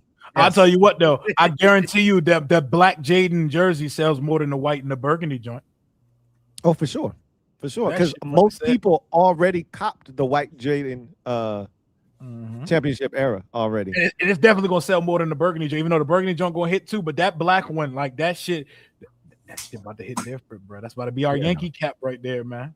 Yeah, no, it's about the black bomber that somebody showed off in your stream today, too, at the store. That's really nice too. Oh, the flight jacket. Yeah, that joint was clean. Yeah. So even if you don't want to wear a jersey, like something like that, like that's something I probably would get too. That was a really nice black bomber. That's just wear a black fit. We're all black. You got to be commanders. Black is there's black skins hoodies too. There's black skins hoodies. There's black commanders football team. Like there's black stuff that you could wear. Nike tech suits. You know what I'm saying? Anything, bro. You know, suit up and go, bro. Mr. CB 1274, thank you for the super chat. Greatly appreciate you. Who writes, "If they kept it a buck, nickname could be the Bounce House because of the old RFK." Sounds like a moon bounce at a kid's birthday party a little bit. But I mean, that that's joint what is they gonna call be the rocking bounce though. Yeah, let Dan Quinn be here. They're gonna call it the Get It Rockin' section because he always get it right. Yeah, you guys need to come out on Sunday. We're gonna get it rocking. We're gonna get it rocking. He says that shit every single interview he's ever had. And do remember that they did say that they plan on doing something stadium-wise, design-wise, so that it can give the old RFK rocking. Now, granted, the old RFK one was by accident and was probably pretty dangerous. They plan on doing it in a safe way this time. Yeah, it's gonna be that was organic. Yeah, just a little section that's like ergonomically built for that, not like actually tearing the stadium to the ground, because state-of-the-art Superdome is not about to do that. They're about to have one little bouncy section of like 6 rows, and it's gonna be call it a day. Come relive the nostalgia. Thank you for the super chat. Greatly appreciate you. Who writes, "How do you think the coach wear will look?" About the same, but different colors. It's just imagine a quarter zip. They usually wear like a quarter zip on the sideline. Add to the back. Yeah, smack the logo on the side of it. And them same birds. What are them? The 11s that he always has on. The same 11s. The Jubilee. Jubilee 11, bro. No, I did notice one day he popped out with the Space Jam 11s, and I was like, who on the team finally told Dan to go back in his closet? Because y'all told me about his shoe game, and he been wearing the same Jubilees for the last couple years, bro. Where that shoe game at? Tied, boss. Them shits was tied. They was tired, man. He like a cartoon character. He probably got a closet of the same joints, bro. He probably got a whole closet of the same rotation of Same Jubilee. thing. He got his Wednesday 11s. He got his Thursday 11s. Oh, these are my game day Jubilees right here. Right here. Hey, those shit do not change, bro. Shit do not change. That's wild. AJ Brown, thank you for the super chat. Greatly appreciate you. Double up. Thank you for doubling up. Who writes? Did Oway really go 00? Only nasty black. LOL. 98 though. Fire. I don't. Can you even wear 00? You can wear 10. We've never seen 00. Guys, on the NFL. 00 is not an NFL number. Yeah, when a player first gets to a team and they have not confirmed their number yet, they will throw them on the site with 00. This is not new. This is not the first time they have. Too many people have asked. Even my son asked me that today. I was like, no, son. Like, you're not Greg Oster tagging it. Right. When your number has exist in the NFL. This team didn't release the numbers until after the draft last year, which I like because that means if certain players get here, we may actually have to have some conversations about some of these numbers. I see Amik Robertson has 2 on his locker already, so he might have an early I imagine Oway is going to wear it 98 here. Yep. Who was here with 98 last year? Was there anybody actually wearing 98 here? I don't was know. it Sheldon Day, one of those guys? It was. It was Sheldon. It was Sheldon Day. It was Sheldon Day. Jalen Holmes like was that. 96. Yeah, it was Day. Big Day, big body ass was 98. I know that. No, was he 98? I don't think he was 98. It was one of the random defensive tackles. Yeah. The last 98 that had any like sticking powder was Darian Mathis. Oh yeah, Darian Mathis. That's the last 98 that I remember. Got him behind Nitis. I don't know. Sheldon Day was 98. His big ass was in 98. Yeah. Oh, he might have switched it up again. I don't forget a guy like that because that's one of the weirdest builds I've ever seen on a football field. When you don't have a legitimate roster spot, numbers be just changed. They just give he had 64 and 98. Yep. They just throw your ass a jersey like, here you go. It was Matt. Darian Mathis. Oh yeah, go ahead. Thank you for the super chat. Greatly appreciate you. So it was like the last real number person to wear it was Darian Mathis. Is that what you're saying? Yeah, and then right before him was Matt Ioannidis. Yeah, Ioannidis. I do remember that once Rio brought it up. Y'all remember if we passed? Yeah, I do. Yeah, from the Denver Broncos. I remember that vividly. Remember him and Chris Baker were best friends, and we were so hyped when he came. He ain't do shit over here. They ain't do a damn thing. If we pass up on Love, we might as well trade back. AP better have a contingency plan or something up his sleeve that tops the Tunzel trade. I don't think if they pass up on Love to trade back, it's just because he thinks that the quantity of the trade is greater than the quality of just selecting Jeremiah Love. So, and that's a preference thing because you get a lot of GMs who feel like, give me more picks and I can do damage. Don't just give me this one dude. Give me multiple picks. And we've heard that in this draft, from about 15 to about 45 or 50, it's all the same. The value is all the same. So you get into that sweet spot with 2 picks because if you trade back in the, let's just go with the Daniel Jeremiah mock draft. You trade back, you get 2 picks in that 15 to 45 range at 16 and 44. So he could be looking at it from that perspective. And we need a center, and he could be like, yeah, I could take one in the 3rd round now because I got a 4th round pick, or I could take one in the 4th round now because I got the extra pick. So there's a lot you can do with it, but to me, I don't want to hear none of that shit. If Jeremiah Love on the board, just take Jeremiah Love. You can save me all that bullshit. I ain't trying to hear none of that. I ain't trying to hear none of it. Cream, thank you for the super chat. Greatly appreciate you. Thank you for the dime. Yeah. Right. Love the nostalgia style colors with the new dub. The black unis and helmet are going to be fire. One question, though.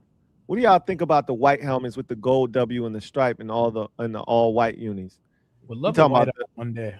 Like a white. You talking about the helmet that Rashad White had posted on his IG when he first got here. In the Bill joints that they thought was elite, but been in the store. I think a whiteout helmet would be fire. I love the Packers whiteout helmet.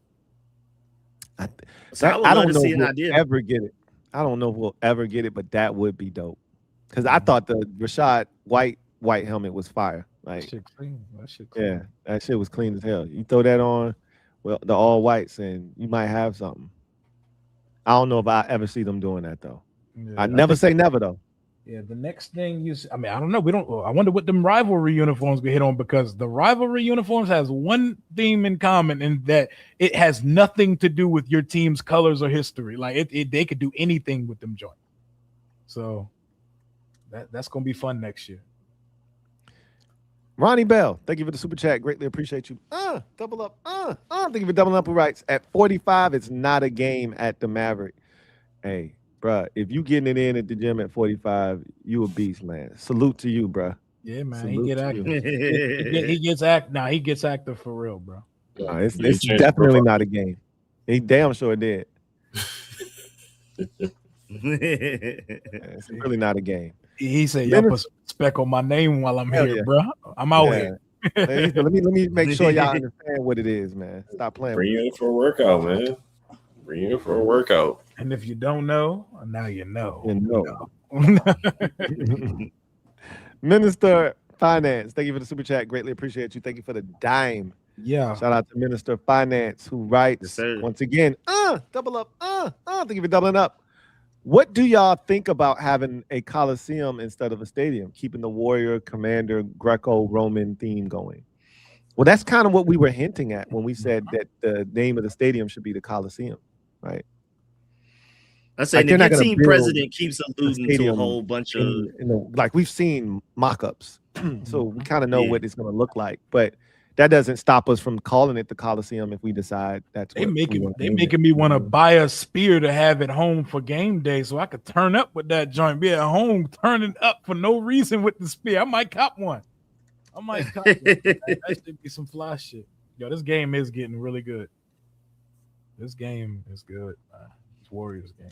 Oh, Lou just was snapped out of there. The black SUVs just came to get Lou. Came to get Lou. Almost at the 4-hour mark, they came to get. You know, it ain't a stream unless it happened to Lou at least one time. Let me see. You still with us, Lou? I think you still with us? Yep, he don't hear us. He definitely don't hear us. It's gonna take a couple seconds. He'll be back. Hey, Lou. Guy. They said Thanos got him. Y'all can hear me? Yep. Can you hear us? We can hear you. I can't hear y'all at all. So I'm gonna just go to the next. I knew this was gonna happen eventually. I'm gonna just go to the next super and y'all can discuss it. I'm gonna this should be funny. Because normally when I just go out and come back here, I'm back like cook crack, but this time it was like, nah, bro, you're gonna have to try something else. That shit ain't hitting on that. All right. Let's see where we was at. We were right here. Futuristic Willie. Thank you for the super chat. Greatly appreciate you. Thank you for the dime.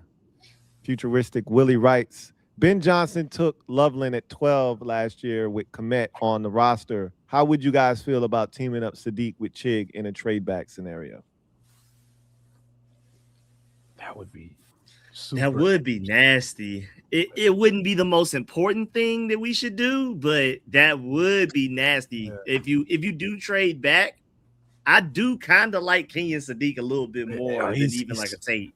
He's spicy, bro. If we get Kenyon Sadiq, though, I want him to start like immediately, because that's spending a lot of high capital. That is a good question, because they did take Loveland with Komet on the roster last year, but I think fans would be mad as shit if we drafted Kenyon Sadiq. They would. You just have to keep telling them about the combine over and over again. Get RAS score, and the production's there too. I mean, the production, and he blocks too, which is a big thing. So it would be fun. It would kind of justify, like, say, if we don't like the whole Ayuk thing, like it would kind of like help out the receiver thing. Like, say if we don't get if we don't like we would probably draft a receiver at 71 maybe, but if the receiving core is not like I say it's below average like it is right now, but you could justify and say, hey, we have Chiggy, we have Kenyon, and you have Rashad White that's going to catch out of the backfield. Hey, Ben Sinnott would be popping balloons with Dom Hampton at that point, man. Like, yeah, he'd be old with. His days He'd be too old with. Be on The Bachelor instead, though. yeah, you're right. You're right. He would be on the back. That is like the rollout for the not the watch players. If not The Bachelor, he'd be on one of these stupid ass Netflix dating shows. Yeah, Love Is Blind. Yeah, they be popping out on them joints, bro. That shit be funny, man. But yeah, no, that would be a fun tight end duo for sure. Kind of like the Jordan Reed, Vernon Davis duo we had a couple years ago, and close on 11, Cole Kmet, Mark Andrews, Isaiah Likely. So it'd be fun. It'd be fun to watch. Jaden would definitely throw the ball to both of them a lot too. So, yeah, he was spamming. Jaden loves tight end. Who needs a wide receiver too? We could debate if it's worth it with the pick where we are and other needs we have, but we will for sure be better. Yeah, you get Yak. We would go from no Yak to Yak. Can y'all hear me? We have the yakkiest tight end room. Yeah, we hear you. Can you hear us, Lou? All time. Yeah, Lou. I'm gonna go to the next super chat now. They not trying to let Lou live, bro. They not trying to let Lou live, bro. Let's see what we got. Jim Dap. We right here. Yeah, Jim Dap, 16. Yeah. Thank you for the super chat. Greatly appreciate you. Jim Dap writes, underrated is the stripping on the gold pants being consistent with the other two. The attention to detail is crazy. Yeah, the stripes go crazy, bro. The stripes look really good on everything looks so damn clean on these uniforms, man. Yeah, they killed it. They killed it. It's perfect. No, they definitely matter going down the pants. For sure matter. But the body suits was looking the solid color from like neck to toe it looked like body suits and rompers, man. Like that shit was wild. Yeah, stripes make a big difference, man. Oh, definitely, yeah. Because we didn't have them on the Commanders ones, on the ones from last year. So yeah, that definitely brings back the old school look. And the stripes just look good. They look a little different than the stripes on the old pants. It just looks like a modern ass crisp version of the old shit. Yeah. I like the stripes on the helmet too. I think those were missing too. The 3 stripes. Yeah, I know. That looks really good. That black helmet is. I need a big ass black helmet in my home. I need that shit. That shit's fine. Please, I want one so bad. Lou, can you hear again? I can hear. Can y'all hear me? Yes, we're back. We're back. Okay. We're back. Yeah, I had to do some N-word stuff. So this is I'm not back, but I'm back enough. I'm back enough. Hey, man.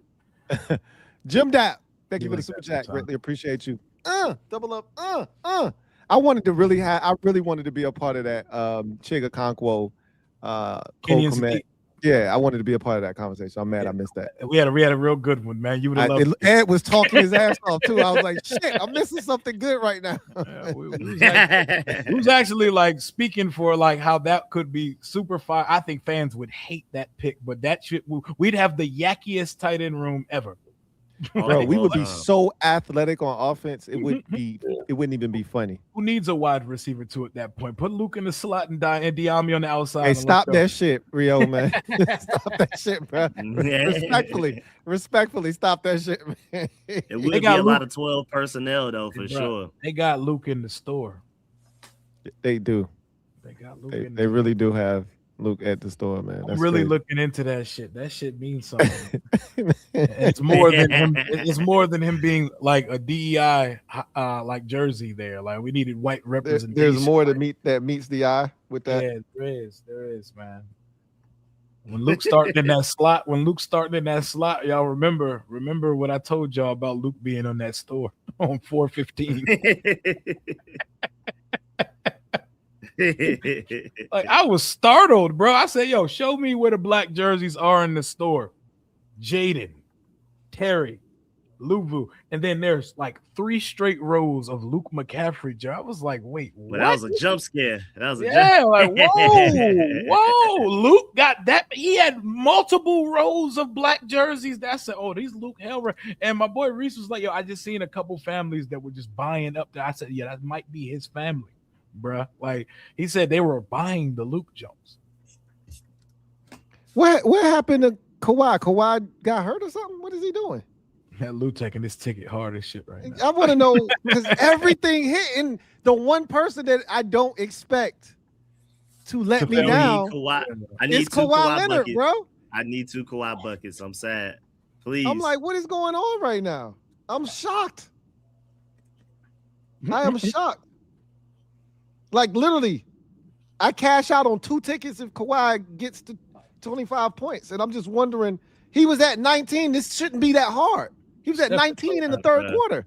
Steph is so him still, bro. That's my wow. That's wild, Kawhi. I can't believe you. He Devin Bookered me. That's crazy. I didn't see it coming, man. I didn't see it coming. That was playing with Steph. Steph got 7 threes, bro. Yo, yeah, I already knew. What was he at 2? What was he at 2? He was at 3. He was at 3. Yeah. While we're talking, he took a super contested step back 2 and hit no rim. I was like, all right, here we go. Mm-hmm. Literally, when we was doing the Prize Picks ad, I'm like, yeah, he about to take over. That's the Wardell. That's the Wardell. You know, that's the way. Yeah, this is wild. Both of these Janks cash if Kawhi scores 25 and he 19 is comfortable. Yeah, he just got plucked. 19 is Draymond. Draymond just stole. Draymond. He just stole the ball from Kawhi. I was just talking about Kawhi. I don't know what the hell he got going on. He must be ready to go home. 0 points, bro. Like I just knew he was the least of my worries. The playoffs need the Warriors, bro. They need to go ahead and I need Steph in the playoffs, bro. I need KD, Bron, and Steph all in the playoffs, man. Come on, Golden State. Jim Dapp. Thank you for the super chat. Greatly appreciate you. Who writes, Black unis upgraded in a major way. I agree. No longer the discount Pittsburgh Steelers. Today's a good day to be a Commanders fan. Indeed. I don't think they ever looked like the Steelers. I was going to say the same thing. People do that, but hey. You took the words right out my mouth. Them Jones look nothing like the Steelers. But today is a really good day to be a Commanders fan. Phenomenal day. Yeah, I know, bro. I've done 11 hours of content today. So the streaming you did on other platforms is probably longer than that. We did 12 hours of content today. So. Tony Brown, thank you for the super chat. Greatly appreciate you. Tony Brown writes, it's really about winning games. They had the old unis and got waxed by Seattle. If they win, no one cares what they wear or what they are called. That's partially true. It matters, but the branding does matter. And on April 15th, it's okay to be as excited as everyone wants to be about the uniforms because there's no game. The draft isn't even tomorrow. So right, it's okay to be excited about how you look. It's okay to be excited. Like we don't play an actual meaningful football game for another 5 months. So like the crowd that wants us to pipe down because we're getting excited about uniforms. What else are we talking about right now? Like, I mean, we could keep talking about the draft. That's cool. But this was a nice reprieve from the draft. Yeah, just one day. A day or two. This was a nice little getaway, man. Timothy Swindell, thank you for the super chat. Greatly appreciate you. Timothy Swindell writes, paycheck about to hit at midnight. Oh, shit. Here we go. And these jerseys got me feeling like being irresponsible. Rio, that code coming in clutch. I don't know, LOL. I got you, man. Got your STM 24. Run it up on him, man. Run it up. Hey, Rio out here promoting irresponsibility, man. He got people out here spending their bread before he's like, yo, man. Yo, you know how much money I probably saved people today, bro. I've been putting folks on, bro. The team probably like, we ain't never seen this many season ticket holders before on the team site. Rio over here being Robin Hood. Hey, you know, we steal from the rich and we feed the needy, baby. Yeah, I love it. Robin Hood over here, man. Hey, F the team on this one, man. y'all use this promo code, man. They got enough money. Hell yeah. I love it. Nobody. Mr. Rogers, paying thank you for the super chat. Greatly appreciate you. Double up. Who writes? Jay. Went to bed on the whoa. The Lion stream. That's what he meant. Okay. Yeah. I was like, whoa, wait a minute. Loins is crazy. Whoa. Hey, 2026, Louie Tee ain't reading that shit. Time out. Lou saw loins and he had a war flashback. Hey, whoa, yeah. Hey, 25 be sometimes be calling me, tapping me on the shoulder. Nope. Lou remember when he was out here asking for wood and shit on stream. That's what he thought about immediately. Man, let me get some of that wood.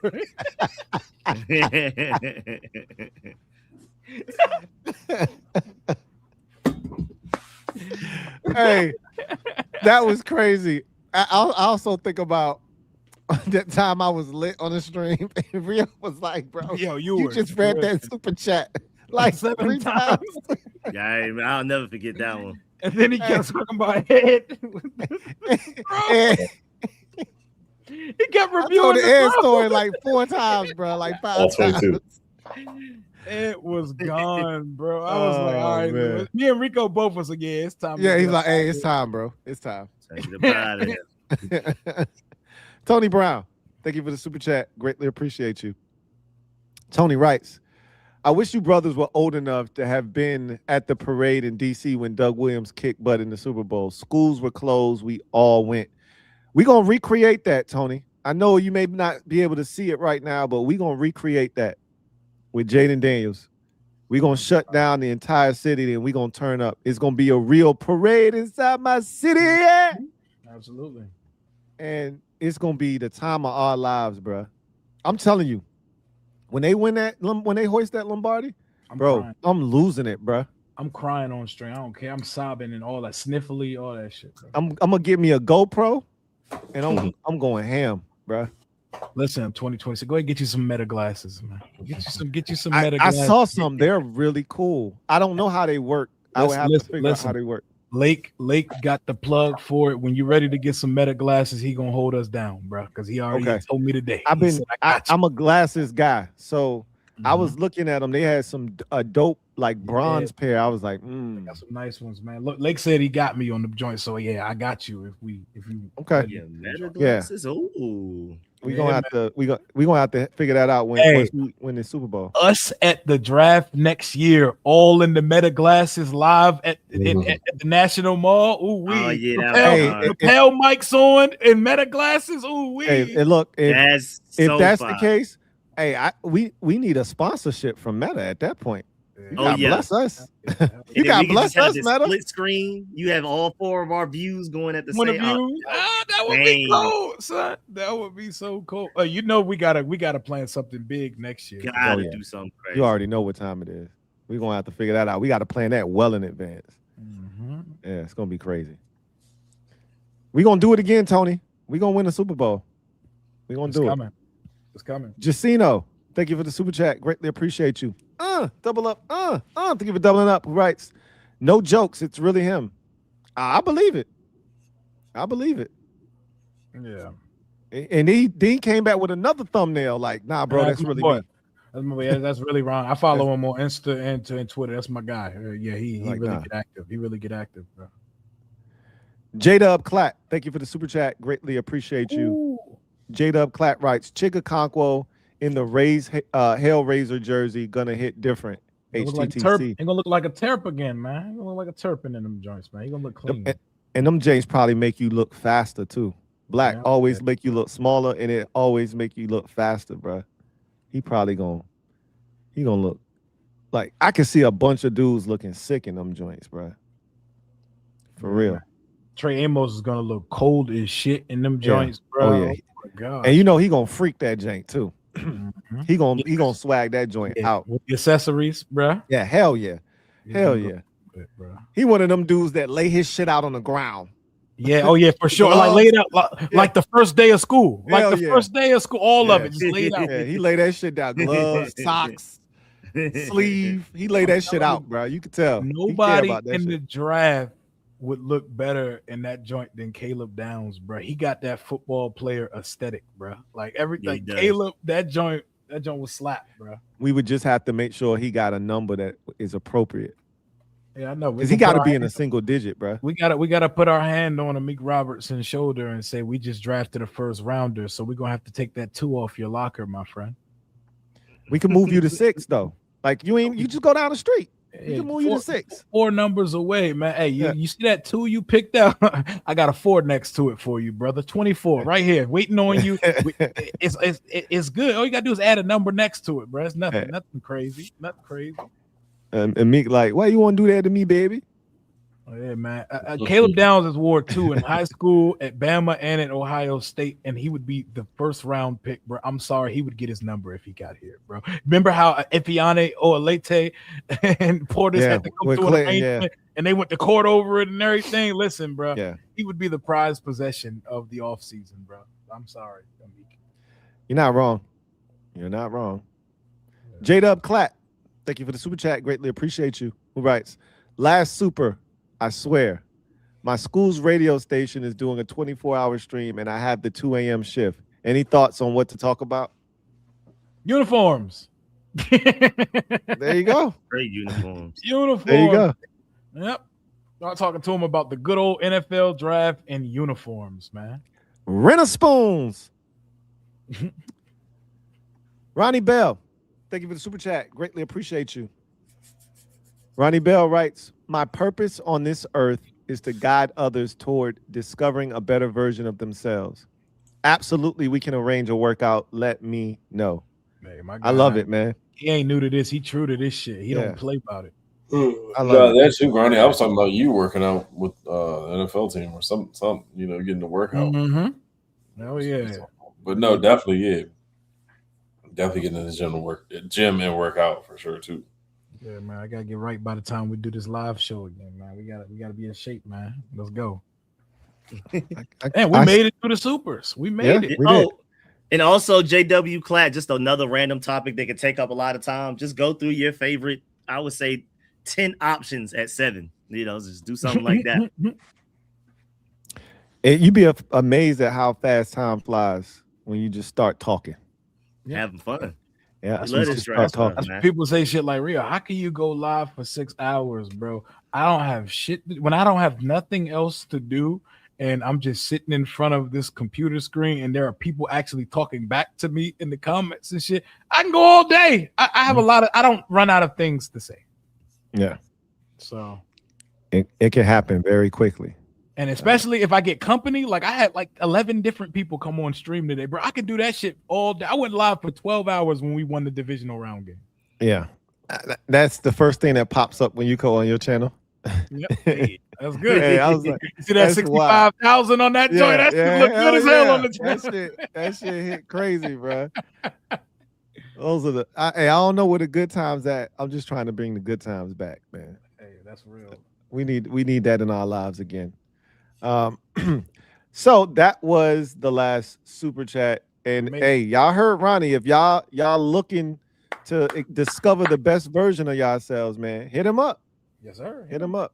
I love that. I love that. So hit him up.